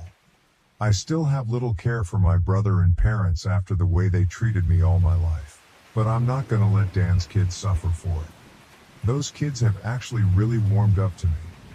They're actually happy to see me when I come over, or when they visit me. I've even babysat a few times. Now that they don't have their mother's toxic influence around, they've become much nicer kids. Especially to me. I'm actually getting to enjoy being an uncle now. My mother is still doing the bulk of the parenting for my nieces and nephews, and she's been acting as nice as possible to stay on my good side. My father often looks very defeated in my presence, but otherwise, he's been either stoically quiet or just generally nice to me. But he won't talk to me much. Though that's leagues better than how he was before at least. I'm not letting my guard down either way. My parents do seem happier that my ex-sister-in-law is gone. And they often say they don't know what they ever saw in her. My mother especially, because the two of them butted heads over who was the mom in the house for a long time. Now for the last part. At the same time as the divorce, Dan sued to have his name removed from the birth certificate of the baby that wasn't his. That bitch didn't really want to change it because it meant no more child support from Dan if she did. However, there was a court-ordered paternity test for the man identified as the baby's father. I was prepared to laugh in case it turned out he wasn't the father either. But he was. Dan's lawyer had a long talk with ex-sister-in-law's lawyer. She had no leg to stand on, and Dan was ready to go to bat to make her situation even worse. She didn't have the finances to fight him any longer and agreed to change the birth certificate. The bronze-tongued lout who'd knocked her up did man up to take financial responsibility as a parent, but he ended up not staying with her. He contacted Dan through his lawyer to tell him he'd broken up with that bitch and that he wouldn't bother him again. I checked the social media of that guy after Dan linked me to it, and the lout was upset that now he's financially responsible for a child he never planned to have. And that he's too young for this. Guys, from what Dan's lawyer was able to find out, that man is just over 40. He looks younger than he is. But he's by no means a young man. Shortly after that, he put his online profile private. Ex-sister-in-law did the same with hers a long time prior. So I've no more information left to give. This may be the end. Ex-sister-in-law is out of our hair. My parents and brother have finally made a real effort to be better people. I'm surprisingly happy as an uncle, and my house is still my house. Update 7, October 24th, 2023. Ex-sister-in-law saw my posts. And is mad she can't do anything about them. No surprise my ex-sister-in-law saw my Reddit posts. She can't contact me about them in any way but with a lawyer thanks to my restraining order against her. And she likely can't afford to get a lawyer right now anyway since the divorce financially drained her too. So she complained to Dan about it and demanded he tell me to delete my Reddit account. But not only has Dan read my recent posts, he no longer cares. He said they serve as a reminder of the person he used to be. And he's not losing sleep about it.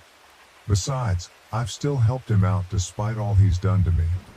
So he's not going to be upset about it. My parents have also made sure to try and treat Dan and me more equally when I'm around too.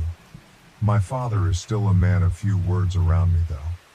Someone pointed out that changing now after so long of treating me as the opposite of Dan means he doesn't know how to connect with me anymore. And I think they're right. I don't mind the way he is now though.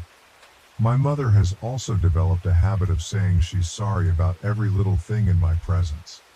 Dan told me that she and my father have been reprimanded a lot by extended family and their counselor, and now my mother feels like she needs to apologize for everything. This is all a stark contrast to how they used to treat me. Also, I didn't talk about before what ex-sister-in-law's opinion was on Dan borrowing my camper so his son could have his and ex-sister-in-law's old bedroom.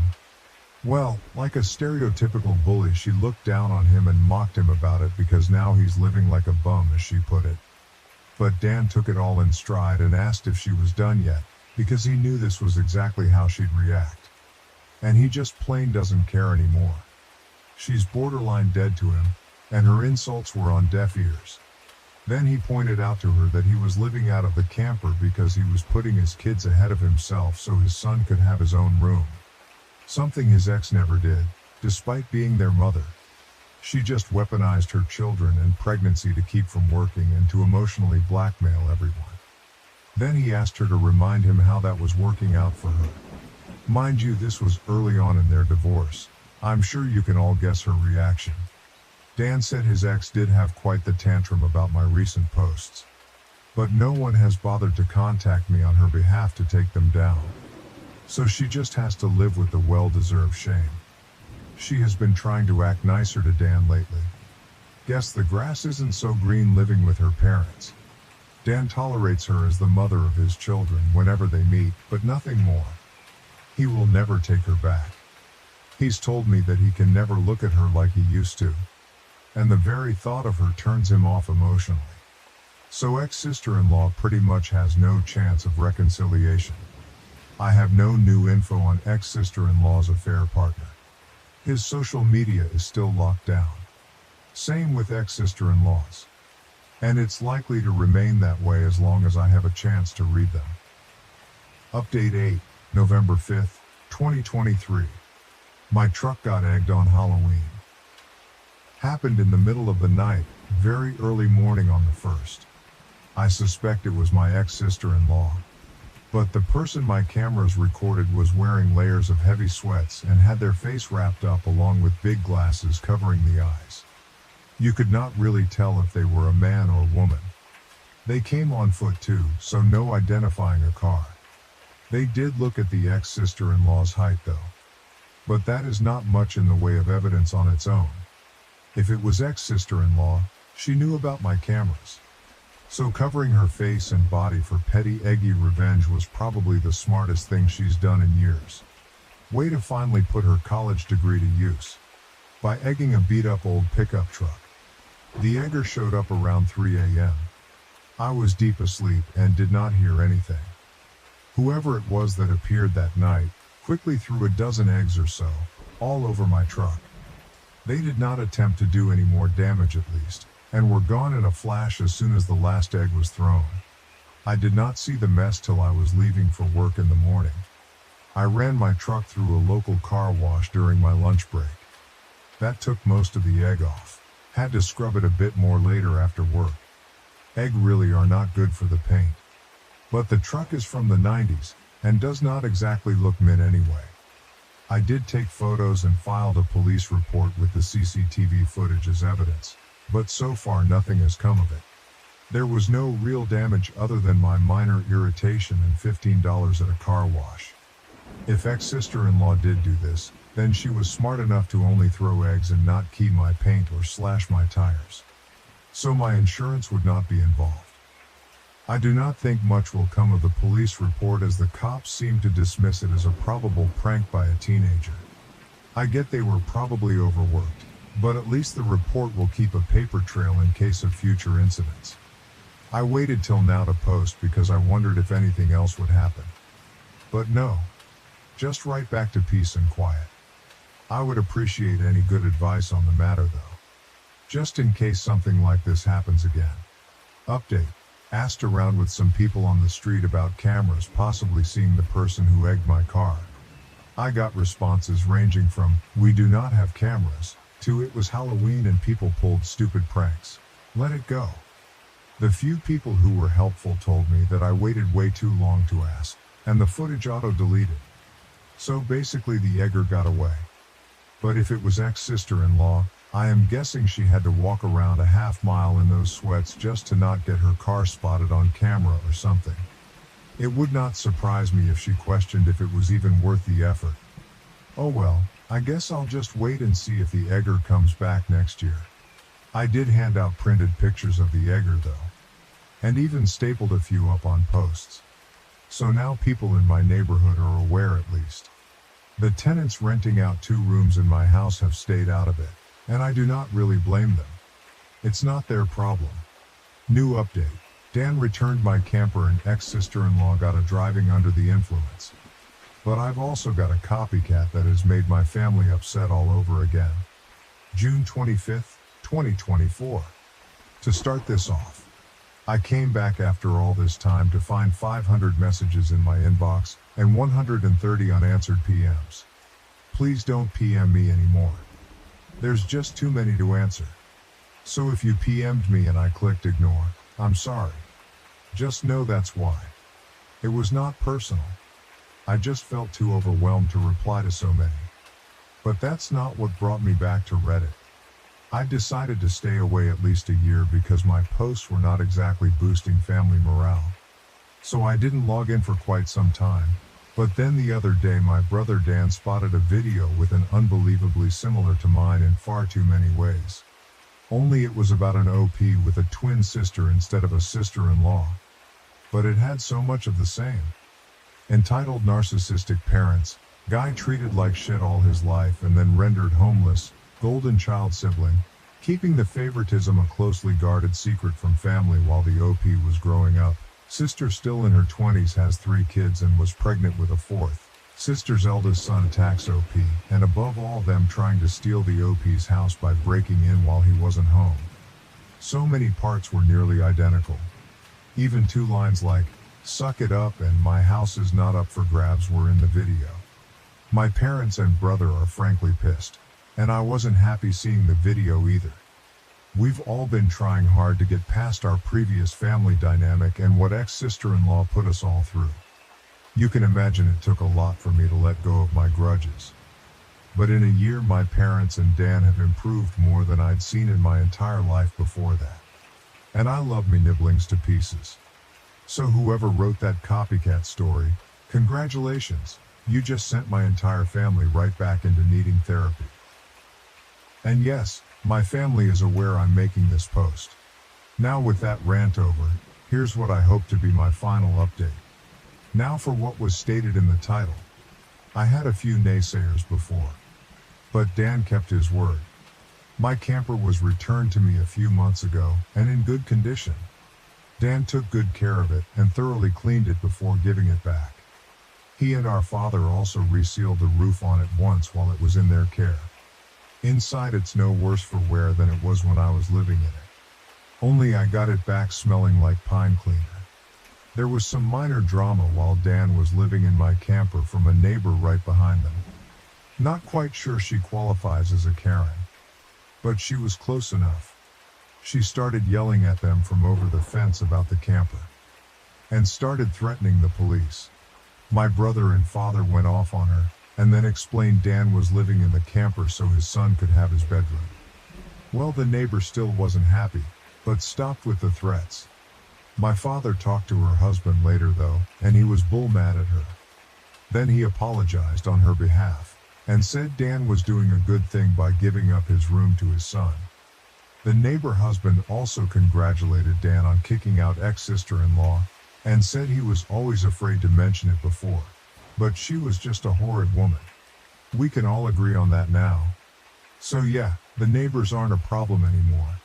Dan and our father managed to get some money together on the side, and bought a slightly bigger camper to set up in our parents' backyard. We needed my truck just to move it, but we got it in there.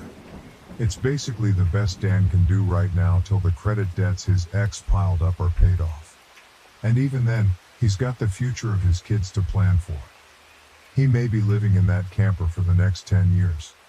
But it's preferable to how it was when he was married. His ex-wife certainly can't and won't be contributing to college funds for the kids. Except maybe for her affair baby. Dan's camper is admittedly better than mine, and it's newer, bigger, and has its own bathroom. Mine does not. Although Dan never really uses said bathroom. It's basically become a closet since the toilet and shower are so tiny. If he needs to take a leak or something, he just goes in the house. Dan and I had a joking laugh about me being jealous he's got the better hobo house. And we bantered like sarcastic gentlemen about it. He's kitted out his camper with some better amenities. Like a flat-screen TV complete with streaming, video games, and DVD. He said it feels like he really has his own place now, even though he's just in the backyard. And he's much happier now that he's divorced.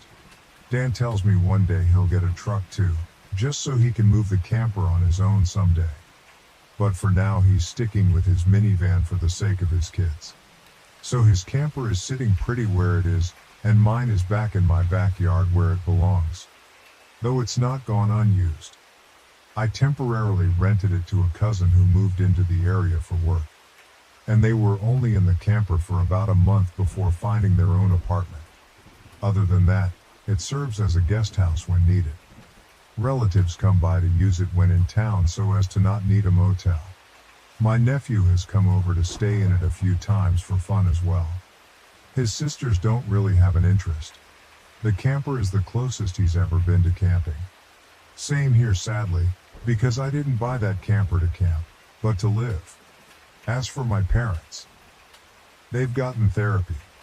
My mother got medicated for her mental problems, and fully acknowledges her terrible past mistakes as a parent with all of the favoritism, as does my father. My father is still awkward around me, but he's been fairly active in his church, and is working hard to rebuild the family reputation as best he can. And Dan has cut back on drinking a lot since he isn't so stressed out anymore. He's even taken up exercising. He's in pretty good shape now. And he told me his ex-wife saw the picture of him he posted online after shedding 20 pounds and called him to compliment. He didn't take the bait. As for the holidays, my parents, brother and nibblings all came to my Christmas Eve party last year, along with most of the other relatives who came the year prior. No problems at all, save for the fact none of them could stay the night in my spare rooms anymore since I rented them out. Both of my tenants were away seeing their own families too. Things went swimmingly. Not only was ex-sister-in-law not invited, she wouldn't have been able to crash the party anyway because of my restraining order against her. But she also barely made any attempt to spend time with her other kids either. She only bothered to see them twice a month at best. She didn't even send them any gifts for Christmas or birthdays since being outed as a cheater. And the kids were initially pretty upset about that. But now they just don't care. Ex-sister-in-law I guess decided she was gonna try to live like she was single again, despite having a baby at home. And it didn't go well because life gave her one hell of a cheese slap. On New Year's, ex-sister-in-law went out late to party like it was 1999, and she got pulled over by a cop on her way home. She got arrested for DUI, and her car was impounded. She called Dan while being arrested begging him to come get her car to keep it from going to impound. He told her he was not helping her, and she could deal with it herself. Dan has drunk and drove, so it was kinda little hypocritical. But this woman put him through so much, I don't blame him for rebuffing her. Some flying monkeys of ex-sister-in-laws called Dan to berate him for being a terrible person. Pretty sure this was the same woman who called me a while back. Dan had none of her shit, and went off on her with a long tirade about his ex's cheating. What happened in the divorce, and that he has no sympathy for his ex since she left him with mounds of credit card debt and she does nothing for their kids anymore. The flying monkey didn't call back. We still don't know who she was. But Dan said she sounded like a religious nut. Ex-sister-in-law went to court, and she pleaded guilty for the DUI. Dan found this out because she called him claiming that because of the DUI, she wouldn't be seeing her other kids anytime soon. She told him she was sentenced to take a 6-month DUI class, in which time her license is suspended until completion. And she won't be allowed to drink at all. Which is the part she was most upset about. I've heard of these classes before. They make you take regular and at times random urine tests, and when you finally get your license back, you have to have a camera and breathalyzer installed in your car for a year. Also increased insurance rates for the DUI on record. Ex-sister-in-law has not been having a fun time. But I have no pity for her. I don't drink and drive. Sadly, that's all the info I have on ex-sister-in-law, as she's kept minimal contact with Dan for some time now. And eventually, she'll probably stop contacting him altogether unless absolutely necessary. I don't know anything else about sister-in-law's parents, or her affair baby. Even Dan doesn't know. But I do still have a bit of info on someone else. Remember ex-sister-in-law's affair partner, the bronze-tongued lout? Well, he made his social media public again. And he doesn't seem to acknowledge the existence of ex-sister-in-law or his child at all. Dan tried to message him, and promptly got an immediate block. So the guy is just being an ass and acting like his shit doesn't stink. Whatever. His knocking up ex-sister-in-law got her out of the family anyway. So in a way, we're all thankful to that AP bastard. That's everything I have. And hopefully won't need to come back again. Unless my truck gets egged again next Halloween. Relevant comments. Commenter 1. I've silently followed your stories from the start. I'm happy to see how things have progressed since. While I know it's a long road until things are fully repaired, if ever, I am glad your parents have acknowledged what they did and are actively trying to fix it. Dan has stepped up and now you two can even banter, and the fact that kids enjoy you is wonderful. Honestly, I'm happiest to hear about your bond with the Nibblings. The fact that your nephew wants to come over to their uncle's house to camp is just wonderful. I hope Exil either wakes the hell up and shapes up for the kids, or she stays the hell away. Anyways, hopefully, the future is less drama and more happy times. Hopefully, I will not see a post from you again. And I mean that with the best of intentions. Commenter 2, this is as wholesome an ending as it can get. It's good to see a family dynamic being repaired. Kudos to your parents for doing the necessary work to realize how much damage they caused, and to your brother for getting his life back on track. Commenter 3. I'm sorry your drama saga ended up being copied for entertainment. However, I am glad that things are improving for you, your parents, your brother, and your Nibblings. It sounds like the toxicity was your ex-Sil, and it shows because with her gone, life has gotten better for the rest of you. I feel sorry for all of the kids, but they might be better off in the future without her. Thank you for this update, which is hopefully the final one. After being engaged for 7 months, I struggle with my fiance's abusive family. Am I wrong for wanting to leave? I've been dating my fiance for 4 years and have been engaged for 7 months. We are trying to plan out a wedding for roughly fall next year. Her childhood was terrible and abusive, to put it mildly. Her parents were raging narcissists, and she was the scapegoat for her 2 brothers. She was abused and thrown out the moment she turned 18. She was, however, a great student and hard worker, so with some scholarships and a part-time job, she has a great career and is pretty independent. The problem is that she still had contact with her family. None of them have changed. Well, actually something has changed. They have become more financially dependent on her. They enjoy slowly creeping back into her life and emotionally blackmailing her for support or whatever she can do. They're not pleasant about it either. They're rude, smug, and generally enjoy being a nuisance. And my fiancé can't say no. No matter the horrible things they say or how they outright try to intimidate her openly. I've always known her family history and have always supported her through the issues with them, but in the last year or so they've become far more brazen and asinine. They come over to our house more often. They make messes all around the place.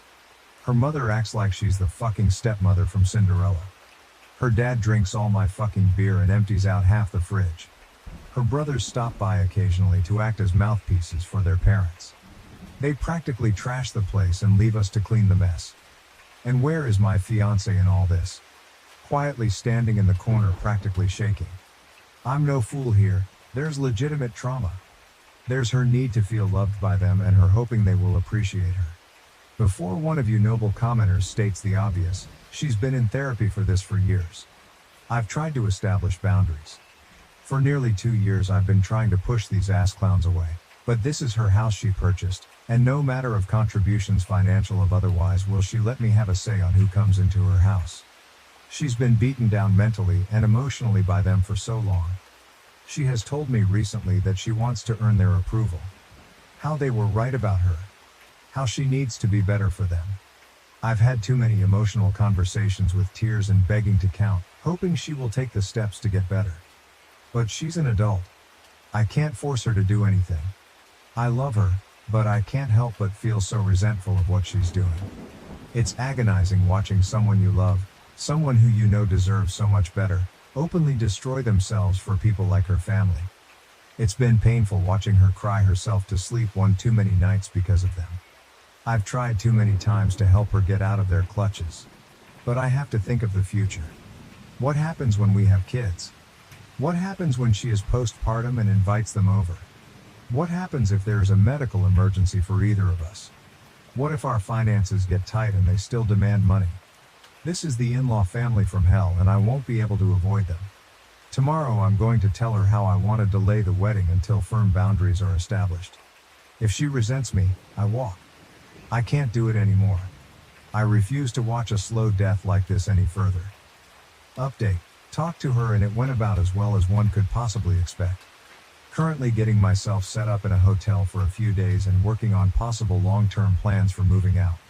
Still a lot going on right now, but maybe sometime next week I'll be able to put everything together into one update. Relevant comments. Comment 1. Would the two of you be open to couples therapy? Therapy is too often brought up as the ultimate solution to relationship problems, but in this instance having a neutral third party who is experienced and qualified in the area of couples therapy could be really helpful.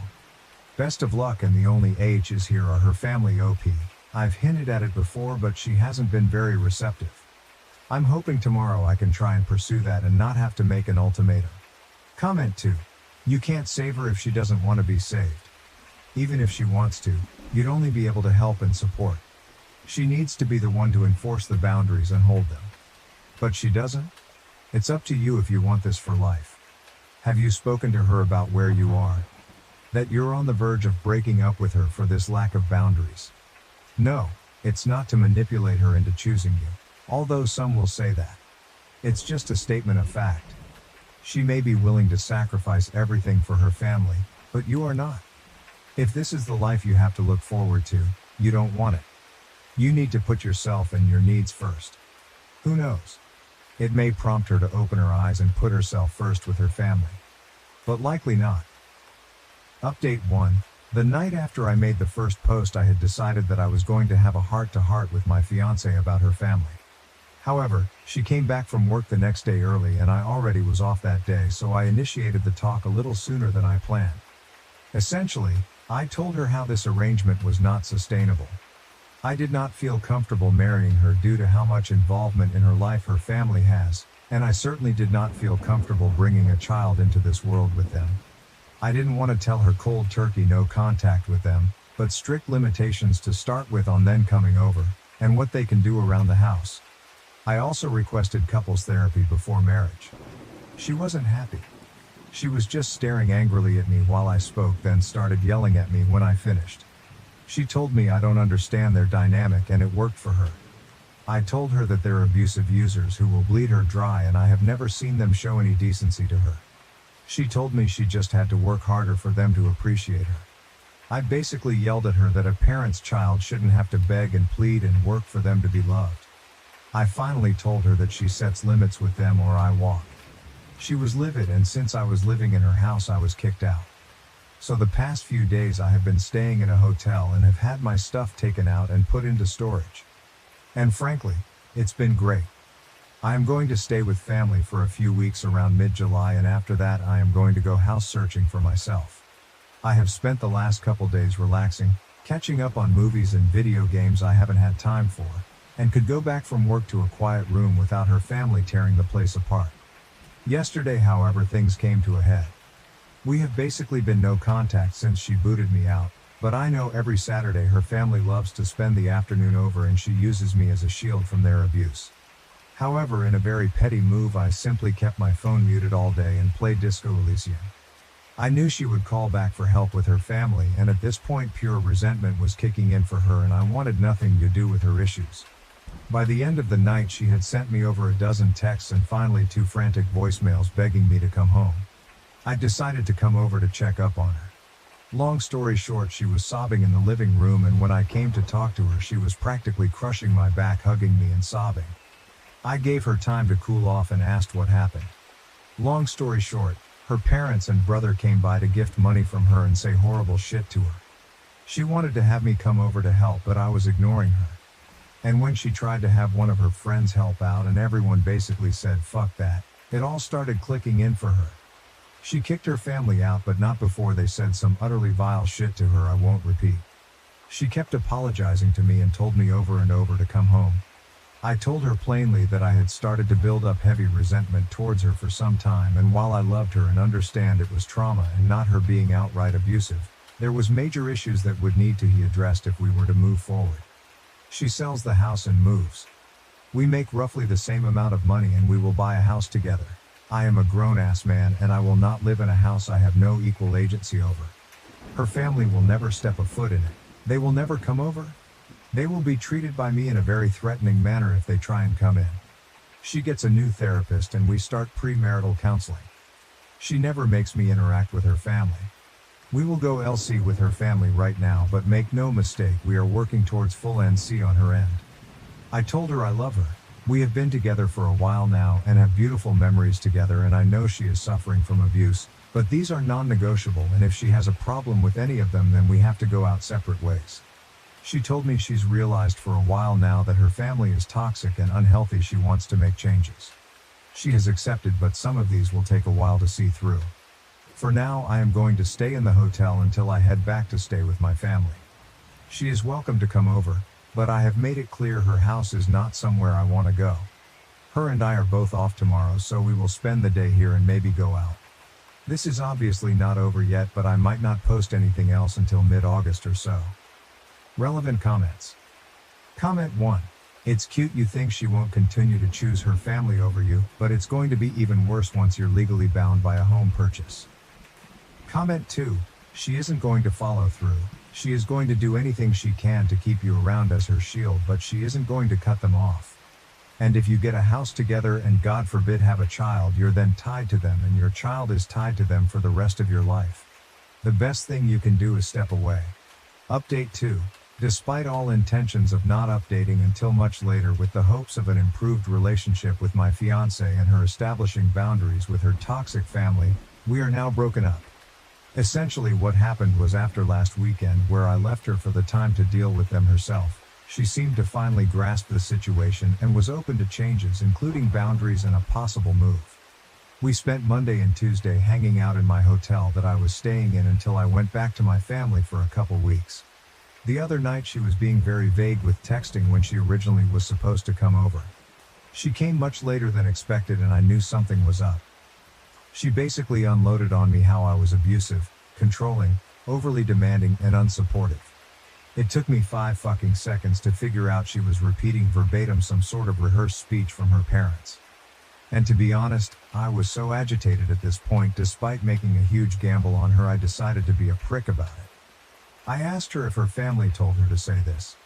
She said they suggested it to her, but she came up with it herself. Sorry. I asked her to explain in detail what I did. She said I was living like a parasite off her. I reminded her that I'm paying 50/50ths for her fucking mortgage, 50/50ths for utilities and groceries as well. I have my own car I pay for. A job that makes just about as much as hers, unlike her fucking leech parents who demand payments on the weekly and raid the kitchen on the weekends. I told her to try again with something better. She looked flustered and said I was trying to isolate her.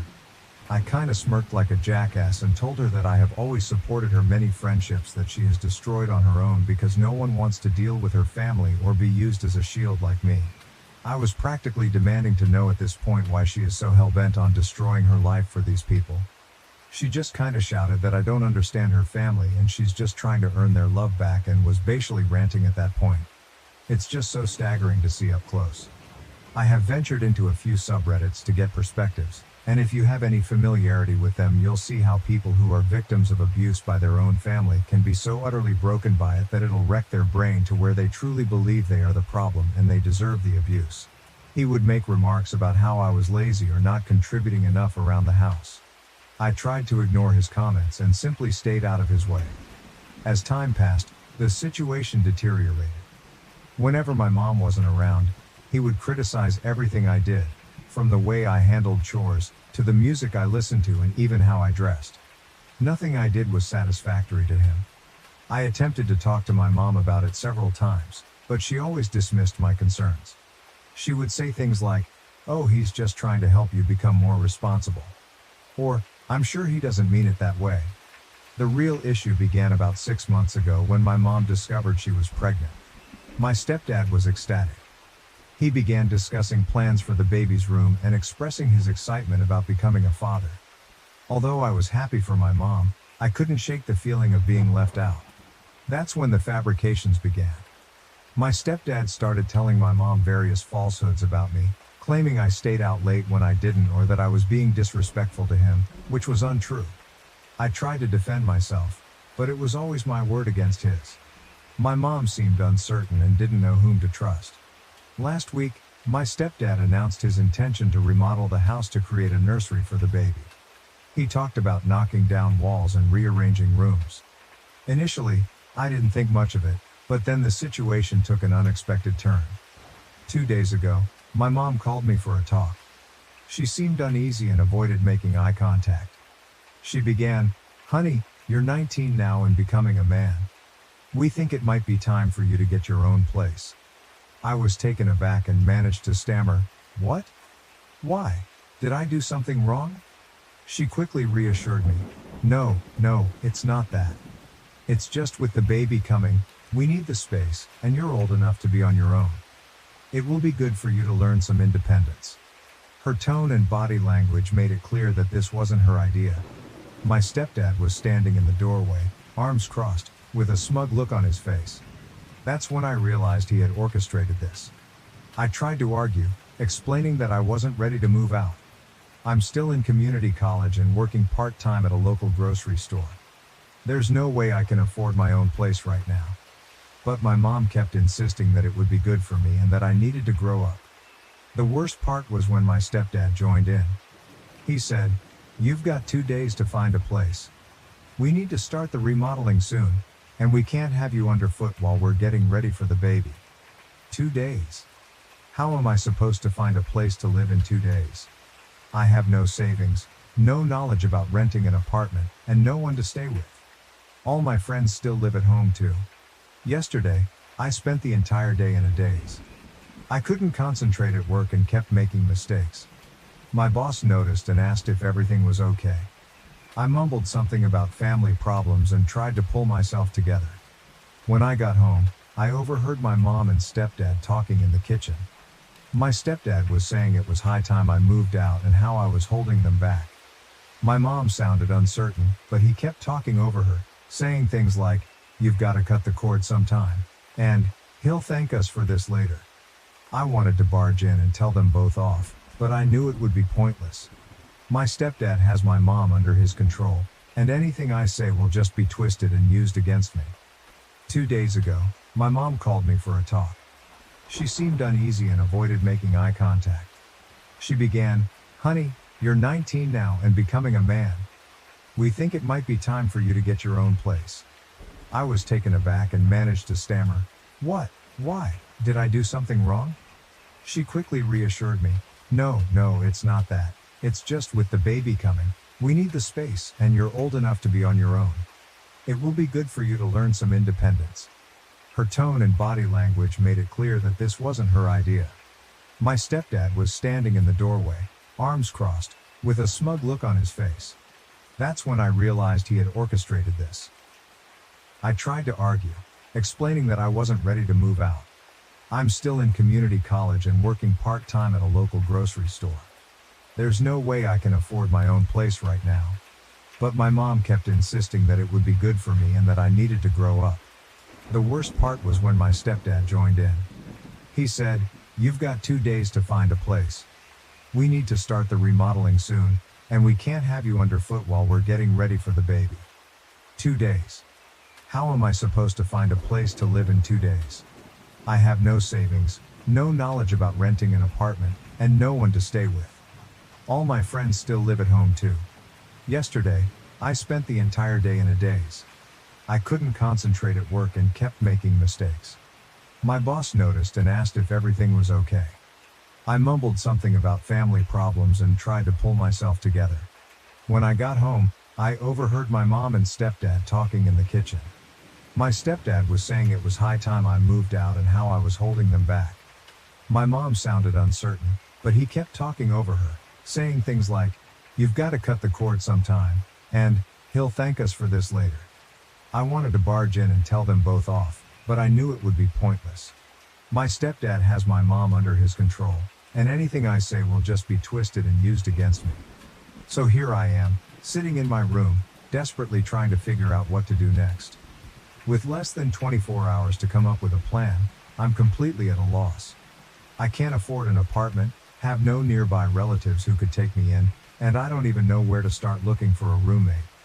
I've considered reasoning with my mom one last time, but I'm worried it will only make things worse. My stepdad will likely accuse me of trying to manipulate her. I've also thought about refusing to leave, but I'm unsure what the consequences would be. Could they legally kick me out? Would they call the police? I don't want to cause a big scene, but I also don't want to end up homeless. Part of me wants to pack a bag and leave tonight, but I don't know where I would go. I might be able to crash on a friend's couch for a night or two, but that's not a long-term solution. I feel like my entire world is falling apart. This is the only home I've ever known, and now I'm being forced out with no warning and no support.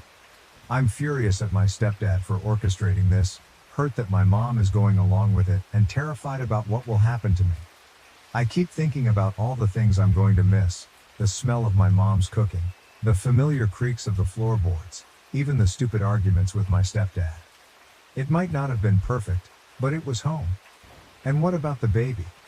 I was actually looking forward to being a big brother, even if it was going to be strange. Now I might not even get to know my little sister or brother. Will my mom and stepdad just pretend I don't exist?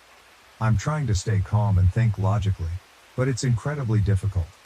Every time I start to make a plan, my mind blanks out with panic. How am I supposed to juggle school, work, and finding a place to live all at once? And even if I do find somewhere, how will I afford it? I've spent hours scrolling through rental listings online, but everything is so expensive. Even the cheapest studios are far beyond my part-time salary, and most places require first and last month's rent plus a security deposit. Where am I supposed to get that kind of money? I've thought about dropping out of school to work full-time, but that feels like giving up on my future. I've worked so hard to keep my grades up, and I don't want to throw that away, but I can't see how I can continue attending classes if I don't have a place to live. The more I think about it, the angrier I get. This isn't fair. I didn't do anything wrong. I'm not a bad kid. I don't drink. I don't do drugs. I've never been in trouble with the law. I help out around the house. I get decent grades. I have a job. Why am I being punished? I keep replaying conversations with my stepdad in my head, wondering if I could have done something differently. Maybe if I had stood up to him more, or if I had tried harder to bond with him, things would be different. But deep down, I know that's not true. He made up his mind about me a long time ago, and nothing I could have done would have changed that. I've thought about reaching out to my real dad, but we haven't spoken in years.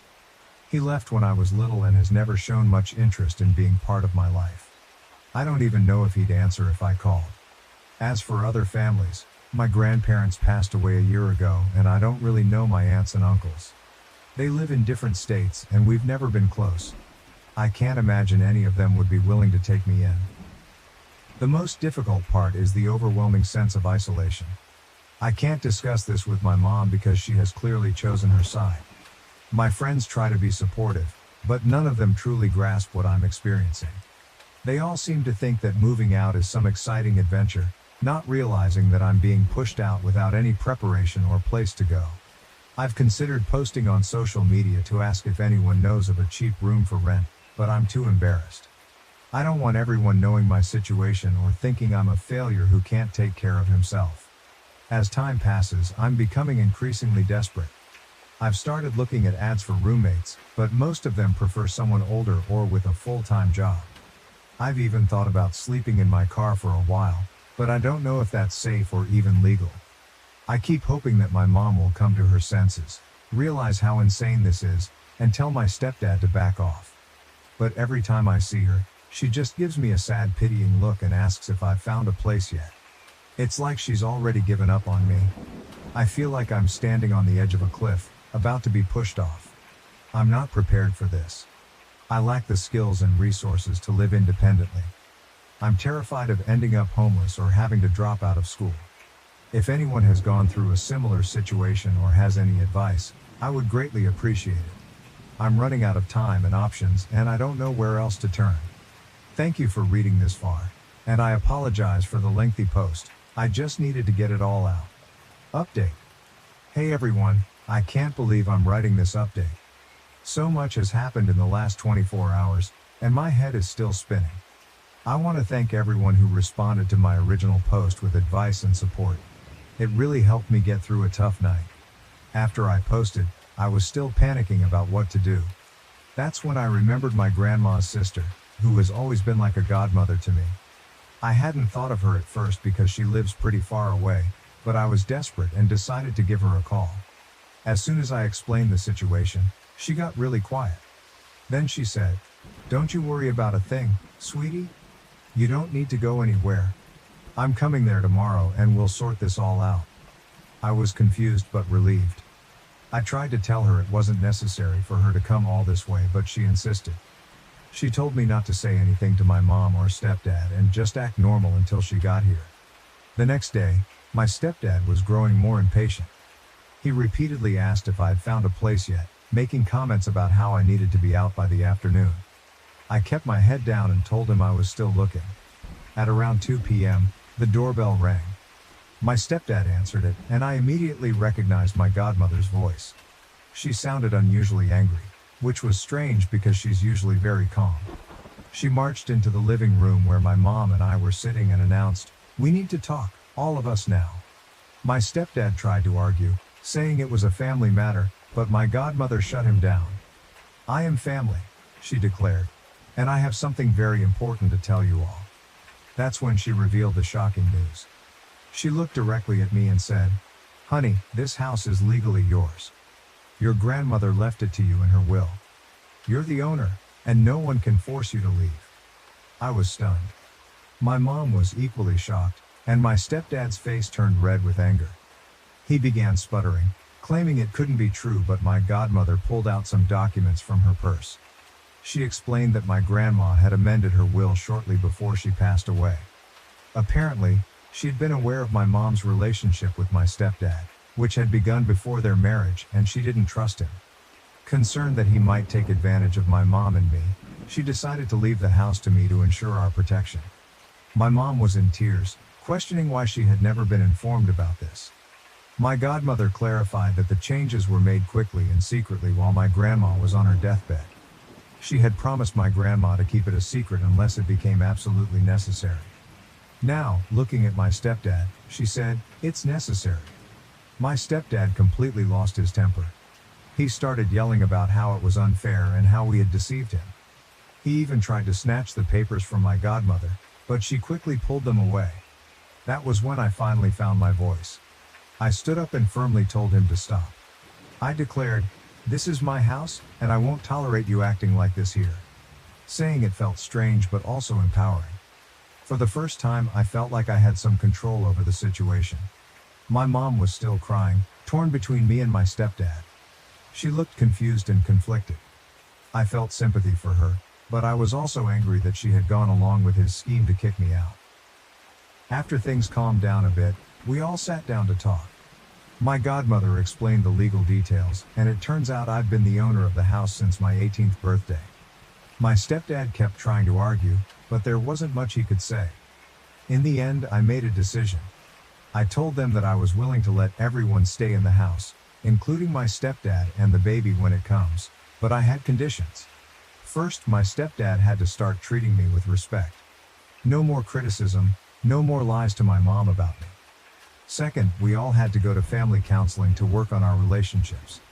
And third, any major decisions about the house had to be discussed with me first. My mom agreed right away. My stepdad wasn't happy, but he didn't have much choice. It was either accept my terms or leave. It's been a few days now, and things are still tense. My stepdad barely speaks to me, but at least he's not being openly hostile anymore. My mom seems torn between guilt over what happened and relief that we're all still together. I'm still processing everything. It's weird to suddenly be the owner of a house at 19. I've got a lot to learn about property ownership and responsibilities, but I'm also feeling more secure than I have in a long time. I know we've got a long way to go before we're anything like a happy family, but at least now I know I have a place here, and no one can take that away from me. Thank you again to everyone who offered support and advice, and a huge thank you to my grandma, wherever she is, for looking out for me even after she was gone. I promise I'll do my best to take care of this house and make her proud. Am I the asshole for feeling suspicious after finding condoms in my boyfriend's toiletry bag? This morning, I was helping my 25 boyfriend, 23, get ready for work. He asked me to grab his toothbrush and toothpaste out of his toiletry bag. He has one of those electric toothbrushes with the detachable head, and I couldn't find the head. So I opened up another pocket to look for it. I found condoms, a lot of them. He was given this toiletry bag for Christmas before he left on a 3-month trip to visit family in Europe. He acted surprised, like he didn't know they were in there, and took them out immediately. He acted like he didn't know that pocket existed. I'd give him the benefit of the doubt, but at some point these condoms were packed in his bag over the past 6 months. We've been together for 2 years. The worst part is they're latex condoms. I'm allergic to latex. We only use non-latex condoms, in addition to my birth control. AIO for feeling suspicious about this. I feel like I'm going crazy. Update. I've seen the comments and I'm kind of freaking out. I'm messaging my therapist right now to figure out the best path forward. I was there at Christmas when he was given the bag. It was at his best friend's family house, so part of me is hoping that his best friend put them in there not knowing I'm allergic to latex. We haven't been intimate as much lately. Maybe once in the past 2 months. I've been really scared that he's not attracted to me anymore, because that's what most people say on here is the reason for someone's sex drive changing so drastically. He asked to move in with me when he came back from his trip and I said yes, so now I feel really trapped, like what if he's been cheating this whole time he's been living with me? He shares his location, but that doesn't really mean anything. I'm here all the time. I've seen the stories of how people cheat even when sharing their location. I wish I hadn't seen anything, and I don't know anything he could say to make me feel more secure. Someone said I shouldn't have asked so I could snoop and find out for sure, but I don't want to have to snoop through my partner's belongings to find proof of them cheating on me. A relationship without trust is dead. We're supposed to talk later and I'll update afterwards. Everyone is so sure he's cheating, and I really hope he's not, because I don't think I'll be able to handle it if he is. I'm already struggling with my mental health as is. Additional information from OP on why she was in therapy. OP, I'm in therapy because I have CPTSD. I am a survivor of attempted murder at the hands of my biological father, sexual assault and abuse. I am in therapy because my diagnosis is something I will have to live with for the remainder of my life, because I have experienced severe trauma, and because I have no intention of letting it ruin my life and relationships with those I love. I'm also not the one turning down sex. I'm the one that's been attempting to initiate. I messaged my therapist because I have a tendency to push people away to protect myself as a result of my history with abuse.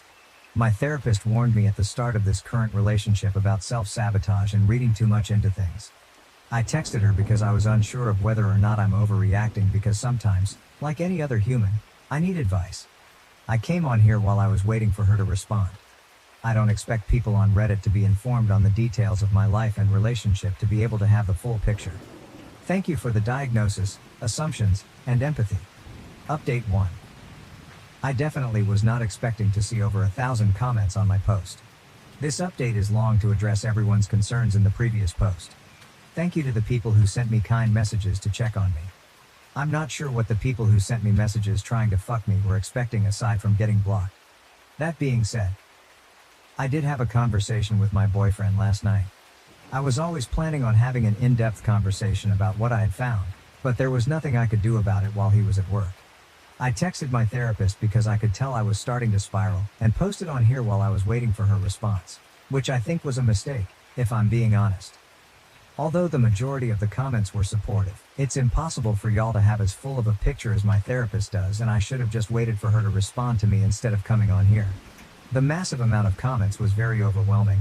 However, I do think that posting did help me feel more secure and thinking it was suspicious and enabled me to be more assertive when we talked. I appreciate all the comments telling me I was not overreacting. He never said I was, but his nonchalant response certainly made me feel that way. I appreciate the thought-out comments encouraging me to have a conversation with him and giving me genuine advice for it. The second conversation went better. I didn't accuse him of anything. I pretty much just said that finding non-latex condoms in addition to the lack of intimacy I'd been receiving was making me feel confused and upset. I asked him where the condoms came from. His older brother gave them to him while he was in Europe. To prevent confusion, I'm going to use fake names from here on out. My boyfriend is Theo. His oldest brother is Alvin. His other brother is Simon. Yes, like the Chipmunks. I couldn't think of other names for 3 brothers. Sorry. Theo hadn't met his mother's side of the family, including his mother, grandmother, aunt and older siblings, until his trip. The entire purpose was to get to know his family. He spent half with his aunt, grandma, brothers, and cousin in Spain. The other half of the trip he spent with his mother in the middle of nowhere in Portugal helping her open a kiosk. It was not a sightseeing trip. He didn't get to see any big monuments or go to major cities. I was not able to come because I'm in school and work full time, and it wasn't worth it for me to just come for a week during the spring break. I also thought it was important for him to enjoy his one-on-one time with his mom since he was separated from her when he was an infant. His brothers are very different people.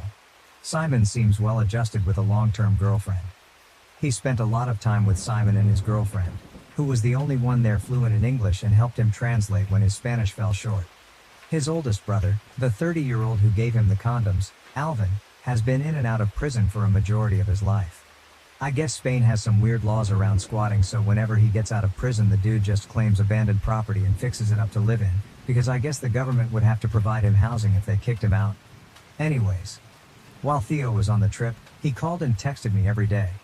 He told me about Alvin obnoxiously catcalling girls when they'd all walk down the street and how Alvin had tried to get both him and Simon to go to an orgy with him despite both of them having girlfriends. Theo was very clear about having a girlfriend.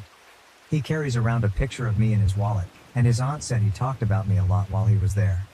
Despite this, Alvin was very pushy with him about how he should be fucking a bunch of women while he was there and having fun. I remember this from when Theo was there. He found it really annoying. So did Simon.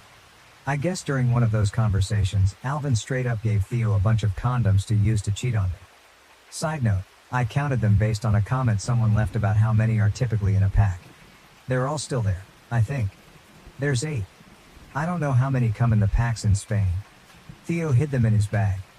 He said he would have left them there, but his aunt cleaned his room regularly and he didn't want the drama of his other family members seeing. Once he got back, he forgot they were in there. He only uses his toiletry bag when he goes to the gym. We went out together with our friends Saturday night after his shift and stopped at the gym on the way downtown so he could shower and freshen up. Otherwise, his toothbrush is in our bathroom. He's not living out of a suitcase, he's fully moved in. I do see how some commenters saw the existence of the toiletry bag as a red flag when we lived together. So I wanted to clear that up. I did ask him why he accepted the condoms. He said he had zero intention of using them, and that he accepted them because Alvin wouldn't listen to anything Theo said about me and that he left him alone after that. Theo didn't even say goodbye to him when he left. He tried to spend as little time with Alvin as possible, despite him constantly inviting both Theo and Simon over to his abandoned house. Simon grew up with Alvin, but still seemed pretty content about avoiding him when I asked about it while Theo was there. I guess he's just not a good person, so the rest of the family avoids him when possible. So that's it. My boyfriend didn't cheat on me. The condoms came from his older brother. I believe him. He was very straightforward with his answers, and was more concerned with my well-being when he came home and saw how upset I was. He wasn't defensive at all. He listened to me without interrupting. He told me he loves me and that he has zero desire to cheat on me. He also works 2 jobs, shares his location, and usually is at home if he's not at work or the occasional gym visit. He doesn't have the time to see other women, and if he does have spare time, he spends it with me or his friends, who are also my friends. He does have friends separate from our friend group at work, but he invites me to come along when they've gone out or asks me to join them when they play Overwatch after work. I love him. I believe him, and I'm moving past this. That doesn't mean I'll let any additional red flags slide if they pop up though. As many of you said, I'm still young and have my whole life ahead of me. If things get worse, I know I'll be okay by myself. I love him and I want him in my life, but my happiness doesn't depend on his presence. I have a therapy session tomorrow, and I've had a lot of time to think. In hindsight, I think what made me spiral the most was that if he really did cheat on me, I'd be living with a stranger. I've had so much trust built up towards him, so I view him as this person who would never hurt me intentionally or yell at me or cheat on me. If he was capable of cheating on me, he could be capable of those other things too. That was really scary to think about and made me spiral. The massive amount of comments where everyone was so convinced he was a terrible person and that I'd been fooled also did not help. I felt like I had no idea how he would react towards me if it was true, and I was very, very scared. As soon as he came home, I felt very silly for feeling that way. He's nothing like my ex. He's never given me a reason to be afraid of him. I shouldn't have let comments on the internet freak me out so bad, and I definitely need to take some time away from Reddit. I hope I addressed all the questions, concerns in the comments. Thank you for all your help. Thank you for listening. For the commenters who had questions regarding our sex life and relationship in general. When he first came back from his trip and moved in, things were normal and we both had high sex drives. Things started slowing down pretty drastically over the past couple of months. We've talked about it prior to me finding the condoms. We both acknowledge that it's an issue and that we're at an age where our sexual activity should be at its peak. He says he doesn't know what's wrong. He's embarrassed because he's attracted to me and doesn't understand how he can have a gorgeous girlfriend and lose his sex drive. His words, not mine. He has an appointment next week to get his hormones checked and has been looking into getting a therapist of his own in case the issue is mental and not physical. It's still difficult to not feel insecure when I try initiating and he's not in the mood, but he still makes an effort to show affection in other ways. Our current level of intimacy isn't ideal, but I don't think it's a lost cause as long as we're working towards a solution together. We have date nights every week. I'm very supportive of him spending time with his friends, and he does the same for me. We live together, but no one is clingy or codependent. We do check in with each other to see how we're feeling about the living situation since it is somewhat new and we're still figuring out how to divide and conquer with household tasks. I'm a full-time student and I work full-time. He works 2 jobs. We both contribute equally, and do our best to make time for ourselves and each other despite our busy schedules. I have 14 credits this summer and barely exist outside of work and school, lol. For the commenters who had some things to say about me having a therapist or mental health issues, I try my best to ensure that I am my main support system. I've been in the position before of being someone's emotional punching bag due to their mental illness, and I would never ever put someone I love in that position. I'm in therapy because I have experienced an extreme amount of trauma and don't want my CPTSD to impact my life and relationships in a negative way. I grew up with a mom with severe anxiety, and most likely undiagnosed PTSD, related to the trauma both of us experienced at the hands of my biological father. She doesn't believe in therapy. I had to call 911 several times as a small child because of her panic attacks. I love my mom, and our relationship has come a long way, but the last thing I would want when I have children is for me to be an unstable parental figure. My usage of therapy doesn't warrant me staying single. My therapist has been very encouraging of this relationship since my boyfriend asked me out 2 years ago. I had gotten out of an incredibly abusive and toxic relationship the year prior, and had zero intention of getting into another serious relationship anytime soon. I was thriving and my therapist thought I was ready, but I told my boyfriend that I needed to focus on myself. We took things slow. He was respectful and patient every step of the way until I was ready. He has never raised his voice at me or even cussed at me. He is a very caring partner. I think his love language is based on quality time and acts of service. He's not great with words, but he tries. He can be a bit emotionally distant at times and not know exactly what to say when I'm upset, but that doesn't prevent him from being there and giving me a hug when I need it. We've been going through a rough patch with our intimacy, and when I was off my meds I felt like he, and everyone else in my life, viewed me as a burden despite him telling me he'd be there for me and for me to just ask for whatever I needed. He's told me many times that he's still attracted to me and that it has nothing to do with me, but when I was feeling low I kind of let my past trauma impact how I felt about myself. Being repeatedly sexually assaulted kind of made me feel like my worth is based on my sexuality, so having a boyfriend who isn't all over me anymore made me feel like there was something wrong with me. Like if I'm trying to initiate and I'm available and the person who loves me doesn't want it, but someone else was willing to violently take it from me when I didn't want it, what does that say about me? I know that's not rational and I've talked a lot about it in therapy, but it is something that I struggle with sometimes. I posted on here during a low time with my depression because I needed to vent and didn't want to burden anyone I knew with my irrational negativity. Depression is weird, especially after years of therapy. When I'm at my lowest, the intrusive thoughts are overwhelming, but deep down I know they're irrational and that they'll eventually pass, even if it doesn't feel like it on the surface level. I know some of the things I said then were concerning, but I really wasn't in any danger. There's a lot of things I want to accomplish in my life and I know I'm capable of them even if it does feel hopeless sometimes. I know I have people in my life who love me, I just have a hard time reaching out for help when I need it and need to be better at letting people be there for me. My mom raised me to be really self-sufficient and she's also got a lot on her plate with my dad being sick, so I don't want to bother her and make her spiral more than she already is. I've been set back a lot with my education because of all the stuff I've been going through, but I know I have a bright future and that I should be proud of myself for making it this far. I am back on medication and am increasing the frequency of my therapy appointments from once a month to every other week. I was doing well before I went off my meds, so I'm doing my best to get back on track. Sorry for rambling. I know I don't owe anyone an explanation of my mental health here, but I know some people were worried. I'm okay. I'm going to be okay, with or without my boyfriend. My mental illness does not prevent me from being a loving and supportive friend and partner. Using therapy doesn't make me a weak person incapable of standing up for myself and making decisions. Update 2. I'm low-key regretting posting an update at all. I don't know why the opinions of strangers bother me, but it's kind of annoying that so many people didn't read the entire thing and just said I wrote all that to convince myself. I wrote that a full 24 hours after I had my conversation with him and debated posting anything at all because I figured people would be convinced he cheated regardless of anything I had to say. It's detailed because so many people had different things to say about different parts of my original post. I thought if I just posted his brother gave him the condoms, people would say that was a vague answer. Of course it feels like a complex story to someone who never heard about his trip, but the only thing I didn't already know was that his brother had given him condoms. His trip was a shit show. He was on the phone with me every single day telling me about it and fell asleep on the phone with me 99% of the time. He wasn't going out at night, he wasn't partying. Half his trip he spent with his estranged mother and her crazy racist abusive boyfriend who kept accusing him of stealing and saying wild shit about how he couldn't believe my boyfriend would sleep with an *****er like me. I had to talk him down on the phone to keep him from freaking out and endangering himself because he had no way of getting home if his mom's boyfriend kicked him out. He already got abandoned in a random town in Portugal by them for like a full day and a half at one point. I'm not surprised the condom slipped his mind. If he hadn't maintained constant communication with me while he was there, I'd be more suspicious.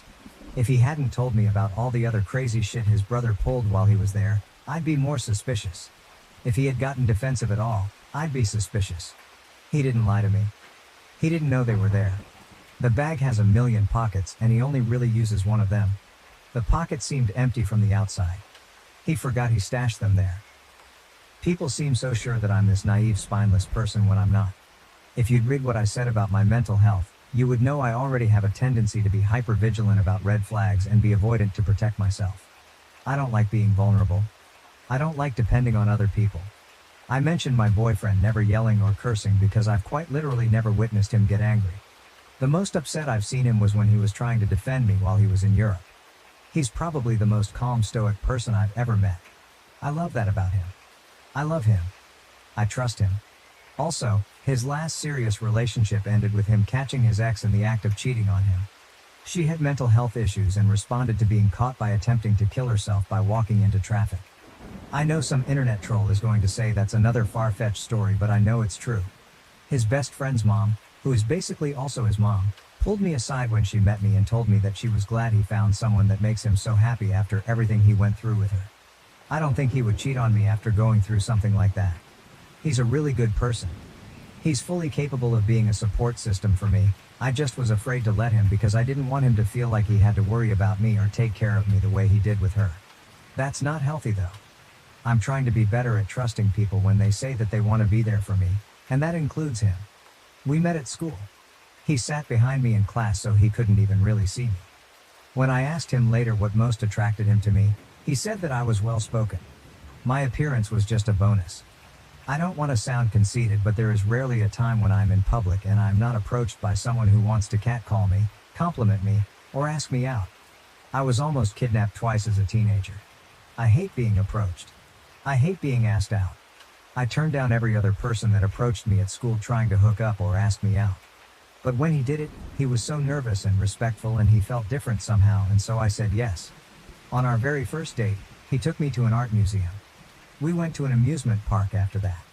He followed that up with a picnic under the stars where we spoke for at least 5 or 6 hours about our lives and what we wanted in the future. It felt scary at the time because it was the best date I'd ever been on in my life and I didn't think I was ready for anything serious, and he came along and made me feel so comfortable and at ease. We both come from emotionally volatile parents and are trying to do our best not to become them. We connected right away, but I still wanted to take things slow. It took 6 months before I was ready to make things official. During that time, he made it clear that I was the only one he was interested in. He detailed my car multiple times, brought me flowers, got my cat little holiday-themed bandanas. He bought me vinyls of albums that he noticed I listened to in the car. He did all of this without expecting anything in return, and still does these things to this day. He's trying to learn how to braid so we don't have to get my hair done anymore. When he moved in, he organized my whole closet without me asking because he remembered me complaining about it and wanted to take something off my plate. He saw I've been wanting a Gustav Westman mirror for a while and built me one. With his hands. Took me to Home Depot and let me pick out the color I wanted for it and everything. He treats me like a queen. The only rough patch in our relationship has been over the past couple of months when our intimacy decreased, but I have faith things will get better. Finding those condoms freaked me out, but I'm over it now. It's been resolved. If you can't see the value he adds to my life, that's your problem. I'm happy. I'm not responding to any more comments about it. I appreciate everyone that was supportive and recognized the effort I've put into my emotional regulation. I'm going to take a break from Reddit and enjoy the life I have. I feel unsafe because my autistic neighbor exhibits strange behavior. He constantly follows me when I take my dog outside at night. Hi all, I've never posted here before, but I've been thinking about writing this for a while now, since I'm really starting to feel uncomfortable and could really use some advice for who to contact and what to do. I 23F live in student housing as a graduate student. I have my own apartment in a small multifamily complex. There are about 4 other students there, one of which I will refer to as S, 45M. S has autism. I know these terms are outdated, but for context, his autism is rather profound, and he has lots of social difficulties and stims in conversation. I previously haven't had any real difficulties interacting with him, especially since I used to be an instructor for children with autism and am used to handling various social behaviors from people on the spectrum. But in the past couple of months, his behavior towards me has changed, and I'm at a loss for what to do. I take my dog out at various times throughout the night to relieve herself. There is only one way out of the complex, and I have to pass by S's apartment in order to do this. But after living here for about 6 months, I didn't have any trouble with this. Sometimes, he'd come out to say hi, and I'd let him pet my dog. But this was always at an appropriate time. About a month and a half ago, things started to get weird when I took my dog out at 4:30 a.m., which isn't unusual, and saw him peeking at me through the window. He then opened the door and came outside to sit down and pet my dog. She started barking and I politely told him that I can't have her barking at this time of night and took her inside. I'll admit I felt a bit uncomfortable with him coming out so late at night. After all, he is a large older man and I'm a very small female. For the next month, I would notice S lingering outside the apartments a lot more often. I found it disconcerting when he was doing this late at night. My partner, 20F, came to visit for a month, and while she was there, his behavior got even stranger. Nearly every time I took my dog outside, he would open his door and come out to talk to me, which made me uncomfortable because it seemed he was actively watching for me. But when I asked my partner to come out with me, he would open the door, see her with me, and then close the door without a word. It got to the point where I no longer wanted to take my dog out alone and eventually put up a security camera for peace of mind. The day my security package was actually delivered, my partner was up having a school Zoom meeting in my kitchen, while I slept. Apparently, during the meeting, she started to hear him yell my name outside my door, followed by, "Package." And she ignored it, but it went on for several minutes. This made me really nervous to hear about, and after I put the camera up, the behavior slowed. But the other day, my partner went back to her home state again, and S's behavior changed again. He came up to me on the way back from doing laundry in our shared laundry room and asked me if I was a lesbian. I was kind of taken aback, but figured since he has autism, he doesn't really understand if a question is inappropriate. But 2 days later, it got worse. I was taking my garbage out, and there's a small alley between our apartments and the dumpsters. There is only one way in or out. It was nearly midnight and I checked the cameras first to ensure I was alone before going out, but when I turned around, he was standing in the alley, nearly blocking my way out. He looked on the verge of tears. I awkwardly said hi and stepped around him so I wouldn't be cornered in the alley, and he started confessing a variety of emotional and family problems to me. I could see he was having a hard time, so I was polite and answered him and advised him to see a therapist if he needed someone to talk to. He then said something odd to me about not having a partner and how he wanted one really badly, not to put me on the spot, and mentioned he knew about my current partner. Of course, now I think I see why he's been acting so strange towards me. Here's the thing though. He's still following me outside when I take my dog out, and sometimes will just stand there quietly and watch if I'm not engaging with the conversations he's trying to start. I have started carrying pepper spray and will admit I'm feeling very concerned for my safety. My mom says it's a harmless crush and I should just politely tell him to stop cornering me, but I don't know how to safely have this conversation, just in case I may actually be in danger, and I don't feel comfortable doing so. Any advice on what I should tell him to make him understand his behavior is making me feel unsafe. Should I even tell him? Even though he has autism, I feel like he should know not to corner me in an alley at midnight. My school does not have many people working during the summer, and I'm not sure who I should report this to, if I do. Several people close to me who have met him, including someone who is also on the autism spectrum, are telling me to not confront him and just report this behavior. But again, my parents just say his autism is making it difficult to understand that his sudden change in behavior is off-putting, and he's getting over a harmless crush. Either way, I feel unsafe at times, and I want to hear some advice from you guys as to what I should do. Advice from anyone on the spectrum would be especially appreciated, since I want to know if maybe I'm just misinterpreting his challenged social skills as something more concerning. Thank you so much. Update. Thank you all for the replies. You guys are so helpful and have helped me realize the danger I'm in. I want to believe this is the best case scenario, where he just doesn't realize his behavior is inappropriate. Logically, this is the most likely case, but I have to base my actions around a worst case scenario. My gut says something is very wrong. You guys are right that I need to listen to that. My safety has to take priority over his feelings, and I will be doing everything I can to avoid interactions with him. This weekend, he hasn't come up to me directly. He has, however, been coming outside at night after 2:30 a.m., searching the yard where I usually take my dog, and then going straight back inside, 2 nights in a row now, as caught multiple times by my camera.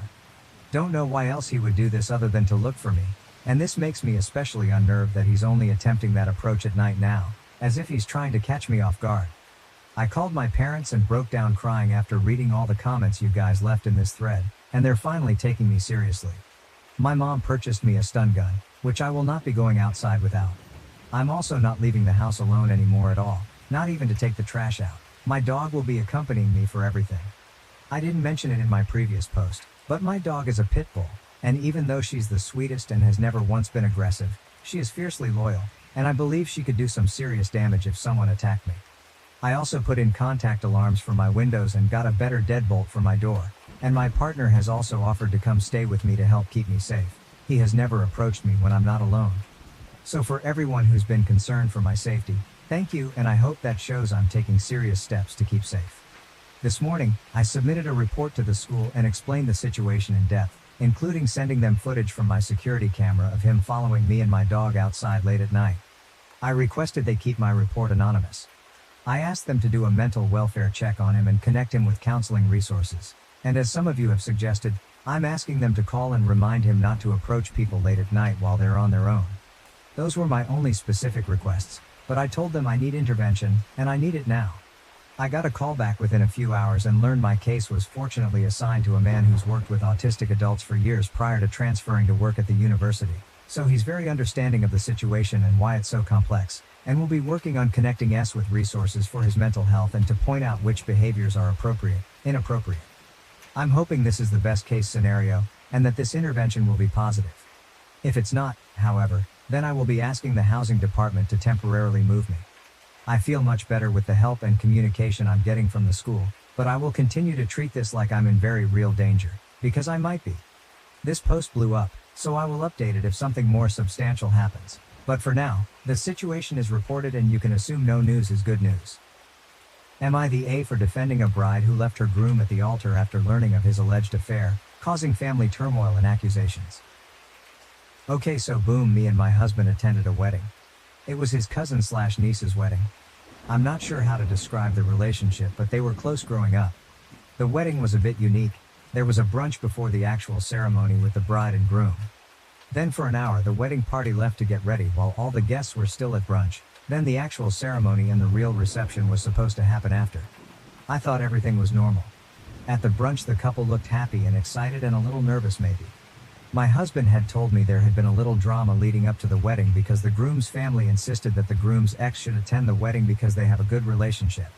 The ex is an EMT and she apparently saved mother-in-law's life once. The bride didn't want the ex to attend, but she caved in. At the actual ceremony, as you might have guessed from the title, the bride never showed.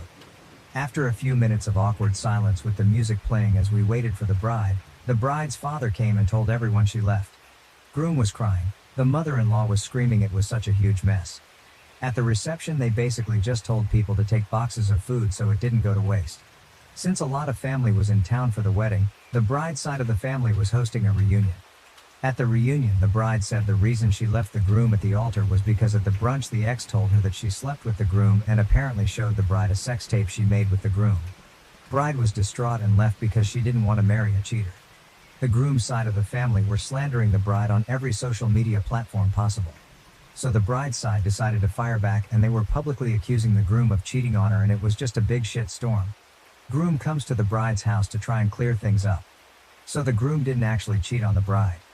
The sex tape was from years and years ago. The groom's appearance just hadn't changed that much, so the bride believed the ex when she said it was recent.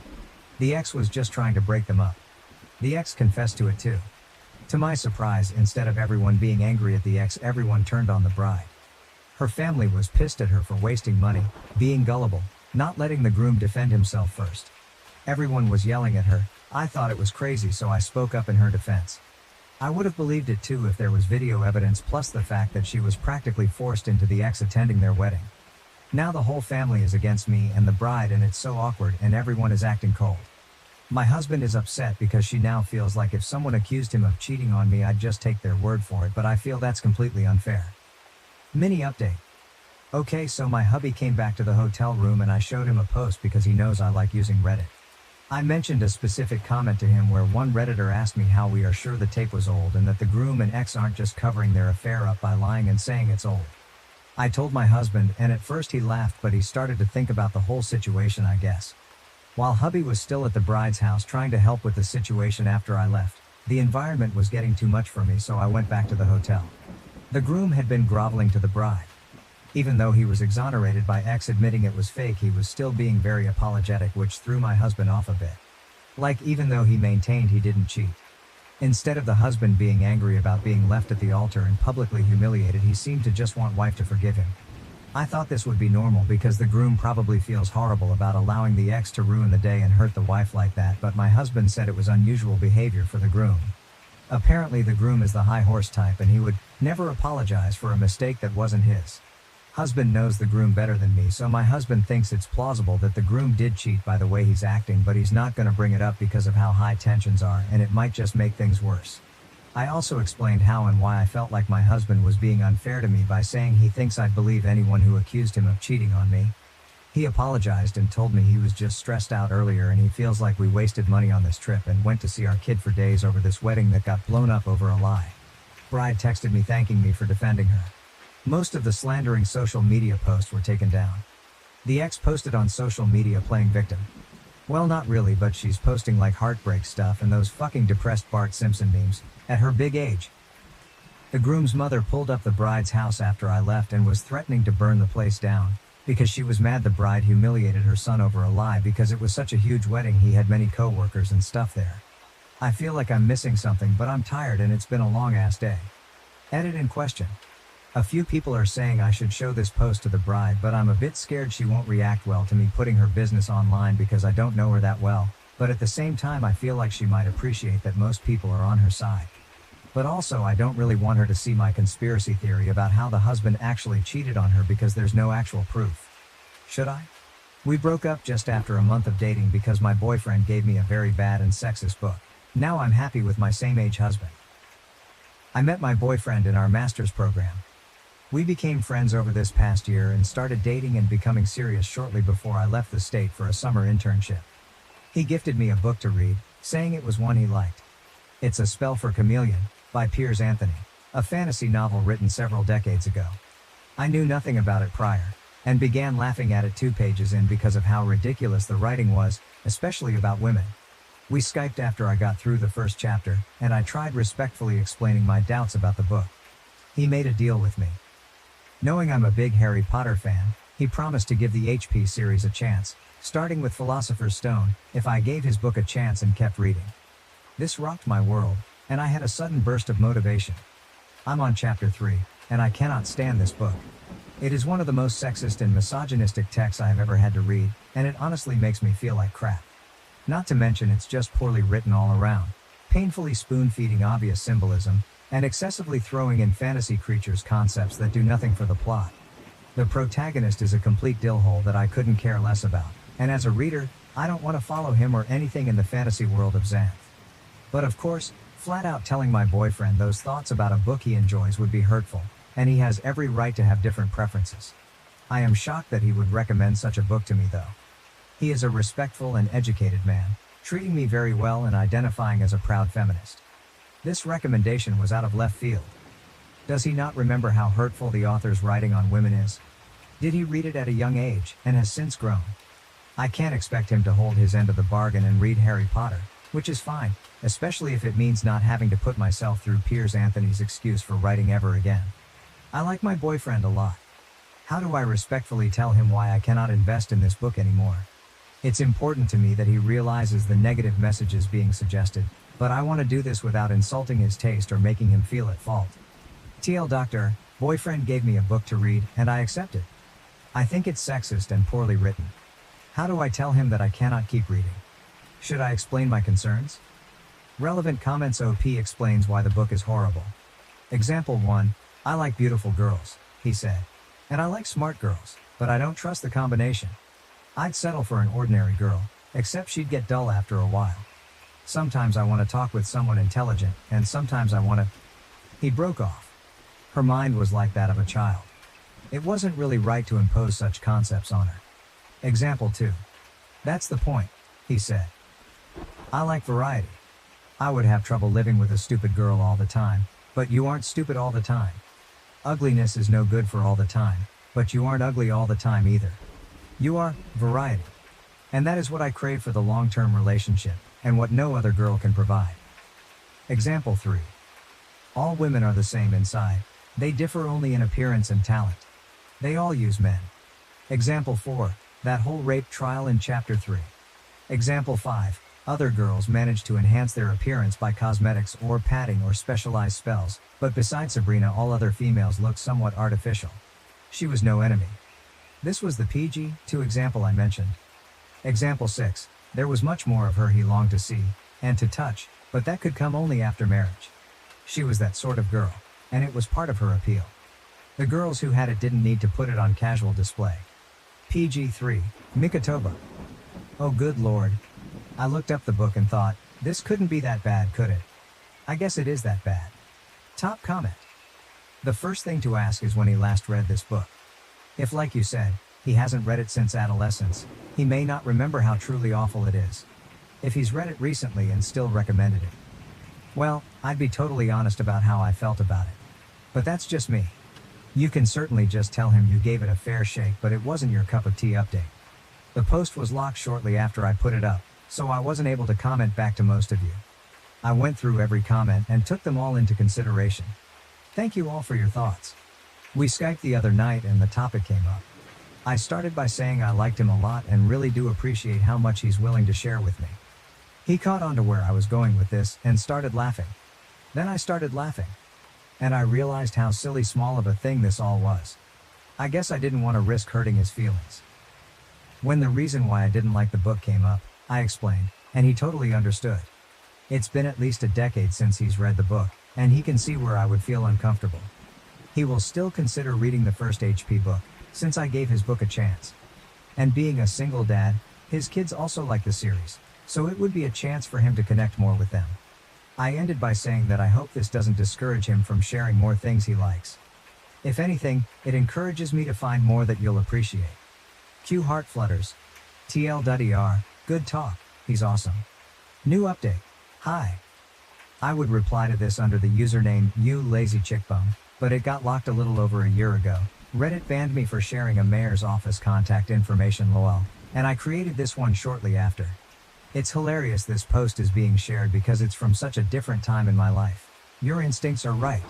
This relationship only lasted a month after this post. I took an opportunity to live and study abroad for a few months, and it was clear that he didn't want anything that deep, dodged any conversation that required vulnerability, didn't like that I wasn't always 100% perky, etc.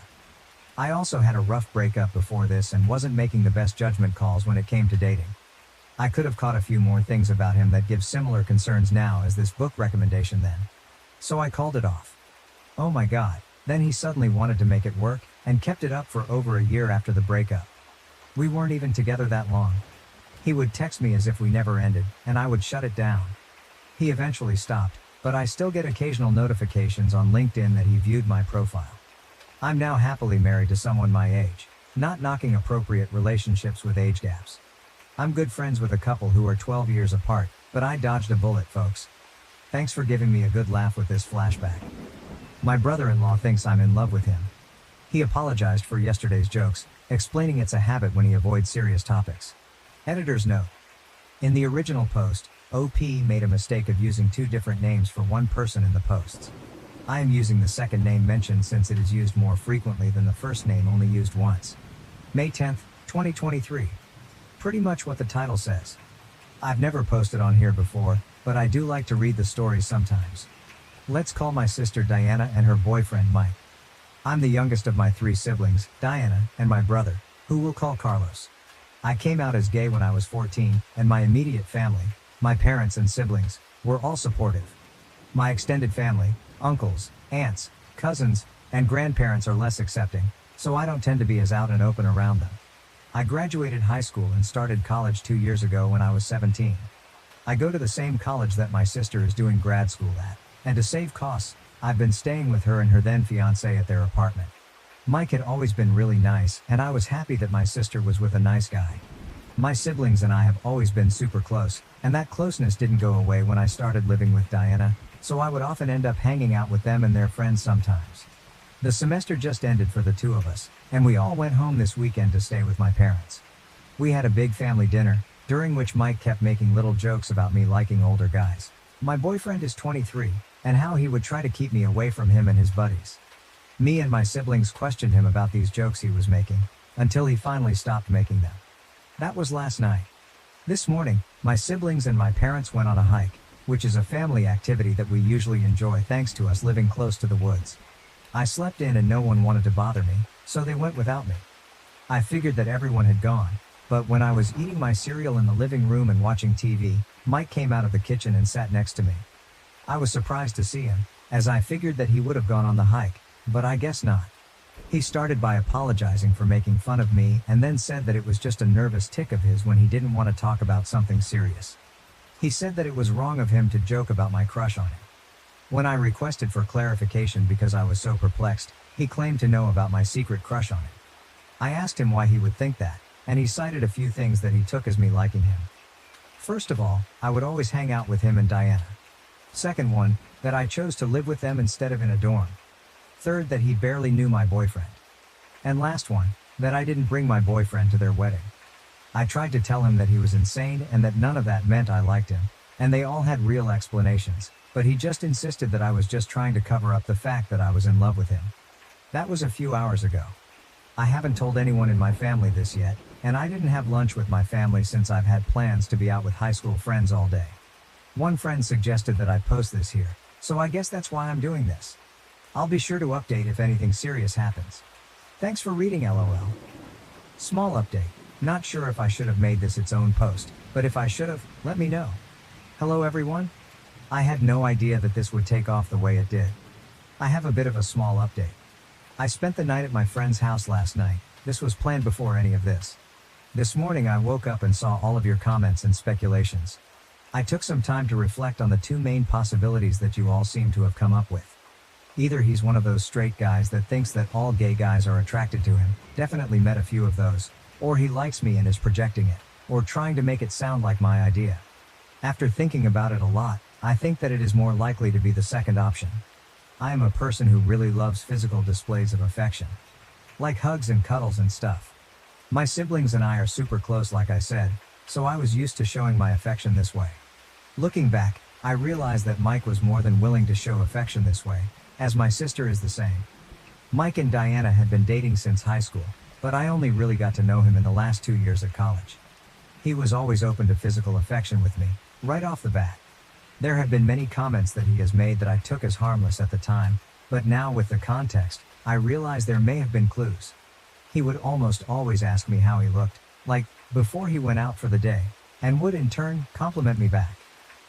I took things that he said as jokes, like when he told me that my ass looked good in an outfit, or he would tell me that I looked just like my sister, who is gorgeous. I always took this as him being nice, but now I'm not sure if that was his only intention. Anyway, to the actual update. This morning, I called for a sibling meeting at a diner that we like to go to. Sibling meetings are something that we've been doing since we were kids, where we talk about things like convincing our parents to get us a pet or splitting the household chores. We met at the diner for brunch, and my brother immediately went on and said how weird it was that Mike was making jokes about me. Diana said that he was still making jokes to her privately after dinner and that it wasn't the first time he had made those types of jokes. She said that she figured that he was one of those guys who thought that gay guys liked him, but then I told them about his apology yesterday morning and all the comments and other jokes he's made, and we all think it was pretty weird. I showed them my post and they briefly read through the comments as well. My sister said that she would talk to him about it and told me that no matter what happened, she would never hold anything against me, or blame me for anything, so that was reassuring. We had food and I went back to my friend's house and my sister said she would let me know if anything happens. I also texted my boyfriend about all of this. Since he's British, there's a bit of a time difference, so he hasn't responded yet. I want to make sure he stays informed. Right now, I'm hanging out with my friends, watching them play a video game and pretending to know what's happening. LOL. I'll keep you all updated. Comments. First, by Mike's theory with every example he gave you, you also have a crush on your sister, so I might point that out to him unless you think he'd actually believe it. Second, did he stay behind in hopes of talking to you alone? Maybe the real issue is he has developed a crush on you. If he continues making jokes or whatnot, then I might consider saying something to your sister, but if it ends here, I would try to bring your BF around a little more. I don't even understand why he felt the need to bring it up to you. Kinda weird. Update, June 27th, 2024, 1 year and 1 month later. Hello everyone. I would first like to say thank you all for your support in the comments of my last post and in your guys' private messages to me. After the last mini update, I had logged off of Reddit and a lot of things have happened, so I honestly kind of forgot that I even had this account still. Coincidentally, I was on TikTok a while ago when I found one of those AI voice accounts that read Reddit stories over someone playing Minecraft parkour. Those types of videos are like weeds. Once you see one of them, your entire timeline gets flooded with them. Earlier today, a video with part of my Reddit post came across my FYP. and the comments were full of people asking if there were any updates. It has been over a year, and I am so sorry for keeping you all in the dark. I saw that my last post was archived and nobody could comment on it, so I figured I should make a new post. For those of you who might be seeing me for the first time ever, I believe you can find my first post on my page. I would recommend reading that before you read this one. I would also like to issue a trigger warning for sexual assault. Now, onto the whole mess that was the past year for me. So the last time I updated y'all was in May of last year. Me and my siblings were all on summer break from college, and were home for the summer.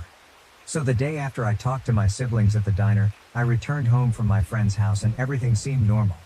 My sister informed me that she had talked to her boyfriend, that he had seemed more receptive to her concerns, and he was a lot more calm towards me. He stayed with us until the end of that week, where no further incident occurred between us, before he left to go visit his own family. He's on the complete other side of the country as us. Shortly after he left, I noticed that my favorite pair of underwear was missing after doing a load of laundry. At the time, I chalked it up to being lost in the wash or maybe mixed up with someone else's clothes. They were a pair of pink briefs, which I find more comfortable for my body type than other forms of underwear, though they're unfortunately considered more sexy. I'm sure you can all understand what actually happened to them. My sister only stayed with us for 2 weeks, as her job was only allowing her so much time that she could be remote. From what I knew, her boyfriend had returned to our apartment around the same time as her. I stayed for the whole month, before I too had to return to the city our college is in because I had gotten a summer internship in that city. So I was back to staying with my sister and her boyfriend. A few weeks into that, my sister was out for the night because of her friend's bachelorette party, and her boyfriend was out at a bar with his friends, which left me alone in the apartment for the night. I had a movie night and went to bed early. I awoke in the middle of the night to my sister's boyfriend in my bed, touching me. When he noticed I was awake, he held me down and assaulted me. The whole time he was doing it, he was threatening my and my sister's lives, saying that if I told her, or anyone, he would kill both of us. My sister ended up staying the night at her friend's place, and her boyfriend assaulted me 2 more times before she came home. I was pretty broken by that point, and his threats against our lives were ringing in my ears all the time. This cycle continued, where my sister's boyfriend would act withdrawn from me when around others, especially my sister, then assault me whenever he could, threatening both of our lives if I ever spoke up. It's such a difficult thing to describe. The rational part of your brain tells you that it is just a manipulation tactic, that he was lying, and that I needed to speak up, but the irrational part of my brain was so scared. I don't know if that makes sense to you all. Maybe those of you who have been through a similar situation as me might understand it. I also began to change, my usually happy and bubbly personality changing to a more withdrawn, moody, almost depressed one. I took to wearing less revealing clothes, especially at home, think from tank tops and booty shorts to t-shirts and pants. A reminder that this was happening in summer, so my previous wardrobe was better for the weather. About 3 months later, in September, when I was back to school and done with the summer internship, my sister was doing laundry one day and decided to surprise me by doing mine too, because she is a sweetheart like that. She also decided to wash my sheets for me, and that's when she saw that there were blood stains on my sheets. This immediately raised concerns with her. So that day, when I came home from campus, I found my sister on the couch, with the sheet next to her. She tentatively asked me if I had been self-harming, as she herself had been through that struggle. She has scars on her thighs from doing it. She told me that my recent change of mood, and the fact that I had changed my wardrobe to be more covered up, especially my legs, had her worried. I told her I was not, but could offer no explanation as to why the sheets were bloody. It was then that I broke down and had a huge panic attack. My sister tried to calm me down at first, but when that didn't help, and I was still struggling, she decided to take me to the ER. The attack lasted for about 45 minutes, only going away when they gave me some sort of medication to help me calm down. Apologies, my memories from this particular part are a little spotty. Once I calmed down, I was allowed to stay in the hospital room for a little bit, and when it was eventually me and my sister, where I confessed it all to her. She was extremely comforting, and asked me when the last time he had assaulted me was. It was the night before, so she pressed the little doctor or nurse call thing, and told them that I was going to need a rape kit. For those of you who want the specifics of that process, please Google it. After that, I just wanted to go home. My sister took me, and left me in her car at first, then came out and ensured that her boyfriend was not there yet. She texted him and told him to not come home, as the 2 of us were really sick and we did not want to infect him. The next day, Instead of going to our classes, she took me to our local police station to file a police report. This whole process was also long and laborious, and honestly my memory surrounding it all is kinda hazy. Something my therapist says can happen with traumatic experiences, but with the evidence found from the rape kit, and my testimony, he got a sentence of 4 years and a fine, and he has to register on the sex offender registry. I am doing much better now. My schooling was only a little bit affected, but nothing too bad, and I'm on summer break again. My sister and I are both close still, we are both in therapy, and I'm getting through things day by day.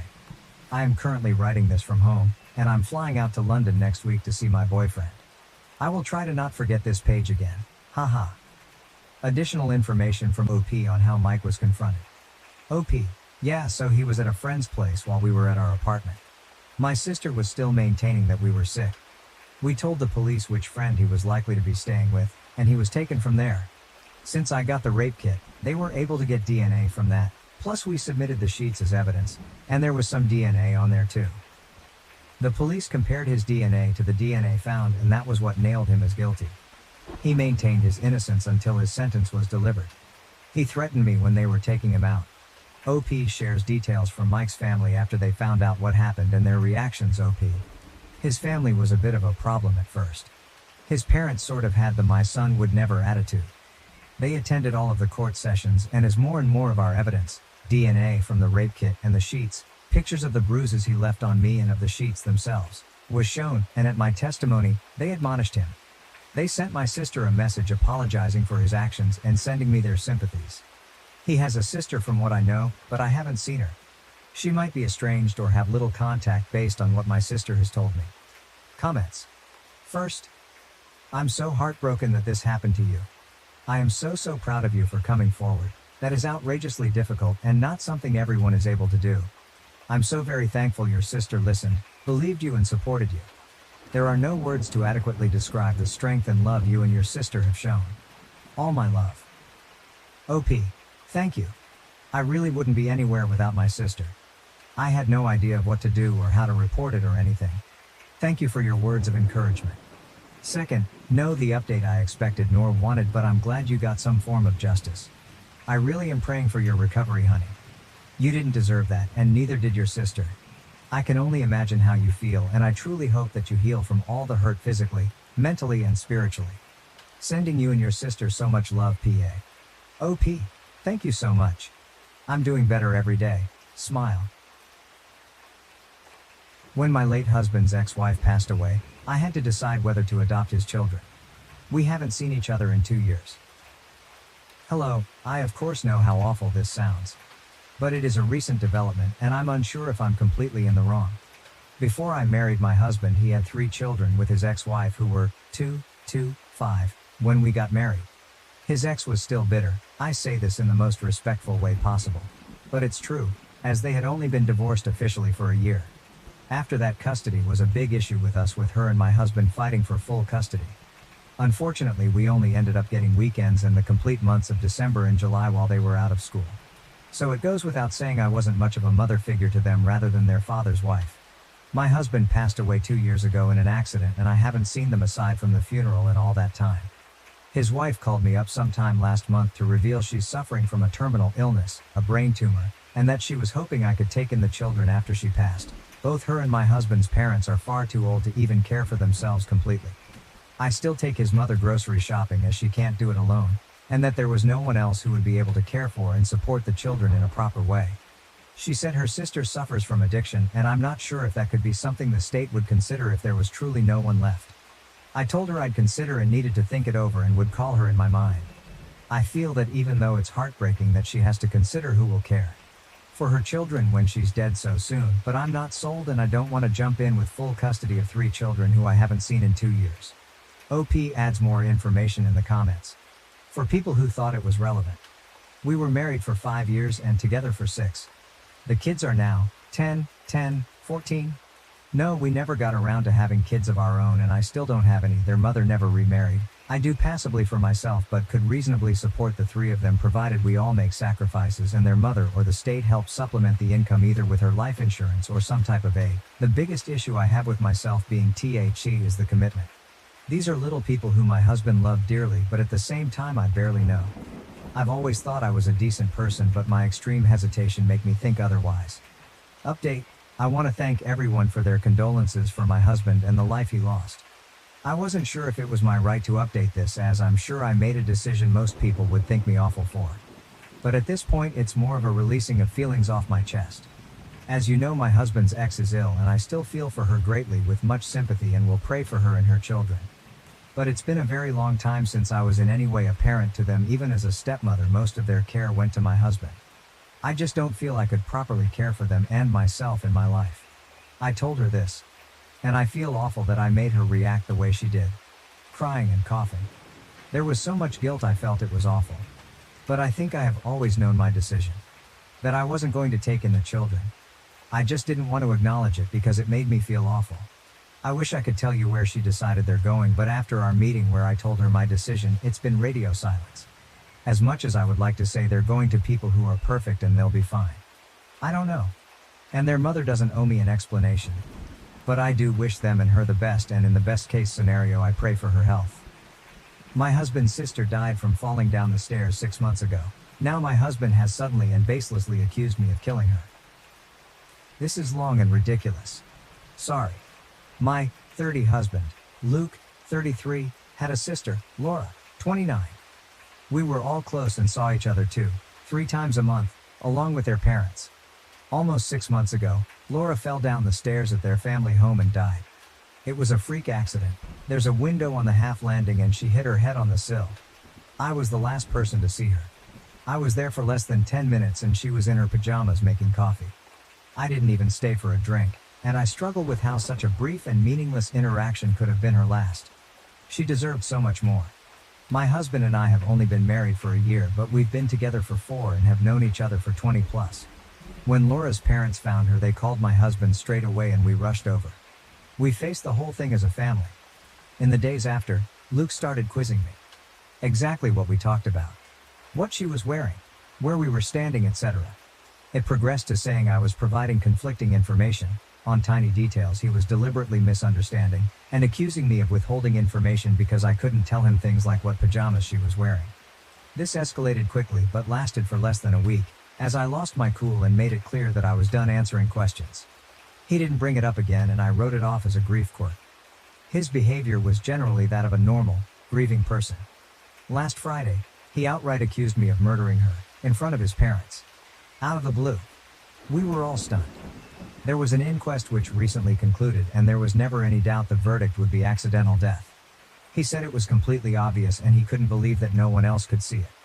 He claims I went through his phone and found his messages with Laura. I have absolutely no idea what messages he's talking about. I have never looked at his phone, and that I went over to confront her and things got out of hand, and I pushed her downstairs. By the end he was shouting about going to the police and getting the inquest overturned, and how I wasn't going to get away with it. Let me be clear, Laura and I had a great relationship. We all did. I have no idea where this has come from, other than these messages I haven't seen, and even then, I don't think there's anything I could ever see on someone's phone that would drive me to murder. It's just ridiculous. He's been with his parents since this happened and will not talk to me at all. I've had some contact with his mom, but she's not being very communicative. The last I heard, she didn't know what messages he was referring to either. I am still completely stunned and I have no idea how to proceed. I made a commitment to be there for him always, and I understand that grief can manifest in strange ways, but part of me feels like my love for him died the second he called me a murderer, and I don't know how we could possibly work through this. I also really don't want to be thought of in this way, and I have no idea if he has said anything to people we know. I obviously haven't. A brain tumor or psychotic break has crossed my mind, and I suggested it to his mother, and she just said she'll talk to him. Other than the questions before, he hasn't been acting odd. Obviously he's been grieving, but he seems sane and sensible other than this. I feel like I'm going mad. Does anyone have any advice at all? TL Doctor, my husband's sister died in a horrible accident, and my husband, for absolutely no reason other than some mystery messages, thinks I murdered her? Edit. It has come to my attention that I accidentally used Laura's real name once in this post. Can I kindly ask anyone who commented who is real name? Delete their comment, as I really don't want this to bleed into my real life. For obvious reasons. Relevant comments. Moral_tack. Fuck no. You don't salvage this. You get a lawyer and get the fuck out. Best case scenario, he has just admitted to sending messages with his sister that he thinks would make you angry enough to kill her over them. I have some ideas about what those might be and they're all bad. How did the parents react when he did this? OP, when he first laid out the accusation, at his parents' house, both his mother and I just kept asking him about the messages and all he would say was that I know exactly what messages he was talking about. She was as stunned as me, and his father just said he didn't understand what he was talking about. He's a man of few words, but there was plenty of head shaking. The whole thing was surreal, no one knew how to react. I honestly don't know what kind of lawyer I would even speak to about this. From what I'm aware, the coroner's decision can't be appealed and the police can't launch an investigation into an accidental death. I don't think I'm quite ready for divorce. We haven't spoken since his accusation, and I walked out about 5 minutes after he threw it out, and I have no idea what his frame of mind is. Wonderful Prior 381. You need to get a lawyer to protect yourself in case he does go to the police. I would write down everything that you can remember that happened that day and keep it just in case. He may be having a psychotic break. As stated, don't talk to him or his immediate family or your friends without someone present or preferably by text or email. Save everything. You need to take his accusations seriously and cover your ass. OP, I was interviewed by the coroner's office after her death as I was the last person to see her. She died about 3 hours after I saw her, and I'd been to the supermarket and was home by that point. It's all verifiable and was a recorded interview. I haven't spoken to anyone but his mother, and that's only been over messages. She's never been a big texter, but she has seemed very cagey over the past few days. I don't know if this means she's seen the messages. I've asked and been ignored. Grulsh's good. I think they mean to record everything you remember about the day your soon-to-be ex accused you of murder. OP, I'm feeling so freaked out at the idea that he came up with this almost immediately after her death, and has either been sitting on it or planning his confrontation, that I'm basically trying to dissect the past 6 months. Maybe it's time I start writing things down. Right until it happened, things felt very normal. Obviously her death has been felt deeply by all of us and things aren't anything like they were, but there have been no signs of anything like this, even on the day. OP on getting the messages.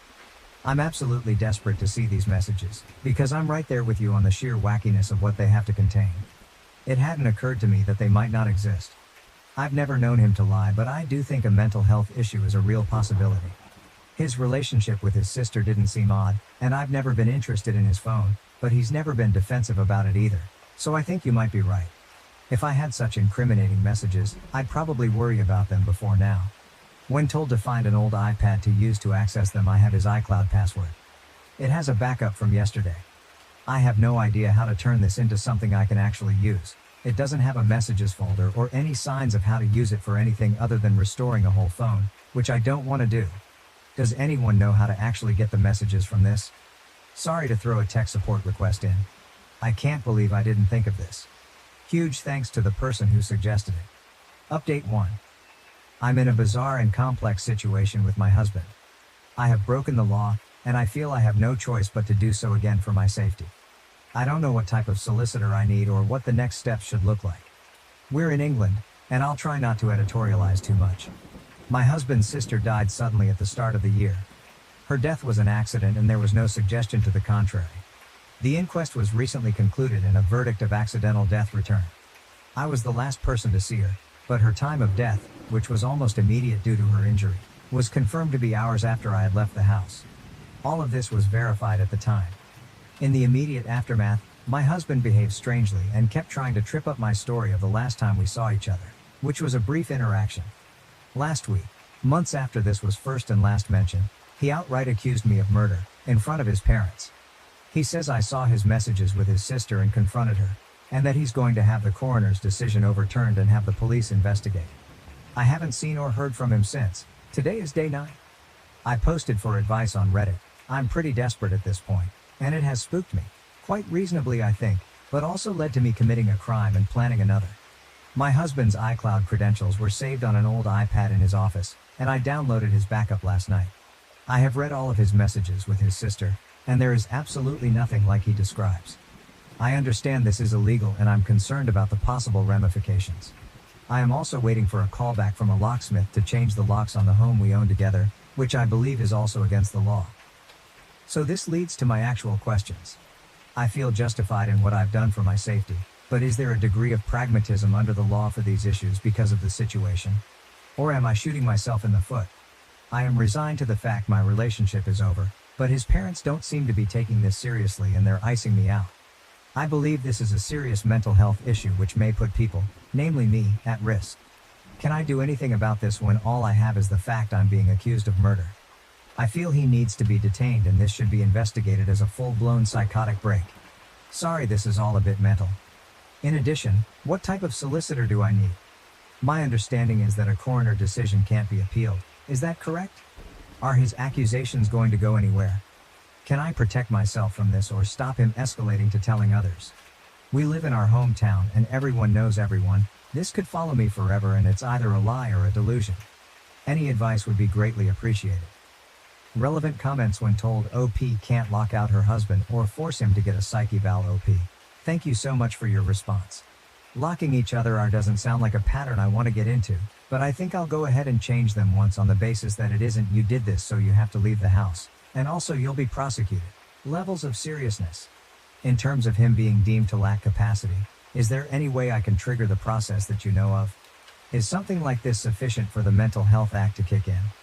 I've been Googling and you can be detained if professionals think your mental health puts you or others at risk, and you need to be in hospital. Seems very vague. Obviously I'm biased, but accusing someone of murder and screaming about how they aren't going to get away with it feels like risky behavior. Does he need to have made explicit threats or is there a clearer bar to meet? Sorry for asking so many questions.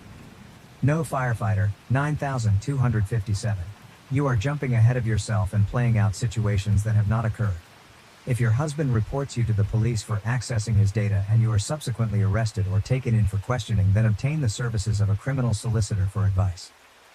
With respect of changing locks, ending your marriage, seek a solicitor that deals with family law divorce. If you feel that you're at risk from your husband, talk to a domestic abuse helpline. If you feel you're at an immediate risk of harm, then call the police. If you think your husband is mentally ill and presents a risk to himself or others, call the police. OP. I don't think that's a fair assessment. Being accused of arguably the most serious crime to exist has most definitely occurred. My understanding of the law is that something is illegal whether you're reported to the police or not. Those messages are evidence, as far as I'm concerned, that his accusations are false. They were apparently the trigger to me literally murdering someone I was extremely close to. I have illegally accessed them, and I don't think it's unreasonable to inquire as to the potential impact of that. I am fully aware that I need a solicitor, but as you're probably aware, today is Sunday. I don't know if I need to seek someone out based on a divorce, which honestly, if this is a mental health issue, is not going to be something I go for, or a criminal solicitor, or someone who deals with the Mental Health Act, as my absolute priority preference is getting him assessed. My only exposure to the legal system in my entire life was through the inquest, and that is obviously completely different to any of this. I'm not educated in this area. Commenter. It's sad and slightly suspicious that OP is jumping ahead to mental health assessments to defend themselves from accusations of murder when their husband is clearly going through some serious issues coping with the death of his sister. OP, what else can I do? He has blocked me everywhere, and we went from a normal couple dealing with the new normal 6 months after the death of his sister, to me being accused of murder over a family dinner because of messages which clearly don't exist, and it's been 9 days and I've heard nothing since. Can I remind you that the inquest was held and concluded? I dropped off some Tupperware, grabbed an umbrella I'd left behind the previous week, went to a big Tesco, then went home and called my mom. I was already home by the time she died, and my whereabouts were extremely easy to verify because my husband was home all day. It's obvious that he's going through some serious issues coping with the death of his sister. That is the exact point of all of this. Update 2. Firstly, thank you to those who helped me get to my husband's iCloud backups through an old iPad. I wasn't expecting much from Reddit, but I got valuable practical advice before my post was locked, and I appreciate it. There were no crazy, or even suspicious messages. I've searched for over 100 terms and scrolled back over the years. I saw a side of them both I wasn't expecting, but nothing that explains the claim I murdered Laura over their chats. Nothing to suggest he was cheating. Absolutely nothing to suggest incest. I repeat, no incest.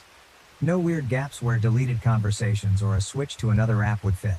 Just siblings making plans, sending memes, and gossiping. They said unexpectedly horrible stuff about a few people, but not me. It was a sort of relief, but it raised more questions than it answered. I sought legal advice, also from Reddit, after posting here. Turns out my options are divorce him or sit down. I contacted my community mental health team, who said they'd reach out, but made it clear it wasn't urgent. I then called his mom and said that if I didn't hear from him by this weekend, I would get a solicitor and ask for a mental health assessment as part of the divorce.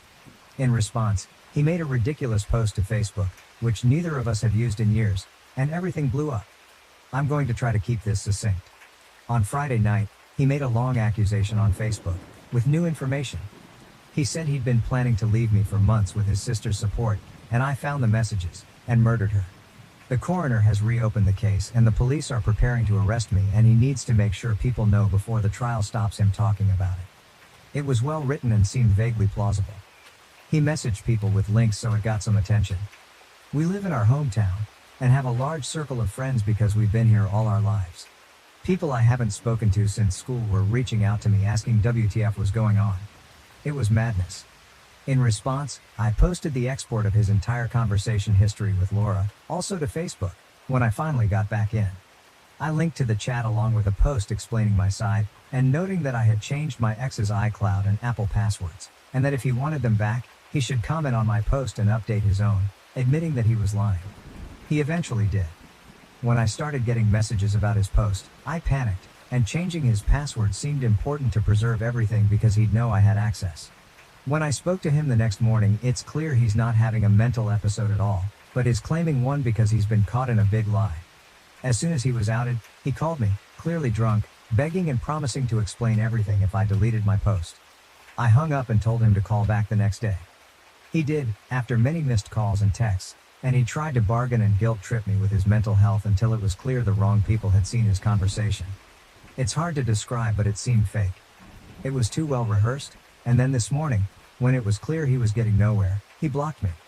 Begging for mercy and reciting facts about mental disorders doesn't align with someone in crisis with a sincere belief that someone murdered their sibling. The question of why he did all this remains unanswered, and he will not be getting his passwords until it is.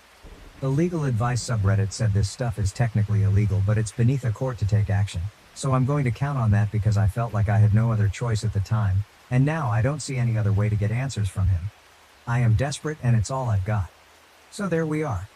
The relationship I have believed was my destiny since I was a teenager has boiled down to petty, convoluted and vindictive bullshit, played out on social media for reasons still unknown. My hope for a brain tumor is fading, and clearly tomorrow morning is going to be when I lawyer up and stop posting about this. I am mortified. I have no idea whether some people might believe him, and I still don't know why this all happened in the first place. Sorry I don't have a happier update, and thanks once again to everyone who offered advice. Would either the A for telling my boyfriend his support for Trump, a racist and homophobic convicted felon, gives me the ick and makes me question us? Original post July 24th, 2024. Hello everyone, I am using a new account because I prefer to keep this anonymous. I am 20 years old and started dating my boyfriend, who is 21 years old, about 2 months ago. We have known each other for approximately 3 years. Initially we were not interested in dating, but it happened naturally, and everything has been going well except for one issue. I recently discovered that he is a Trump supporter. Before anyone lectures me about not letting politics affect my relationship, please hear me out. There have been a few things about his political views that have really bothered me. For context, I am a Hispanic female immigrant who fled from a country that went through severe turmoil.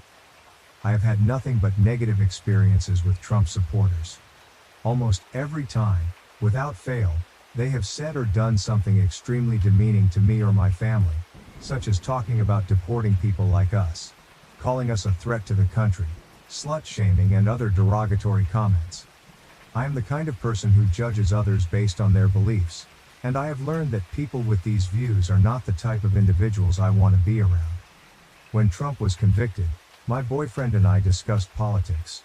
He argued that Trump was not really a felon, claiming the courts were unfair, biased, and that Trump did not receive a fair trial. Although this is not his exact wording, it captures the essence of his argument when I told him that Trump was now a felon. When we were watching The Boys, Season 4, there was a scene where an old man explained to Newman that women can reject pregnancies. My boyfriend agreed with that old man. When I explained to him that this is not how women's bodies work, he apologized to me. However, I was still absolutely shocked that he did not understand such a basic thing about women, especially since he has a sister, so it's not like he grew up without women in his life. We also had a conversation about immigration, and he stated that all immigrants should be immediately deported. I told him that my family and I are immigrants and asked if he meant us as well. He responded, "But you guys are legal. I'm talking about the illegal ones." I explained that this type of rhetoric makes me feel unsafe, and the conversation ended there. During another discussion about the Trump-Epstein relationship, he claimed it was all a conspiracy, and that Trump is not the type of person to be involved in such things. I brought up multiple examples of Trump's predatory behavior, such as the pussy grabber incident, his heckling of a 10-year-old, his creepy comments about his daughter, and the flight logs. I argued that, while guilt by association is not a valid judgment, Trump's history of predatory actions makes the allegations seem more plausible. He insisted that Trump never did any of that. This conversation was particularly distressing for me because I am a victim of sexual assault. The troubling thought crossed my mind that, if I were ever assaulted again, my boyfriend might not even believe me. His support for someone I consider a rapist implies that he condones Trump's actions and, by extension, the actions of the man who assaulted me.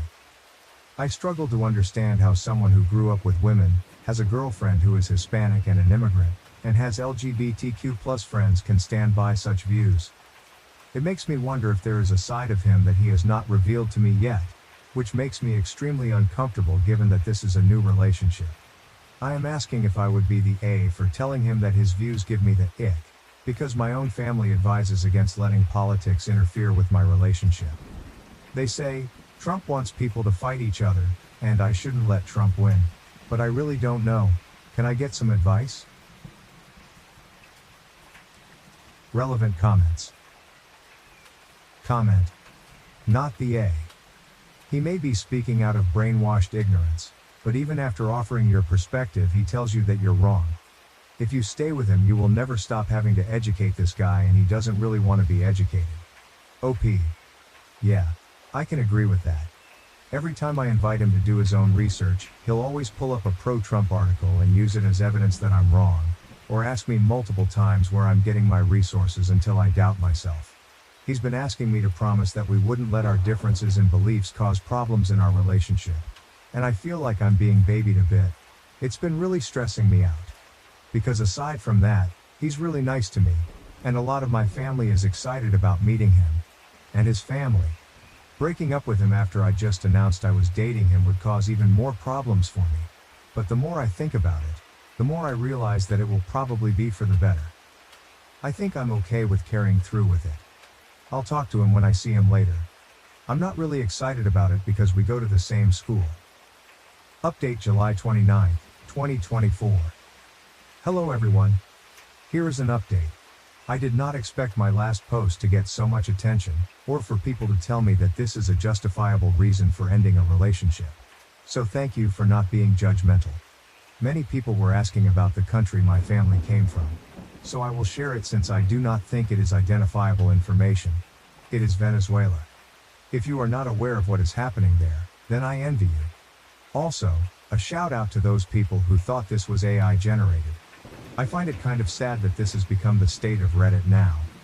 If you think something is AI, just do not engage with it. That is what people who post AI content want from you. Do not let them win. Now, on to the update. I spent the last couple of days with my dad who was visiting me, and deleting social media and muting a bunch of politics-related stuff because I've come to realize that regularly listening to people talk about how people like me ruin the country and how we don't belong here isn't really good for my mental health. And neither is dating someone who openly admits to supporting that group. I spoke with my now ex-boyfriend. I went to his room instead of inviting him to mine because I knew that if I let him in my room, he would refuse to leave until he convinced me to stay. I wanted to have the option to remove myself from the situation at any time, as we live in a college dorm. Firstly, I should mention that on the day I made my first post, I told him that his support for a known rapist was hurtful to me. I explained that tolerating such behavior makes me question if he is also tolerant of the person who assaulted me, which makes me see him differently. He responded with a lengthy text message, expressing that my words hurt his feelings and that he does care about my experience with sexual assault. However, I found it hard to understand how he could say that while supporting someone who boasts about sexual assault. The essence of his message was, I feel terrible that you see me as the type of person who'd be okay with rape, because I'm not okay with it. I acknowledged that I might have been wrong to say that, so I began our conversation by apologizing to him. I then told him that I wanted to end our relationship and go back to being friends, although I did not really mean the friends part.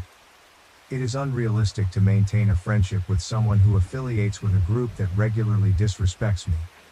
He tried to convince me to stay by saying that he really loved me and cared about me and respected my opinions. That we shouldn't let politics get in the way of our relationship. I responded that I can't change what he believes, and that I value a person's beliefs and the group of people they associate with as a method of how I judge their character. I've already judged him. I don't like what I see, and therefore, I've lost my feelings for him. He told me I was making a generalization. I told him that while it is true that I might be making a generalization, we can't change the fact that in this landscape of politics, many of my rights are in the chopping block, and that I am already starting to resent him for not really feeling listened to when I try to talk about how anxious it's making me. He told me that none of that stuff is going to happen, and that our different opinions shouldn't get in the way of our relationship. That he's voting for Trump because he thinks he can fight inflation and cares about military members. I told him that while I can list a million reasons why that isn't true, that isn't relevant to the conversation. He then said that all his other relationships never consisted of talk about politics and that this was ridiculous. I pretty much told him that he can't have his cake and eat it. I can't date someone who associates with people who give me trouble, and that this won't be sustainable. Ending is better for the both of us. I realized that this conversation was going nowhere and decided to just leave. I told him to just give up on it already before leaving. He kept asking me to stay while he thought about what to say, but I didn't. I'm just done. I don't really feel sad. I feel so relieved. I'm going to leave social media for a while and just focus on myself for a while. I'm going to therapy too. I'll stick around to read your comments. IDK, how much longer I'll be able to respond though. If I go radio silent, then just take that as a sign that I am no longer on this app. Have a nice day. Relevant comments. Commenter. You are not the A. You are not breaking up with him because he gives you the ick. His support of a racist and homophobic convicted felon does not align with your values. This is not a quirky little disagreement, like differing on a choice of music or which team to root for in a game. By the way, he may claim to have all these diverse friends, but I can assure you that they do not consider him their friend with views like this. Anyone in your family's opinion about your relationship does not matter here. They are not the ones dating him. You are. The fact that you pointed out to him how you are an immigrant too, and that does not seem to register with him at all, is telling. Honey, he is in a cult. There is no saving him. Original poster. You pretty much summed up my exact thoughts on why his gay friend does not want to hang out with him anymore. I recently found out that there is a bit of a rift in their relationship, and I did not even start thinking about why until I learned more about him. Gosh, everyone is burning bridges. Here's the thing, it is not about politics. It is about values. Although I dislike the term values, because religious people often use it to justify many negative things, it really does come down to what you value. Do you value kindness, respect, empathy, caring and thoughtfulness, or is your idea of values just rules to hate, be disrespectful, be judgmental, fulfill your ego, and feel self-righteous? We are all aware that the Republicans intentionally positioned themselves as the religious party in the 1980s to garner votes. Since then, some people cannot differentiate between politics, religion, and personal values. Your boyfriend may not be religious, but he is clearly influenced by whatever ideology he is drawn into. As a human being, you have values that do not align with his. He may be a decent person, but he is currently parroting the media he consumes and does not have a mind of his own. So yes, you should distance yourself from him because this situation is a disaster. This is not about differing opinions like, I think we should spend less money on the military and more on infrastructure. It is about one group of people wanting to take away basic human rights from numerous other groups. It is about one group wanting to strip rights from anyone who does not look like them, act like them, or believe in the same God in the exact same way they do. Then the whole group lies about it, claiming it is not happening, that no rights have been taken away, when it clearly has happened, and more rights are being threatened every day. How any woman, person of color, anyone who identifies as LGBTQ, or anyone who knows anyone who identifies with any of those groups can support these people is beyond me. At this point, a person voting for Trump is not merely expressing their political interest. They are indicating a clear willingness to change their beliefs when they do not align with their actions. That type of person should always be seen as a huge red flag. If most people found out their candidate was a felon, they would change their actions, voting and support, to align with their beliefs, integrity and character matter. However, when Trump supporters change their beliefs, our justice system is corrupted and its results cannot be trusted. To align with their support, they show a kind of moral flexibility that makes a person very difficult to trust. Even the most common reason for supporting him in my area, abortion, has required people to essentially believe, I hate abortion so much that I will accept any behavior from a politician as long as they oppose it. That belief would have seemed un-American 15 years ago, but it has become common now because of that moral flexibility. I reject that kind of cowardice from anyone of any political view. When your beliefs and actions do not align, change your actions. That is the thing, politics 12 years ago are not politics now. It is not about policy or inflation or any of that anymore. While these things do affect people, it is not the same as blatantly eviscerating someone's rights. For me and my family, it is not politics, it is our lives. Our ability to exist as a family unit, even my marriage. So no, I will not spend my time with someone who wants to threaten those things. I do not think it is petty or out of line to not want to spend time with someone who thinks my child should be taken away, my marriage invalidated, and my wife punished for being a trans person, among many other crimes against humanity. Side note, I do not think I even want to know what that punishment would be. I have not read about Project 2025 because I just cannot handle more stress. It is exactly this. If you want universal health care, more funding for public schools, free school lunches and drug and mental health rehabilitation centers, you are probably not going to align well with a Republican as a dating partner. The same is true in reverse. If you're more interested in tax brackets, inflation, and overall economics, you're probably not going to mesh well with a Democratic partner. Even though Democrats have been outperforming Republicans in terms of economics for the past 20 years, the idea remains. People can be as upset as they want about being excluded from your dating profile just for being a Republican, but honestly, it is pretty straightforward. For me, it is simple. If you consider any woman, person of color, any non-Anglo, gay man, lesbian woman, someone who chooses not to identify or pick, immigrant, liberal, educated person, or student as lesser, then you need to leave. If you have an immediate opinion of a human being before having a conversation with them, based on any of these criteria or many others, you're probably a conservative and are unwelcome to waste my time. Am I the asshole for asking my husband to help our child while cooking for family? Relatives called me out for treating him like a servant. I, 30F, was assigned to cook for my husband's family during a week-long trip, 11 adults, 4 kids. I sat down to eat after cooking for a few hours and our child asked for a condiment and a drink. I asked my husband, 40s, if he'd mind getting it and he had no issue and got up. My meal and his aunt had a fit about this and said, why am I treating him like a servant? I could get up and take care of it so my husband could relax. He had been all day. They've been cold and mean and not speaking to me. I'm wondering if I should have done it myself or if I should just ask my husband if we can go home. I've got 4 days left. Relevant comments. Top comment. The reason OOP is voted info. Please explain how you were assigned to cook.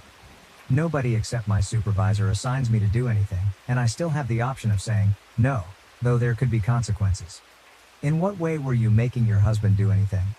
He could have said, no. OP, sorry I tried to make the post short. His aunt rented an Airbnb. We paid it back. I'm a really good cook and his family loved my cooking, so it was my night to do the cooking. All the women were assigned a night. Commenter, are your mill and his aunt typically set in traditional gender roles?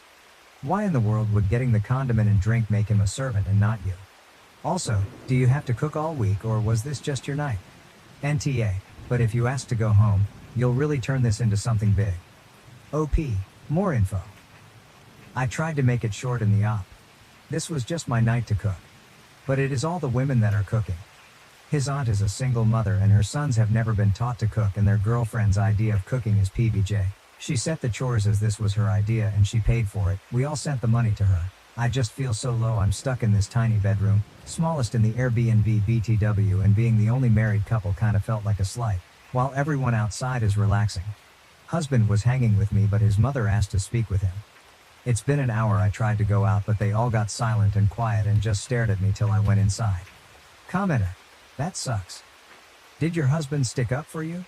Or offer to help you cook? OP: he did stick up for me and say it's no big deal, but his aunt was yelling at him to sit down and his mother just glared at me. I love my husband to death.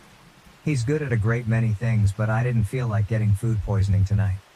Tensions already seemed really high as I took the boat out, and I was wearing an appropriate two-piece.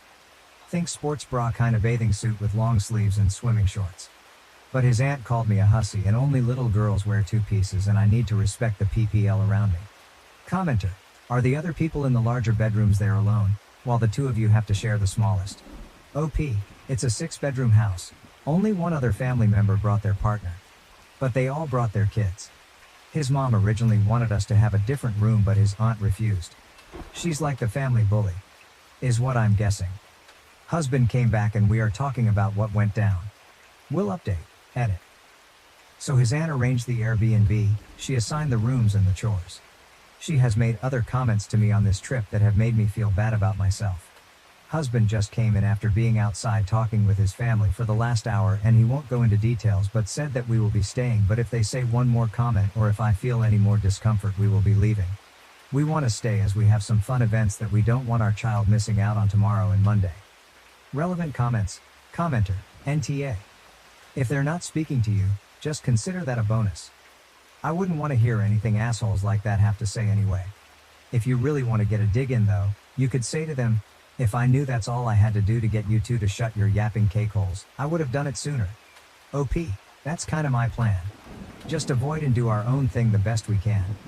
He didn't say much, but that his aunt doesn't want her son's GF to think she can boss him around like I do my husband. Sexist, right? He said that this will be the last time he makes me suffer going on a vacation with them and will take me to some tropical island next year to make up for it. Commenter: I just read your edit and I agree with the idea of staying so your kid doesn't miss out on fun, but what the hell is this? He won't go into details but said that we will be staying. OP: he told me some of the brief details but didn't want to repeat the sexist and rude comments his aunt made while his mother just stayed quiet. He did tell me that his aunt didn't want her son's GF to think that they could boss her son around like I do my husband or to dress inappropriately like myself. I've got a lot of insecurities about my body image and he tries to protect me. I'm 5'2", 110 pounds and worked hard to lose a lot of baby weight, so I was proud and thought wearing an appropriate, very covered, two-piece would be okay. I was called a hussy. Update: so this morning while getting ready the cousin's GF came and spoke to me and said that what they said was completely wrong and disrespectful and that she doesn't believe what they said about me. Made me very happy. Anyway, as we were heading out to go hiking, his aunt couldn't help herself I guess and said at least I don't look like I belong on a pole like I did yesterday. My 5-year-old yelled at her and said to stop being mean to my mommy before we could say anything. My husband had a few choice words for her in front of everyone. So anyway, we are driving home. Relevant comments. Commenter: so what treats will the kiddo be getting for defending mom? Seems like you're doing a good job there and have good backup from your spouse. OP: we are taking him out to his favorite restaurant for dinner once we get back into town and to his favorite ice cream shop to have a sundae. My husband really went for the kill after his aunt's comment cause I was lacing up my hiking boots. He had our son go up to the room and get his bag and bent down to help lace up my boot for me. He then told his aunt that I am his partner, not his maid or servant, and that she was a jealous witch that attacks me because she wishes she looked as good as I did, and that he was lucky to have a hard-working wife and mother to his child who also looked amazing. That we do things for each other as a team and that she is just a miserable old witch and we wouldn't be seeing them again. They've been blowing up his phone but he turned it off. OP follows up with: I won't say we are perfect or never have fights or innocent spats over the most silly things. But one thing is for sure, after 15 years we won't let each other be disrespected and we always have each other's backs. That is what we are hoping to teach our son. That even though things may get rough in life we handle them with grace and respect and always have each other. I discovered my stepmom's Reddit account and was shocked to find out how much she hates me and my siblings. I'm really pissed off and want to vent. I even cried reading the things she said and I don't know what to do. I don't need any advice, I just want to vent. My father has been married to my stepmother for 5 years. He has been divorced from my mother since my younger brother was 2 years old. There's no beef between them and they have a great co-parenting. I have a 17-year-old sister, a 16-year-old brother and I'm 25. Then my father has a 3-year-old son with my stepmother. I found her Reddit account in a pretty random way. Since I'm only home on the weekends I let her use my computer. She forgot to close her email because I was able to come home during the week. She doesn't post too much but she comments too much. I was honestly going to close the email but it caught my attention that all the replies were from a step-parent subreddit, so curiosity won me over. I know, it's not a good thing to do and curiosity killed the cat. The first thing I saw was her last post in which she detailed things about my life in a random Reddit sub, criticizing my decisions and even lying to get people to support her. She has posts on that site talking about how happy she feels when my siblings are not at home. My sister adores her but she has comments talking about how she can't wait for them to turn 18 and leave the house because she just wants to share the house with her family. My father and her toddler, it seems that she doesn't see us as her family. She has a lot of comments answering other people that it's totally okay to not love your stepchildren because they're not family and it's okay not to consider them one. She has comments talking about how much it bothers her when my dad and brother have sleepovers. They just watch a series in the playroom and then go to sleep, as she is tired of hearing the laughter of a teenager and can't wait until we all leave the house so my father can be with his real family. But what she hates the most is having to learn sign language for my little sister. It had always seemed strange to me that SM still struggles with sign language, but now I know that she never really put in the effort to learn. My sister always said that for many people sign language is very difficult, so I never said anything. But now I know that she always found stupid to learn how to communicate with my sister when my sister always tried to help her. I was too surprised by the hatred she has when my father spends time with me and my sister. Her jealousy towards us is so obvious that it disgusts me that there were so many people who told her how they feel the same way about their SDs. To the point of sexualizing things by saying too many disgusting things that I don't even want to say here. My siblings are not problem children, they even love her very much, and what fills me with anger the most is that she is so false in front of us. Do you know the number of times I offered to babysit my half-brother so she and my dad can go on a date? All those times she refused to let me take care of him, but now I saw comments that she left about how I am living at my father's house and I don't help her at all, only for other people to respond saying that she should give my father an ultimatum to make me leave because I'm too old to live with him and he has a new family.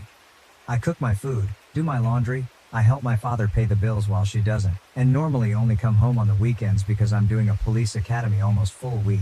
I don't even care if I'm making it too obvious who I am. It was my father who told me to move back with him so that when I come back from the academy on Friday nights it will be a shorter trip. She sexualizes my interactions with my father, saying that it is not normal for me to sleep a nap hugging him and that I should know my place. He is my father. What the hell wrong with her? I'm so disgusted. I have the comments. I have the post. I have even comments from years ago and I will use them. I don't care. Comments. Comment 1, show dad her posts. Comment 2, this, show your father what she really thinks of you all, because once you're all eventually out and she gets her wish she's going to work double time to keep it that way and isolate him. Update 1, I decided to delete the post because for now I can't tell anyone what happened because I'll basically be locked up in the academy until Friday morning. In fact, I shouldn't even be using my cell phone now. Someone with too much free time shared the situation in that sub of step-parents to warn my SM. I have screenshots of everything, including a video showing that it is her email and showing the comments. If she sees that post, what will she do? Delete the account? I already have the proof. But I don't want my siblings to find out before I tell them, and I know that those types of posts usually end up in those TikTok that re-upload posts without permission, so I prefer to delete the post so that it doesn't stand out even more. Although my siblings don't use Reddit or that kind of content. I'm going to post again in that sub when I talk about everything with my family, so I hope Redditors know how to keep the secret of the post for now. I know they won't, ha ha ha. Being a stepmom is hard. Yes, one thing is feeling that you're having a hard time, and another totally different thing is making a post saying that you hate it when your stepdaughter is around her father because you think she's going to fuck him, TF. It is not the same to say being a step-parent is stressful, than to say honestly learning SL is unnecessary. BC when the girl turns 18 I will not see her again, it is a waste of time since she can read lips. Also some people complained about me hugging my dad. I also took a nap hugging my mother or my siblings. I'm sorry for having a family that loves me and are not perverts who see a hug as something sexual. Probably next week I will be able to maybe give an update. The academy keeps me working almost all day. Comments. Comment 1. It's already on TikTok. That's how I found this post OP. I hope that for now it does not appear in my siblings FYP. Comment 2. As soon as it's posted on Boru, it's on TikTok. Update 2. Hi. For now I'm going to post this little update here since I haven't spoken to my father yet, but I spoke with my siblings and mom. I told my dad that I was staying at a friend's house when I left the academy, but I actually went to my mom's house and told her everything. She doesn't even know what Reddit is. That site isn't used too much here, but I translated the comments and posts for her. I showed her the videos and my mom was furious. I explained to her that in the comments BM, it's Madre Biologica. I was confused about it too the first time I read that, also with SM. So my SM also made comments and posts complaining about my mother, being that they have always had a cordial treatment. But still my SM was lying, saying that my mother was troublesome. No one in the comments said anything. Everyone supported her and they recommended that she should move far away with her legal family, far away from the problematic BM and kids. First we told my brother, who was also upset and said that she was a fake, but that he has seen her ignore my sister and pretend that she does not see or hear her a lot of times. He explained that like me it also seems strange to him that SM has not yet learned sign language. My siblings spend a lot of time at my father's house. Just like English or Spanish, sign language is much easier to learn if you live with someone who uses it every day. Therefore it is strange that SM doesn't use it. He said that even my father has offered to pay for her classes, but she says she doesn't have time. We asked him if he noticed any other behavior of that kind, and he said that SM doesn't let him take care of our younger brother, which she also does with me, but curiously she does let our sister take care of him, so I don't understand that. Other than that, she's never treated him badly or anything like that. At the time of telling my sister, she was the most hurt. She cried especially because of SM's comments towards me, calling me a whore. It's kind of ironic how the comments towards her affected me and the comments towards me affected her. Haha. Something that my sister noticed that I didn't is that almost all of SM's comments are criticizing me, my sister, and even my mother. But my brother, she has only criticized sleepovers or when he comes back late from being with his friends. But she has criticized my and my sister's clothes, made up things about my life, confessed that she hates it when we hug our father. She said we're too clingy. She talked badly about my mother, etc. My sister said it's sexist and maybe she's got some mental problem. My sister said she always believed SM didn't really hear her and she maybe wasn't speaking well and didn't understand her. I think that's the shittiest thing of all. My sister's greatest pride is being able to pronounce some words no matter how short they are or if they sound like noise for some people. We understand her, but SM made her feel insecure every time she ignored her. I know that my sister always justified that by believing that it was her mistake and that SM made an effort to learn, but it was simply more difficult for her. But now we know that no, she was never interested in learning. I'm getting mad again as I write this, sorry. My mother said she was going to talk to both of them, mainly because even though it's an anonymous site, SM's way of expressing herself is sick and she's not going to let my siblings be around someone like that. Oh, but she's venting. Being a stepmom is lonely. I received comments like that. It's not the same to say I feel lonely and I feel stressed, than to say my stepdaughter behaves like a slut, just because me and my minor sister uses a bikini for the pool. Her account is old. She's been leaving comments like that for years. With lies, with complaints we never heard before. It's just messed up. We arranged that we're going to tell our father all together and show him everything, so we're probably going to tell him tomorrow because I need to leave for the academy on Monday. My SM account has not been deleted. It's crazy how she makes things up to get approval from strangers. At this point, I don't even know if she's crazy or a mythomaniac. I would like to go back to her email since the password is saved, but I don't know if she will receive a notification of that because this time I closed the account. Update 3. We talked to my father over the weekend. For now he is staying at my mother's house. It is a complicated situation since in the middle of everything is my half-sibling too. During the weekend I went to my father's house and the first thing I did was tell my stepmom separately that I've seen her Reddit account and I'm going to talk about it with my dad. She told me that I can't condemn her for something she uses as an intimate diary, but I told her that this is not a diary. It is a social network where she makes her problems and lies public. If someone other than me discovered her account, then what was going to happen? Were they going to believe all the things she invented? If her identity was revealed on that account by someone else, I would have too many problems and could even be kicked out of the academy. Again, there's a big difference between saying I'm stressed and my stepdaughters behave like sluts around their father. I simply told her that my mother and sister also know it and would come to talk about it too. She, for obvious reasons, just went to lock herself in her room, not wanting to talk with me. Once we talked to my father, I showed him most of the posts and comments. There were so many crazy comments that I think it would take me too long to read them all because they were just so long too. She's that kind of people who comments the bio of their lives in the posts of other people. My father got angry. My SM never expressed having a single problem with us like that. The situation would be different if we knew what she thinks about us. My father went to look for my SM, who refused to talk about it and was mostly angry with me for violating her privacy. My father told her that she's insane for thinking that my sister and I sexually provoked him, that he can't believe the way she talks about my sister and the happiness she expresses every time my sister goes to the hospital and is not home, how she expresses to be counting the days until my sibling stops going to the house forever. My father told her that she knew that he's a father and that he would never leave us aside. She made her decision, and even so, instead of talking about her problems, she decided to create an account to play at being a victim.